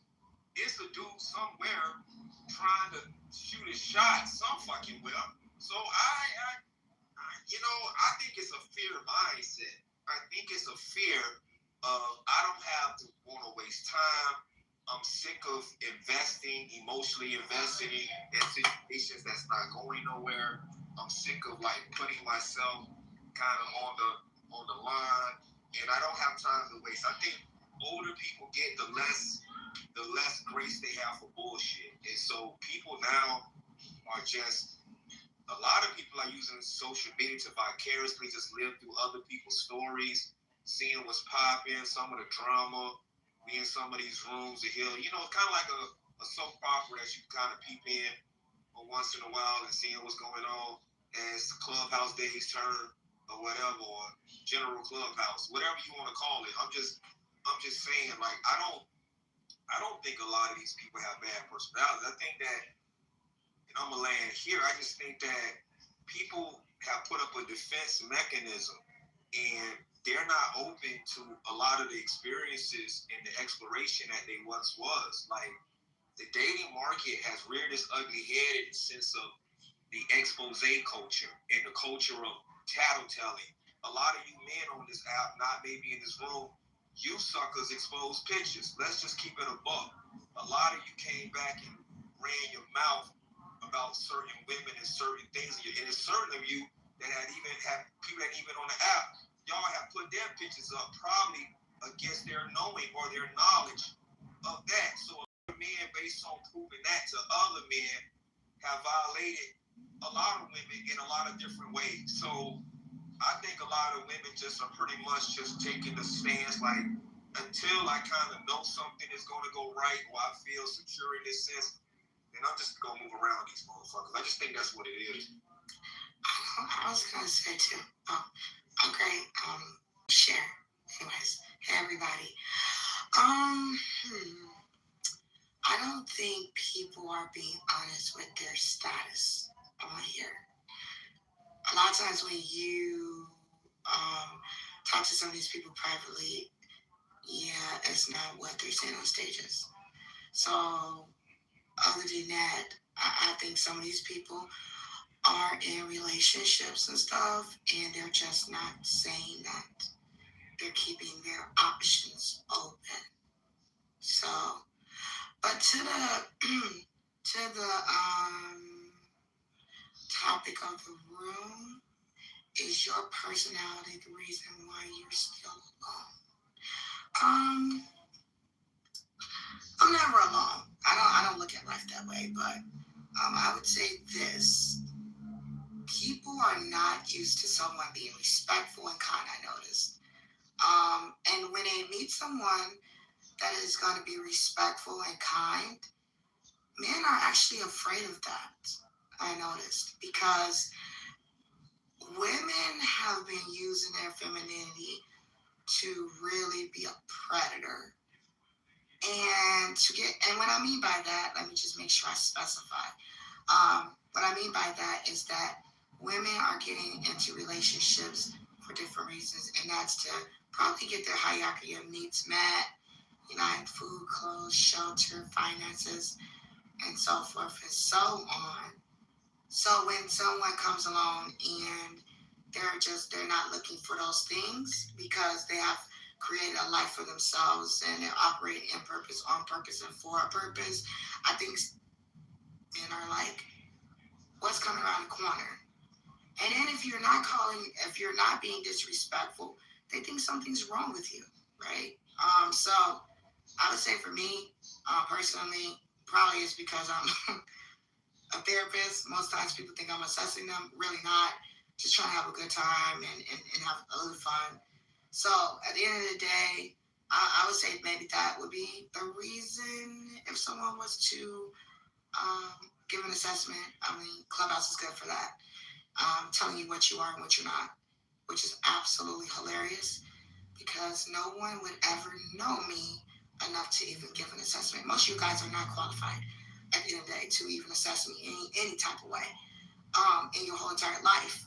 So, with that said, yeah, y'all have a good day. So your personality just shows.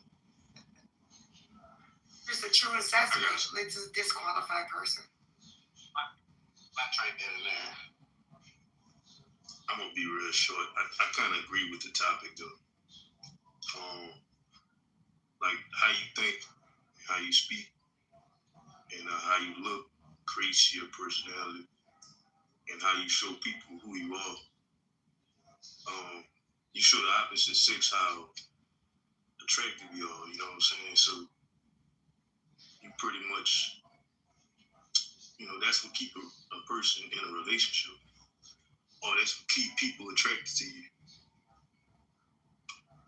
So I kind of agree with the topic. I feel like if you somebody, you constantly thinking negative, you speaking negative, and you look crazy on you, and then you treat people wrong, I feel like you're not being in your attractive state.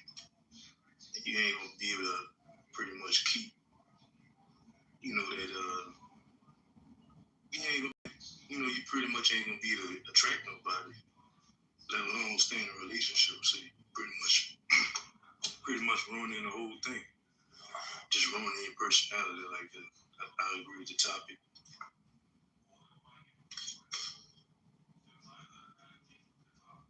That was so beautiful. Good evening, Black people. What's up, nigga? What's up, Kalima? How you doing? What you say, guy? No, you did not do that. Are you crazy? Why would Hey, you I'm do so that? something, nigga. It's crazy. Oh my god. I'm like, dog. Only person that can fuck Kalima nigga in here is me. That's right there. What up, Kalima? How you doing? I'm good. Y'all know I be doing the bullshit. Nah, we're not even toxic in here. Except for guns. He's looking for some toxicity. We chilling tonight. He's a jerk. All right, let's get to it. This is the wind down. Let's just make sure we understand that. This is the wind. Yeah, and you're in the water. Breathe, honey. Breathe. Come up for air. It's gonna be okay. Be here with me. And can we hear what Kalima has to say, please? I want to hear what you have to say. What you got to say, Tasty? I'm gonna let Kalima know, and then I'm gonna go after her. Thank you. Okay, Kalima, you want to speak on the title? Are we talking about the title? Is your personality going in this fucking your crazy personality? No, ignore the emojis. I don't do that. Yeah. Okay, is your personality the reason why you're still alone? No. We good over here. I was in a relationship about 2 months ago. We broke up, and that's because he was going through some things. Didn't have anything to do with me. I'm good.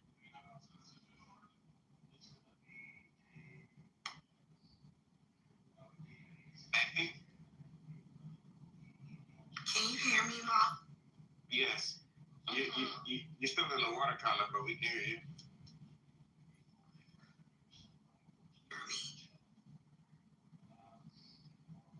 Now we can hear you now. We can hear you now. You're good. Tasty, go ahead, Cakes. There's somebody for everybody out here, but unfortunately, everybody can't be themselves. Sometimes you gotta fake it till you make it. There's just a certain few people that can truly be themselves and just get whatever they want out of life, but unfortunately, that really doesn't work for everybody. No, it doesn't always work for everybody. And here's why. Some people, they have the looks, they have the charisma, they have everything all in one. You know what I'm saying? And it's just easy for them to just draw people in. But some people, like, they could be quirky or weird, and they may not fit in. Okay? And because of that, it's harder for those people because they don't fit in, because they're not, Some people out there that like the quirky folks. Don't quit your day job. There's people out there that like the quirky. I just gotta find those people. Not everybody wants to run with a real person. Somebody out there likes the quirky. Everybody wants to fit in somewhere. Like, I don't know, this social media era, like, it got acting all the same. Like, I don't know, it's like this standard that everybody has to act the same. And it sucks. Yeah, I don't want to be around those people. I told my last couple of exes, my only true expectation of you is for you to be you. I can either be cool with that, or I can move the hell around. Yeah, I would like to state the fact that most of y'all are more compatible with the people y'all talk to here every day than the people that y'all actually try to talk to outside. That y'all spend way more time in conversation. In fact, I would even argue some of you guys have a deeper alignment. The only thing that's preventing some of you is where you're at, logistically. But most of you, I would say, y'all have a deeper insight on each other's way y'all think, thought patterns, passions, jobs. Since we all know y'all rich, whatever y'all do, I would argue that a lot of y'all people, where are they while y'all talking to us? Because it doesn't make any sense. Someone is in deficit of attention. It's no way you're operating with a person that you're romantically involved with, and I get to spend all the time with you. I would argue I know more about your girlfriend than you do, because you and her are not having my deep conversation. You've been talking about the same shit about she needs some new tires for 2 days. That shit is over with. You don't even know what make your lady tick, but I do. She tells me all the time how she wants a man to treat her and how she wants marriage, how she wants these things. I get to hear it all the time. So I think some of you just scaredy cats. I'm just gonna keep it a buck. Some of you need to move. Some of you need to move forward and go ahead and take a step out there and work on trying. That's my thing. My hope for you guys is for some of you guys, even if it's a few of you, to make some type of hookup, and that's what I'm advocating for. Some of y'all just mean. That's why some people are single. Because some of y'all just really mean. I hear some of the stuff that people be saying on Clubhouse and how they interact with each other. And some of y'all just feel like certain lines of communication is acceptable. When you're talking to each other, y'all treat each other any type of way. You say any and everything because you feel this way. A lot of people don't have respect. And also, that's one of the biggest reasons why I'm single, because I actually have a lot of emotional discipline, right? At the end of the day, there's things that I will never say to a person that I'm in a relationship with at all. I don't do the name calling. Contrary to popular belief, if I'm in an intimate relationship with you, I don't do the arguing. I don't do the disrespect. I don't degrade men. I have a black father, very good father. Oh my God, he's so amazing. Thank God for him, right? So at the end of the day, I noticed that the way some of the men behave, you should never be in a relationship because you're just mean and selfish, self-absorbed. You don't know how to communicate. You're just disrespectful. And because you have access to some of these women, and don't worry, I'm getting on the women too. In a few seconds here. You just feel like you could just do that. And some of the women, y'all just use your femininity to be rude. With these nice little places and stuff like that. And then you turn around and you disrespectful. You're disrespectful. You say crazy stuff. You invalidate men's feelings and things of that nature. And I'm only imagining how you are off this app. So, your personality sucks. Just really does. It just really sucks, and it just shows. And this is what cracks me up. People say this. Oh, I'm just doing this for Clubhouse. Oh, this is just a presentation. But some of these people have been doing this for 5 years straight. And I've been listening to them, hearing them do the same thing. So if you wasn't like this when you got on here, you are like this now because you have not changed.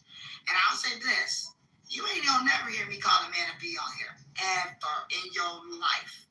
But some women think it's ladylike or mature to do that. Now, maybe I'm coming from a moral perspective, an ethical perspective, and a righteous perspective, or maybe a godly perspective, and maybe the people that are on here is not really operating at the level of that type of mentality, because I don't separate outside of this app to be on this app. I'm not going to disrespect people on this app, and I'm not doing it off this app. So at the end of the day, the way people behave on this app tells me a lot about how they're moving. And I do not think that it is a presentation. This is your personality. This is who you are. And a lot of you guys are disrespectful. And a lot of these people, I'm going to land this. I be hearing them say, oh, I just love the Lord. God is so great. But in the next sentence, You BA nigga, I can't stand your, like, I'm not gonna say all that, because I'm just not doing that. But I just be thinking to myself, wait, what?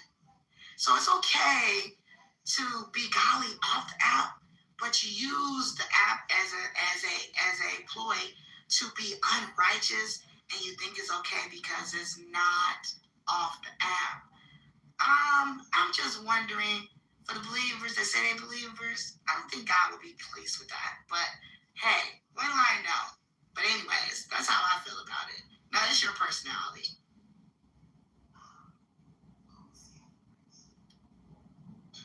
I think we're conflating persona with personality, and because I think that like personality is the primary motivator why things manifest. So your personality creates personas.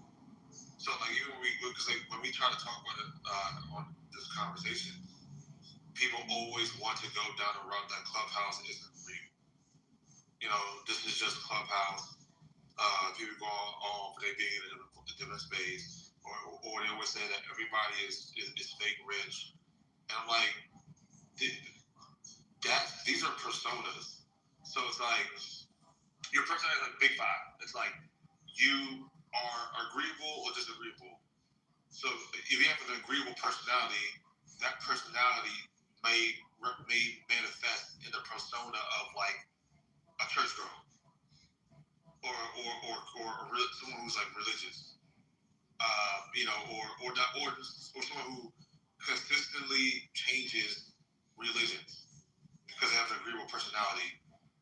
Someone who's like highly disagreeable, that their persona may manifest as like an atheist. Someone who's consistently, you know, talking, going into the Bible spaces and banging on, you know, Israelites all day over there. That's the persona, you know, or someone, you know, could be a troll, like they have a, you know, antisocial personality, so they manifest as a troll, and all they do is stir trouble and you know, call you guys like stupid and say you guys can't read and write and just say they're just better than you. Like that's you know, that's the persona.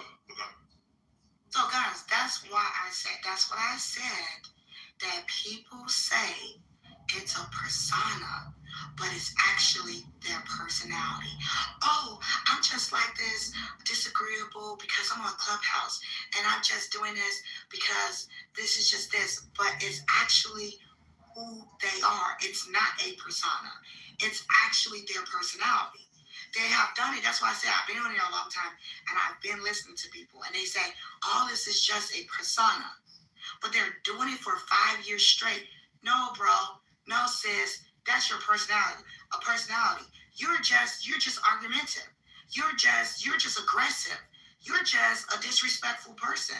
You're just a confrontational, right? You're just not going no. This is your personality. It's no longer a persona. It's not an act that you're putting on. It's who you are. You have embodied this quote unquote character, persona, and now it's your personality. So at the end of the day, these people are saying this stuff, but this is what they're doing day in and day out. So yeah. But anyways, I know the difference between it. And listen, I don't treat people. Let me just say this, and this is what is a big pet peeve of mine. I don't treat adults on this platform like they're not intelligent. And I noticed that when we're in conversations, we're always trying to teach people stuff and not just communicate and give them perspective. So when I'm in these conversations, I understand that I'm dealing with adults. Until you give me reason to think that you're an idiot or a degenerate or not intelligent or something like that, I treat you as a mature adult. Now, we do have men child and women childs that be on these stages and stuff. I do understand that. But I do think that in this conversation, from what I can tell, that the adults in this conversation do understand the difference between those two. And everybody can let me know if I'm wrong. I think you're spot on, because I just want to say this. I'm sorry, go ahead. No, I want to add to this conversation. Okay, first of all, is your personality. People hear, and that contains what's going on you inside. You know, if you're not a happy person, joyful person, and you don't give off that vibe, and you're always complaining about every little thing, talking about people, well, hell, who want to be around you? Not me. Yes, a personality, a negative personality keeps people away from you. All right. I'm not an expert, but it's always you have to be nice and pleasant. Who wants to be around a person that's always complaining about everything? Because we all got problems. We all. Nobody said life is going to be easy. But if you're constantly complaining, trying to find fault with everybody, trying to be on this, picking at everybody, who want to be around you? I know people like that, and I'm like, I avoid them because they're so negative, and they start to give off, and they bring with them negative vibes. It's like it's in there. So who wants to feel bad being around a person? Because life is hard enough anyway. Okay, you don't need somebody bringing their problems to you, and you don't know this person from boo. Okay, and they bring you their problems like you got some type of magic wand that you can pull out your back pocket and make everything feel better. But yes, people don't want to be around negative people. Okay, I don't, and I know anybody with some sense don't either. Okay, live life, be blessed, stay positive, stay away from those negative folks because they're gonna bring you trauma, their drama, and try to bring you into their storm. I'm landing this plane.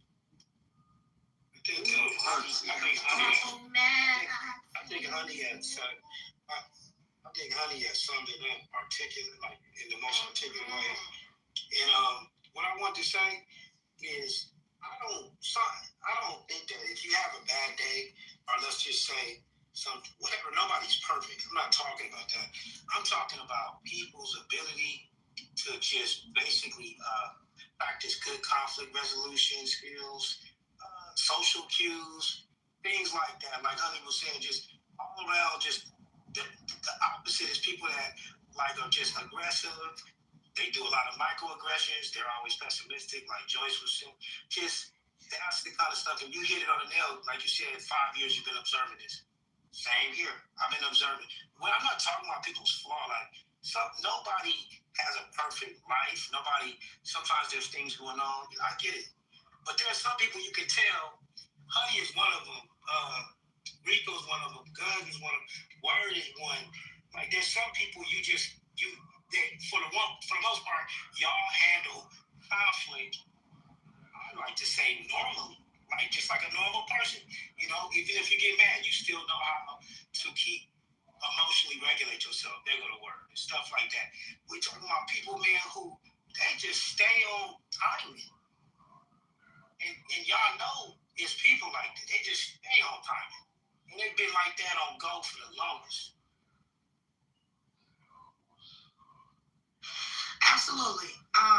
And that's one of the reasons because I took years of my life disciplining myself, working on myself and things of that nature. And that's one of the reasons why I'm very careful who I let into my personal space when it comes down to like off the app and stuff like that, because a lot of people do not know how to regulate themselves. And I can tell, and people say, oh yeah, I'm joking and things of that nature. A lot of jokes tell a lot of truths. If you always the antagonist in the conversation, and you always have something negative to say, I'm looking at that. I'm listening to that. And I understand that that's a thing. So at the end of the day, I'm a happy-go-lucky person. I love life. I'm enjoying myself at this point in my life. I built a career for myself, and I'm still building on that career. I have a lot of things going on. And so at the end of the day, you can hear when people are just unhappy, right? Yeah, there's many people have agitated me on this app. I've been drugged left and right. Holly knows this. A few others knows this, and things of that nature. Disrespect. But I choose to respond in a respectful way. I choose to be very disciplined in what I say. Right? I've had men disrespect me, all types of things. And I just be like, oh, okay, whatever. All right, that's how you feel. All right. At the end of the day, so it's really up to you. And people that I notice that can't regulate themselves, you would never be in a personal relationship with me or friendship or of any sort, because at the end of the day, like, I respect people's boundaries, right? I respect people's emotions. I'm not here to harm. I'm not intentionally being brutally honest or doing those different things. Yeah, I'm playful. You know, some people have taken me the wrong way. And guess what? I'm going to have to apologize, because at the end of the day, I realize something. If your intentions is not to harm someone, it should be easy for you to say, hey, you know what? That was my intentions. I do apologize for what I said.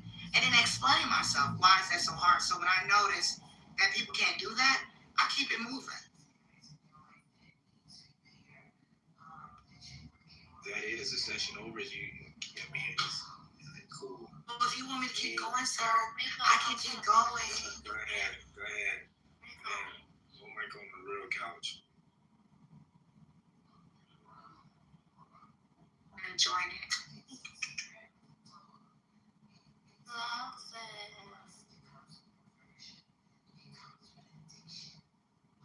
Go ahead, girl. Well, but no, I just think that people are just not kind a lot of times, and you can hear it. And as much as I play with people on this, and I better use my words very carefully, because a lot of times people always saying something that I'm saying is sexual, but I'm really not being sexual. So at the end of the day, like, I think that people are not really being kind. And it really shows, and it's not a persona anymore. It's you're being malicious. And so I've really fallen back from the app and just taken a observative, I'll say, position, because at the end of the day, your circle determines your path. And this is what I've been telling people, like, you have to look around, even in these rooms and stuff like that. You got to question yourself, right? When you go into spaces or you read a title and you go into these spaces and you get certain responses, because I've been noticing that people are really crashing out for real, and it's not a fake outrage or a fake crash out. It's not a persona. This is really happening, and I noticed that people are not able to distinguish the difference between this is on an app and this is not. This is why I say when people say it's not real life, it is, because some people cannot compartmentalize the difference. They don't get on here say, okay, I'm just going to have a good time, good conversation, give information, have a good laugh. No, they are being stimulated in ways that changes their internal clockwork and how they feel about themselves. It's really changing them. I've talked to so many people on this app, and it's really changing them and how they feel about themselves. And it has become their personality. And I think just being on here has affected their ability off the app to be in relationships. And I noticed that people have fear. They're scared to be in relationships now, because if you, I'll land here, if you on this app and you're consistently engaging with certain people, it's going to change the way you think, the way you feel, the way you show up in those different things. And so now your world on the outside of this app is being affected. You're not going to be effective in how you relate. And so I think somebody said it earlier, is that you are exhibiting anti-relational behavior, meaning that you're unable to really relate to another human being, because you have let this app become let this app change who you are. So I just say you can really hear the people that are really enjoying themselves in their lives and can actually hold a relationship. I hold many relationships with people. I have lots of friends, people that I talk to, mentor, converse with, even romantic interest that like me and stuff like that. So at the end of the day, it's just like, if you want something to be different, then you're gonna have to put in the effort to make something different. And I'm gonna say this: don't let this clubhouse change the landscape of how you think and feel about yourself. Because if you do, you're outside of here, it's gonna be very it's gonna disrupt that. You don't want this app to really influence your life in a way that it's not going to be beneficial and lead you to your goals. So yeah, just be careful with that, because people like to say Clubhouse don't affect you. It don't affect me. Yes, it does. And I've had many people crash out in my back channels. Oh my God, honey, I'm just freaked out. I had somebody a few days ago talking about committing suicide. And that's been a thing. And she removed herself from Clubhouse. And I'm just praying and hoping that through maybe the conversation that I had with her and a few others, that she changed her mind. So at the end of the day, people have to really take into account the spaces that you're in and how you're being impacted. And can I add, sometimes, sorry. Can I add, sometimes I'll come in here, and I'll hear that people are on here all day, and that might be part of the problem, is that instead of coming here for like entertainment or just a good conversation, you're in here too long. So just like reminder, get off the app and like live life sometimes. Like, it helps. Let me be honest with you. Everybody, I'm not saying on the app, I'm talking about just worldwide, have not grew up, with home training. That's point blank. And home training includes mannerism, social skills, respecting people's boundaries. So when these apps come on, and you notice if they're in public, they don't know how to interact with people too well, which these apps are good for them. They have a way to express themselves. But see, the thing is, a lot of people you have got to bear in mind, not everybody, but a lot of people, and I noticed this interacting in the world at work, they have not been taught home training about respecting people. You want to be respected, you have to respect others also. And that's where you run into problems in relationships. And that's something that an app can't teach you. You have to go and get some help outside of that to help you with that. But an app, all we can do is just give you a few suggestions on how to live your life a little bit better. That's it. I'm landed here.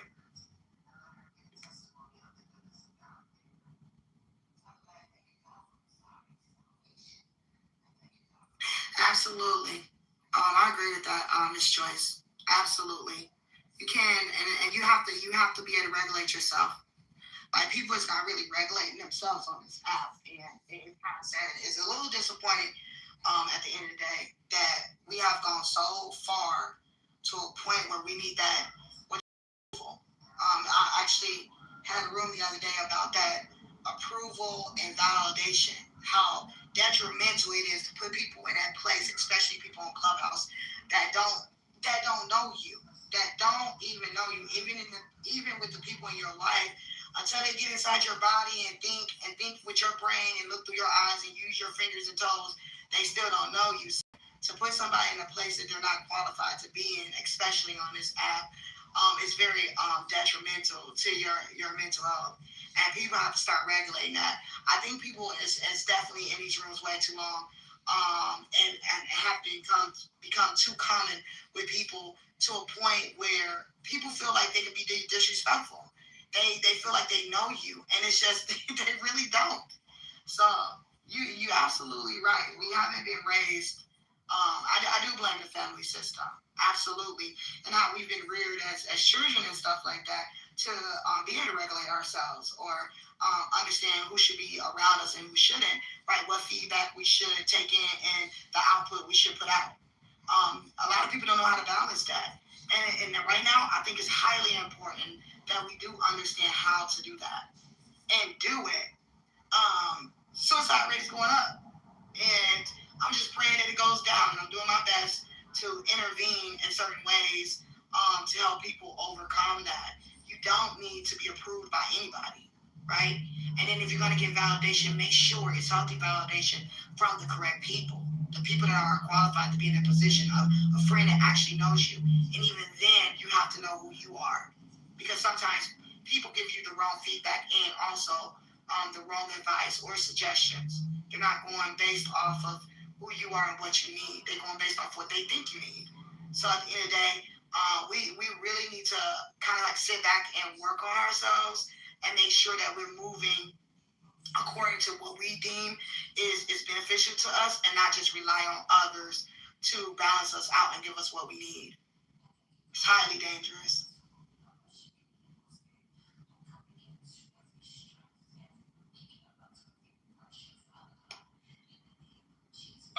Lazara, AM, Diabolical, Taji, do any of y'all want to say anything?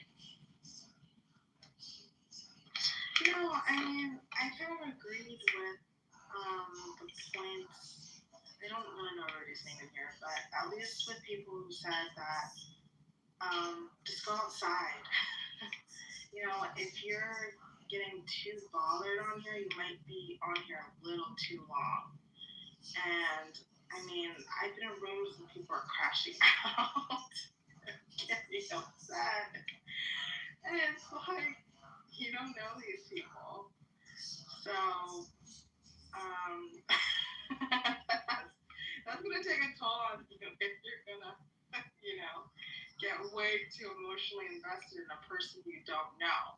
I just got this app a couple months ago, and I'm surprised people have known each other for like 5-6 years. It's crazy, but no, I mean, just have fun, go outside, smell the roses, like, just don't get too caught up in this. Yeah. I can appreciate that, but for those of us that have been retired since 2011 and didn't follow the instructions, like, I don't follow people. Like, I follow people after I follow the houses first. That's why I have more houses than I have followers. So, like, 50,000 houses I'm going to between two different profiles. This app in the beginning, before it was invite only, it's still amazing, but it was pristine back then. And I literally got the information I needed to move across country by myself and to set up hydroponic units at home. So it was the best communicating the Edwards app. Oh, you go hydroponic, say what? Wait a minute. And I moved from 800 to 5,000 direct connections on LinkedIn from Clubhouse. So if you're using it for anything other than moving everything forward in your life, then you're not looking at it from a perspective of growing for yourself. Respectfully.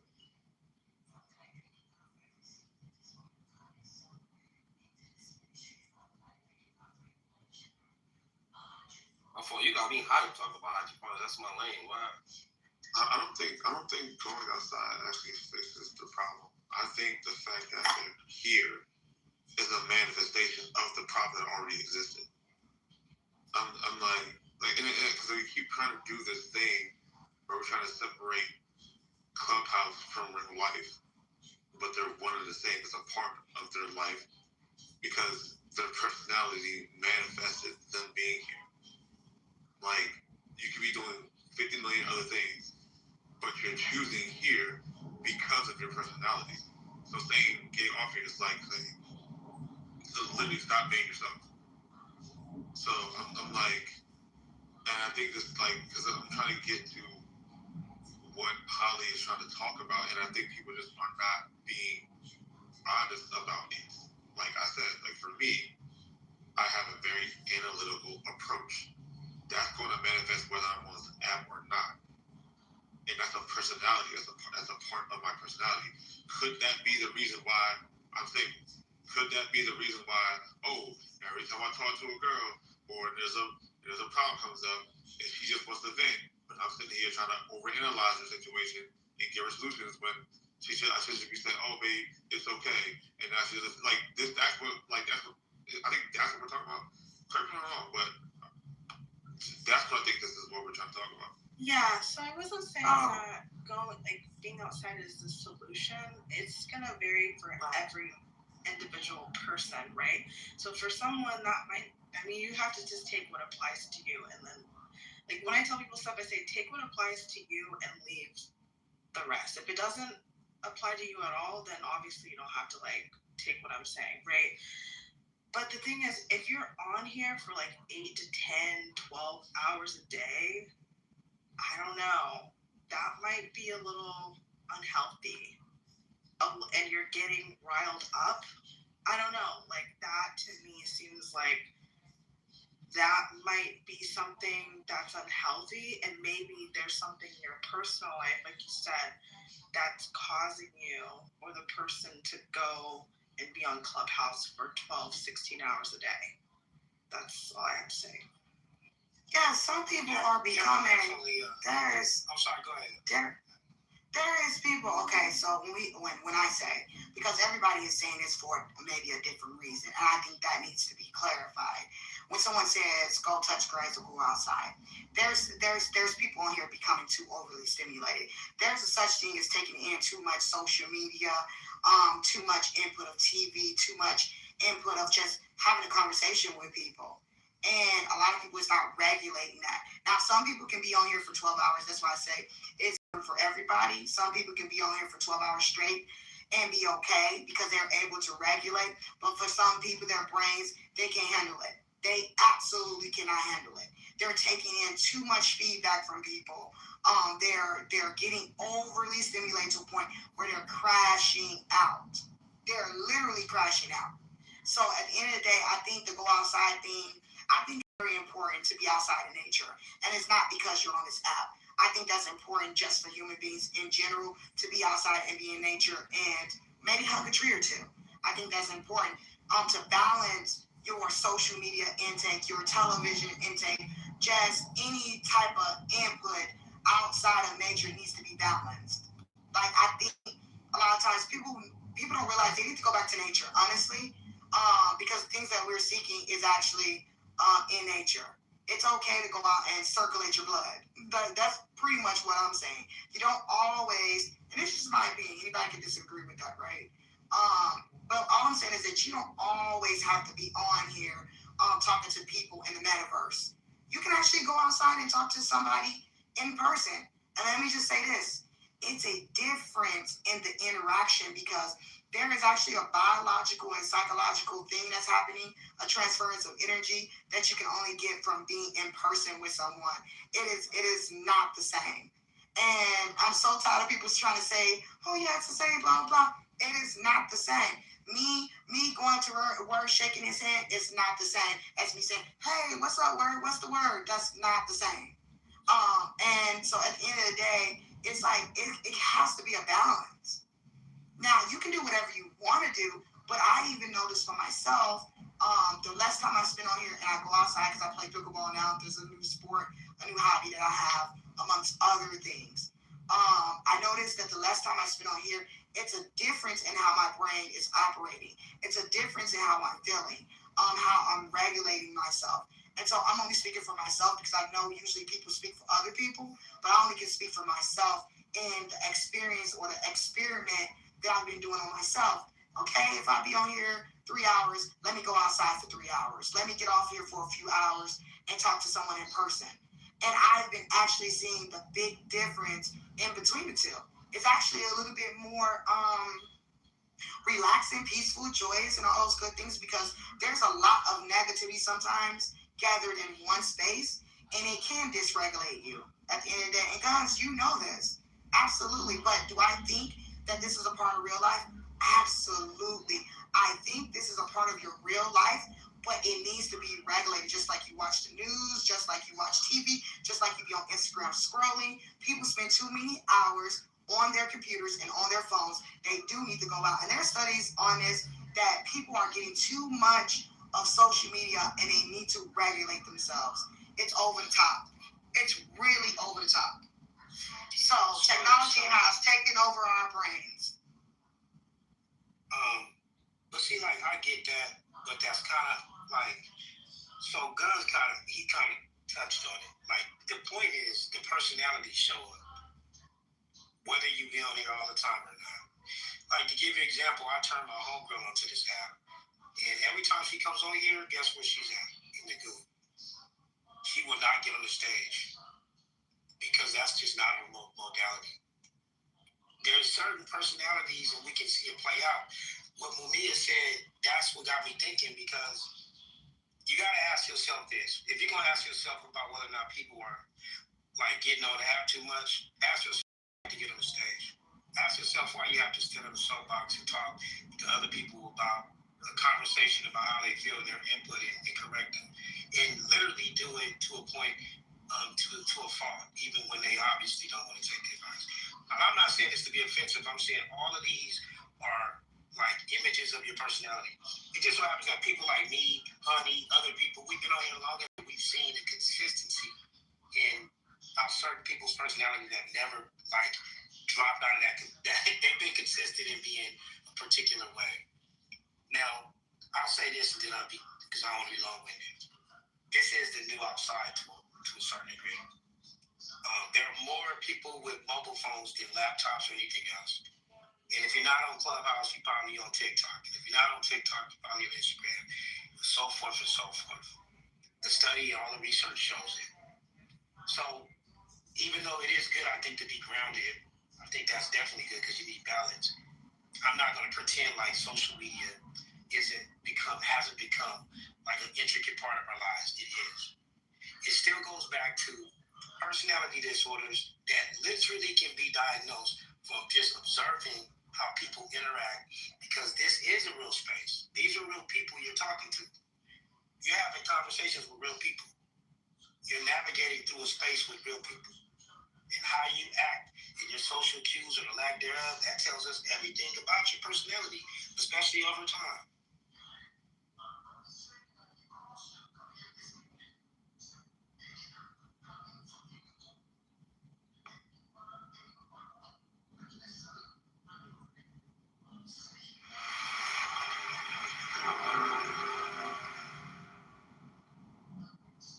Yeah.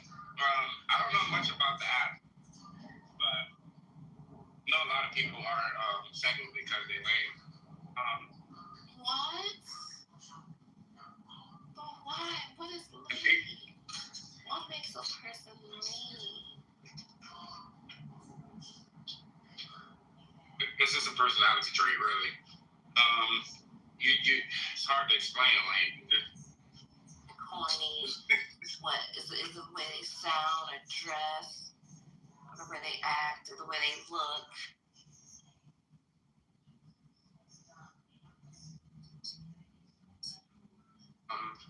But also the men that treat women, the men that are like gentlemen that treat women right with respect. That's not corny. That sounds like they're chivalrous or something. That sounds chivalrous or some shit. That don't sound corny. But anyway, I'm gonna make a submission. I don't think I'm moving in the mood no more. Anybody else want to speak on that? Well, I just want to say, I'm putting some incidents in. I think, you know what, Mom? I think another room maybe should be made about this, about the impacts of social media and how it is causing people to harm themselves or whatever, maybe something along the lines. I think that conversation needs to be had, because I do feel like people think that they can't be affected from social media, and the rates of suicide and so many things that reference social media has been going up like tremendously, just across the board. And I just think that people don't take it very seriously. They say, oh well, if you don't like it, just leave the room and stuff. But about time you figure out, oh man, this is impacting me. Sometimes it's too late. People don't understand. You can go in a room and someone can say 3 words and bring up a spatial memory, which is a memory that you wasn't aware of was there, and you just crash out, right? 3 words can be a situation. And so sometimes people be thinking like, oh, I had to sit in the room for a very long time or experience something for that to happen. No, that's not true. You could be in a room and 3 seconds to a minute somebody say something and you're just like, you're a whole different person. You crash out, or you have a psychotic break. So crash out, reference, psychotic break. That has happened to people. I had people that reach out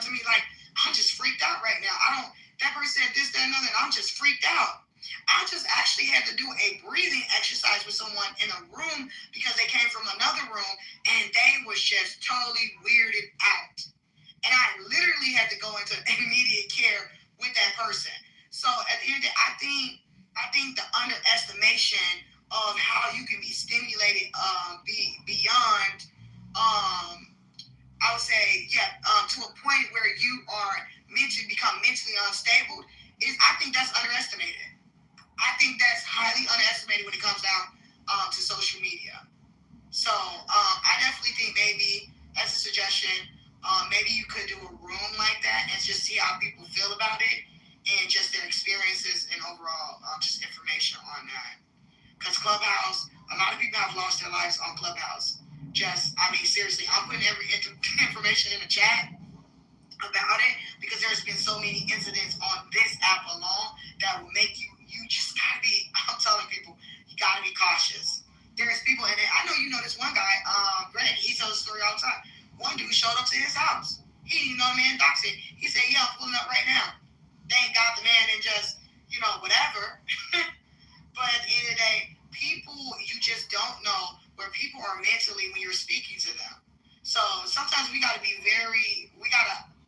really conduct ourselves in a way that, I'm not saying this, I'm going to put this caveat in.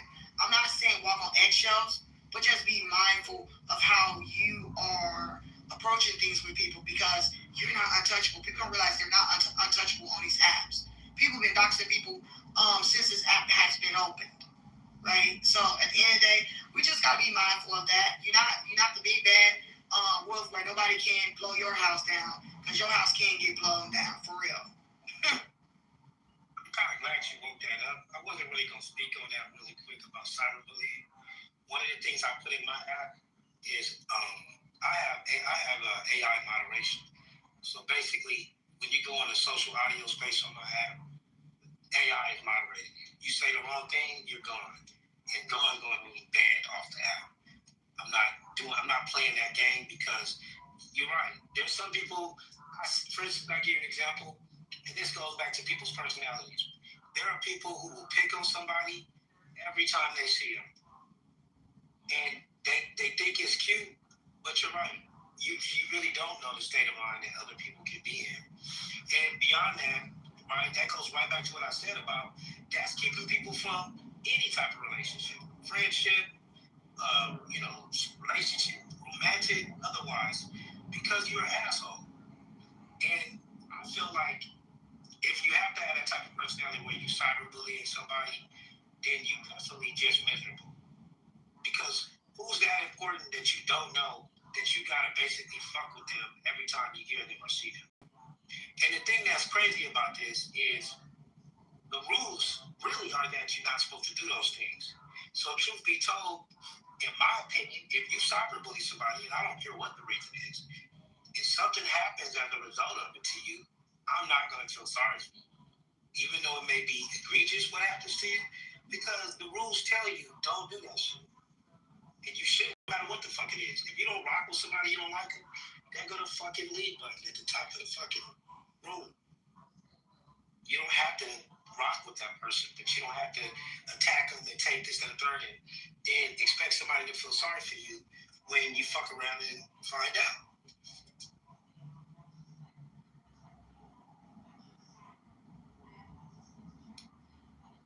Yeah, it's not that man. It's just not that serious. That's why I'm just like people like, well, why you don't cuss people out when they do? Listen, my words is not enough that important where I'm gonna get myself harmed.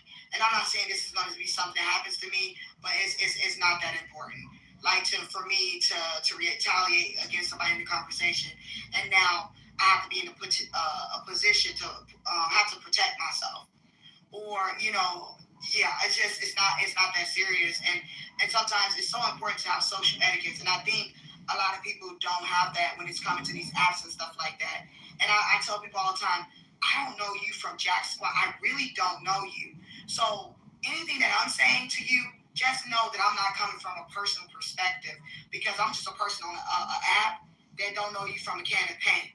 And so I think that it's so important for people to realize is that Anything that somebody say, how they interact with you, how they respond to you, it's not personal to you. So if you are taking it personally, that's a problem. You're really not comprehending what is happening in the conversation. The fact that you are internalizing it as a personal attack, then seeing it as, oh, this person coming from a different background, a different perspective, a different understanding, and they're basically just responding to my point. Now, I'm not saying don't address the direct attacks, because some people they'll attack you directly. Some people will attack you indirectly. I do understand that. But I'm just saying, it's not even worth it. Like, I don't even entertain it. You start talking to me crazy a certain way, nowadays, I just leave you in the conversation talking to yourself. I'll leave the room. You'll be in the middle of what you're saying, your submission, honey, blah, blah, blah, and I leave. If I notice there's somebody in the room now that is an antagonist to me, I just leave. If I realize that someone doesn't want me around or don't respect what I'm saying, that's disrespect, I leave. Because guess what? My pride, my ego is not that important for me to be moving in that type of way. You're not even qualified. Half of the people on this app, you can't even live in my neighborhood. That's just a fact. At the end of the day. So these people is not really quite out. I keep telling people, some of these people are just social degenerates. They don't know how to read the room and so forth and so on. So now I don't really play with people that much. At the end of the day, I don't engage with people in certain ways nowadays because I do understand the impacts of that engagement. And I just keep it moving. But yeah, I agree with you, Holly. I like that you brought up oh, my bad, you got it. I just want to apologize. I was babysitting dinner for my family, so I'm sorry I didn't contribute much. But I see that the conversation has changed, and it says, is your personality the reason why you're still alone? Absolutely. I've noticed that a lot of people, boring I can deal with, but this and assholes, different story. For the women, I've noticed that you guys are not likable people. You're not pleasant. You're just, who wants to be around you except for your other miserable, bitter, niggas ain't shit friends, right? You guys are insufferable. It's bad. So I see why you're single. You fall in and out of friendships like you change panties. Hopefully you do. I don't know about some of you guys. I don't know if some of you ladies change your panties. I'm not sure from what we are seeing from women who do waxes. I don't know. But yes, ladies, you're assholes. Bitches, not pleasant to be around. And for men, you're insufferable.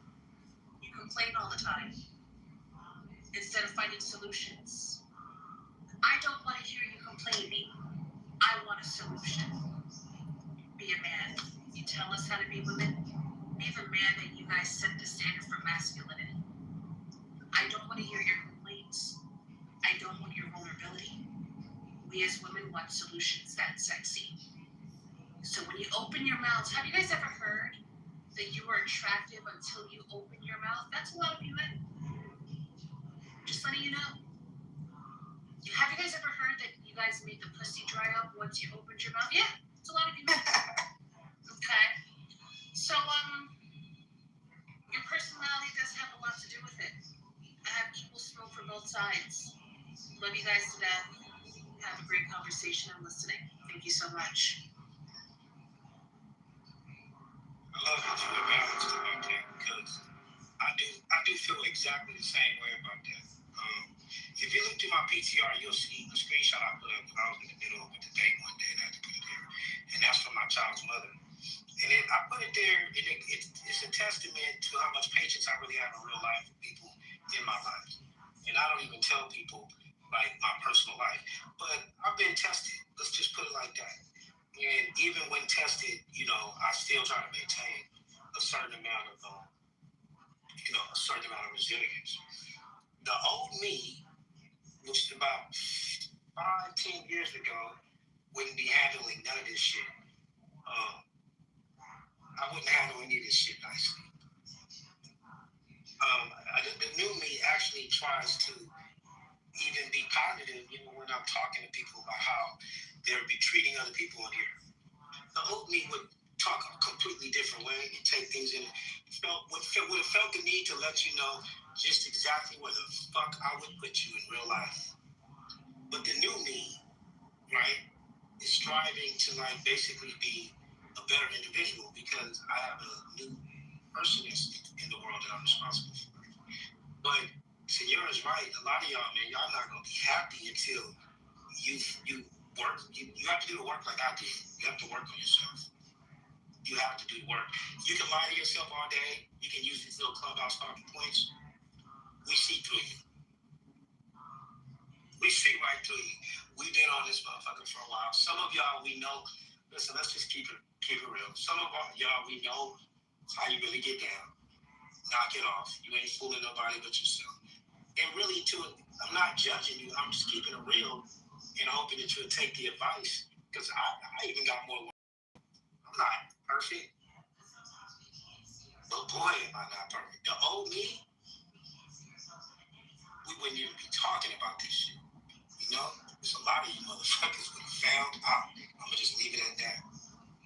But, we have to work on ourselves if we want to have relationships with people, we want to grow. If we get old, you can't just live your life just some weird ass Tasmanian devil on an app all the time, or just being an asshole. And then you're gonna wake up one day and be in the back channels with Honey or somebody else, and you're asking for advice, crying on the low, but then on the fucking stage is acting like you got it all together. And it's like, that's your business. I won't make fun of anybody in that situation, but don't you get tired of that fake shit? Don't you get tired of coming in rooms and getting on the stages and acting like you got it together, but you really, low-key in the back channels, it's a different story? Don't you want real life have it together? Like I said, nobody's perfect, but balance. Where's the balance at in real life? And then I'm going to say this and land. Some of you guys, to me, I've been trying to figure out, I try not to disrespect people and just say that, you guys are not handling your business. Or as we say from my town, handle your candle. I've been through more shit than a lot of y'all. Some of y'all probably been through some shit too, okay? But, I've been through a lot of shit. A lot of shit. Lost my child. They died on me at 21 while I was in jail. Mother died. Best friend died. All that. Y'all gotta get it together. If I can achieve the things that I've achieved and still be positive, in spite of the fucked up shit people say about me, none of y'all know me. None of y'all know how people in real life will know me, think I'm the greatest thing in the world. He's a good guy. He's so genuine. He's so real. I trust him with my life. And this is real shit. But I didn't get like that because I'm just such a great person. I had to do the work. I'm not perfect. Honey, cool. We didn't have our disagreements, but I ain't never went against Honey. I ain't never been on those slander shit against her, nothing. Because that's the person that I worked on to become.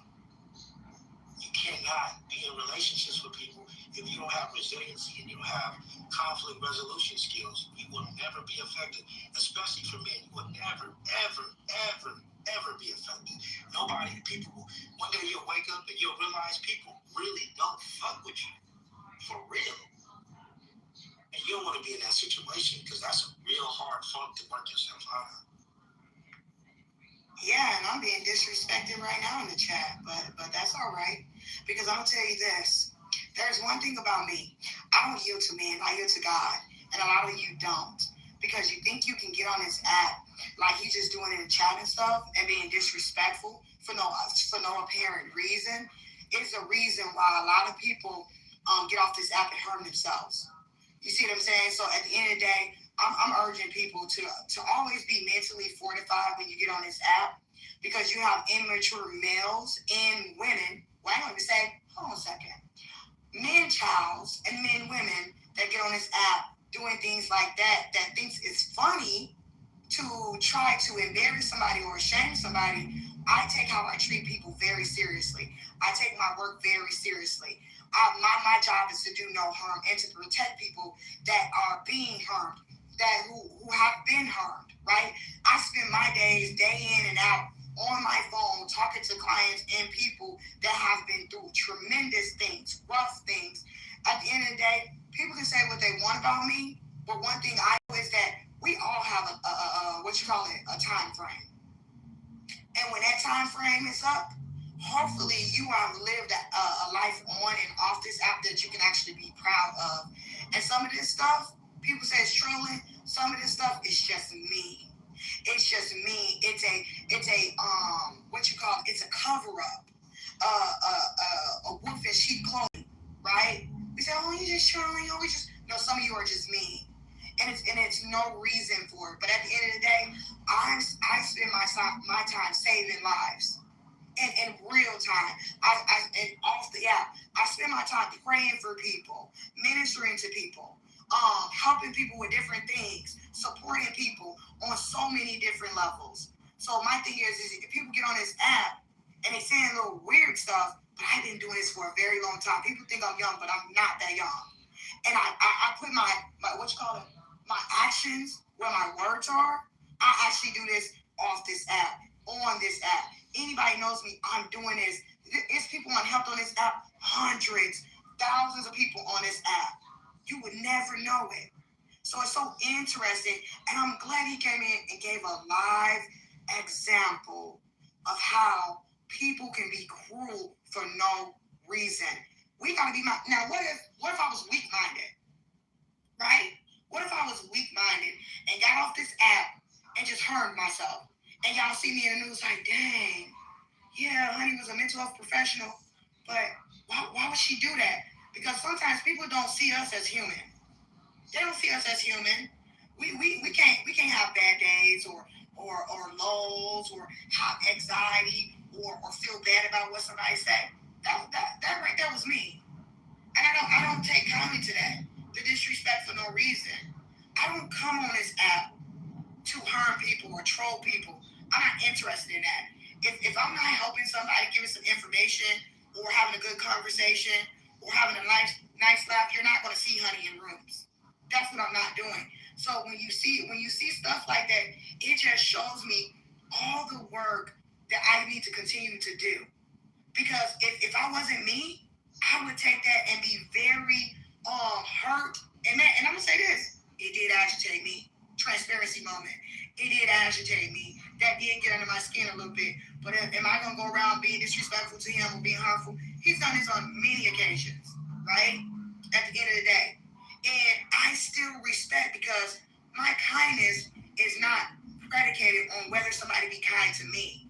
This is where people have to hold up a standard and be fortified in who they are as a person. I would never in a million years stoop to the degeneracy that I see on this app at the end of the day. And people call me fake all the time. Yeah, you call me fake all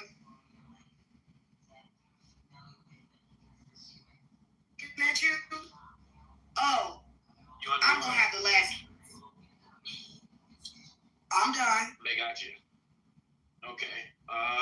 Who we got on the stage? What's up, Christopher, Tazzy, Miss Song? Hey, how y'all doing tonight? Roger, my bad, bro. I didn't even see you. Roger, when the hell are you getting here? I came in like a thief in the night. Well, any? Thank you. Tazzy, let A go first, and I'll go. You can go right after her. Sorry about that. A, go ahead. I just think it's interesting, but it's also kind of dangerous. I appreciate the undercurrent of the detriments of social media and being chronically online, and you can touch grass and mental health illness and the consequences thereof. But when you guys get into personality, tell me that you're punching above your intellectual weight without telling me, kind of a thing. And I guess if people take umbrage with what I'm saying, you could take umbrage, but personality is much more complex and actually in the diagnostic world difficult to diagnose. And if you think that people you can get on this app and listen to the way that someone's speaking or what they're saying, or you can try to gauge their emotional state, whether they're happy or angry, and whether or not that's indicative of them being happy in their real lives, and how often. Like, you've lost the plot. I don't know if you've ever had the plot. Like, this is just an app for some people. Like, this is really just, some people are really just here to watch people shuck and jive and talk that talk, and they're just here to be entertained. And to the extent that they want something more, whether it's a conversation or they're trying to forge friendships, then their behavior can change, right? They can modulate their behavior so that it's conducive under those conditions. I don't understand why you guys are really sitting here and one, what's his name, Guns. Listen, Dr. Hibbert, I don't know why you keep on talking about personalities and personality disorders with so much authority. First of all, if you want to get into actually, forget that. Psychiatry is not a science. Unfortunately, guys, it's not a science. And that's why we have a pretty robust and comprehensive diagnostic process. When you talk about things like impulsivity, there's a lot of overlap between impulsivity, personality disorders, and other psychiatric disorders. And so you'd have to run a differential, right? You have to kind of figure out, clinicians have to figure out whether or not the symptomology is better explained by a neurological disorder like maybe ADHD, autism. All of these are spectrum disorders. Even personality exists on a continuum. So we need to be a little bit, you know what I'm saying? More, maybe if you don't really understand what you're talking about, it's one thing to say, hey, I think when people come on here, they're being really negative and they're being mean, but it is not necessarily indicative of something. If I'm looking for like a clinical red flag, I'm looking at the way that you actually handle a conversation, whether or not you're able to drive a conversation forward, your ability to comprehend and to integrate new information prior to having the conversation. I'm not looking at people talking over each other. Those things are not indicative of deeply ingrained personalities or personality disorders. It's more robust than that. It's much more complicated than that. In fact, even in the psychiatric world, it's actually difficult to diagnose accurately, even with differentials, even with I guess interdisciplinary modalities. It's not easy. So before you guys get up here, like.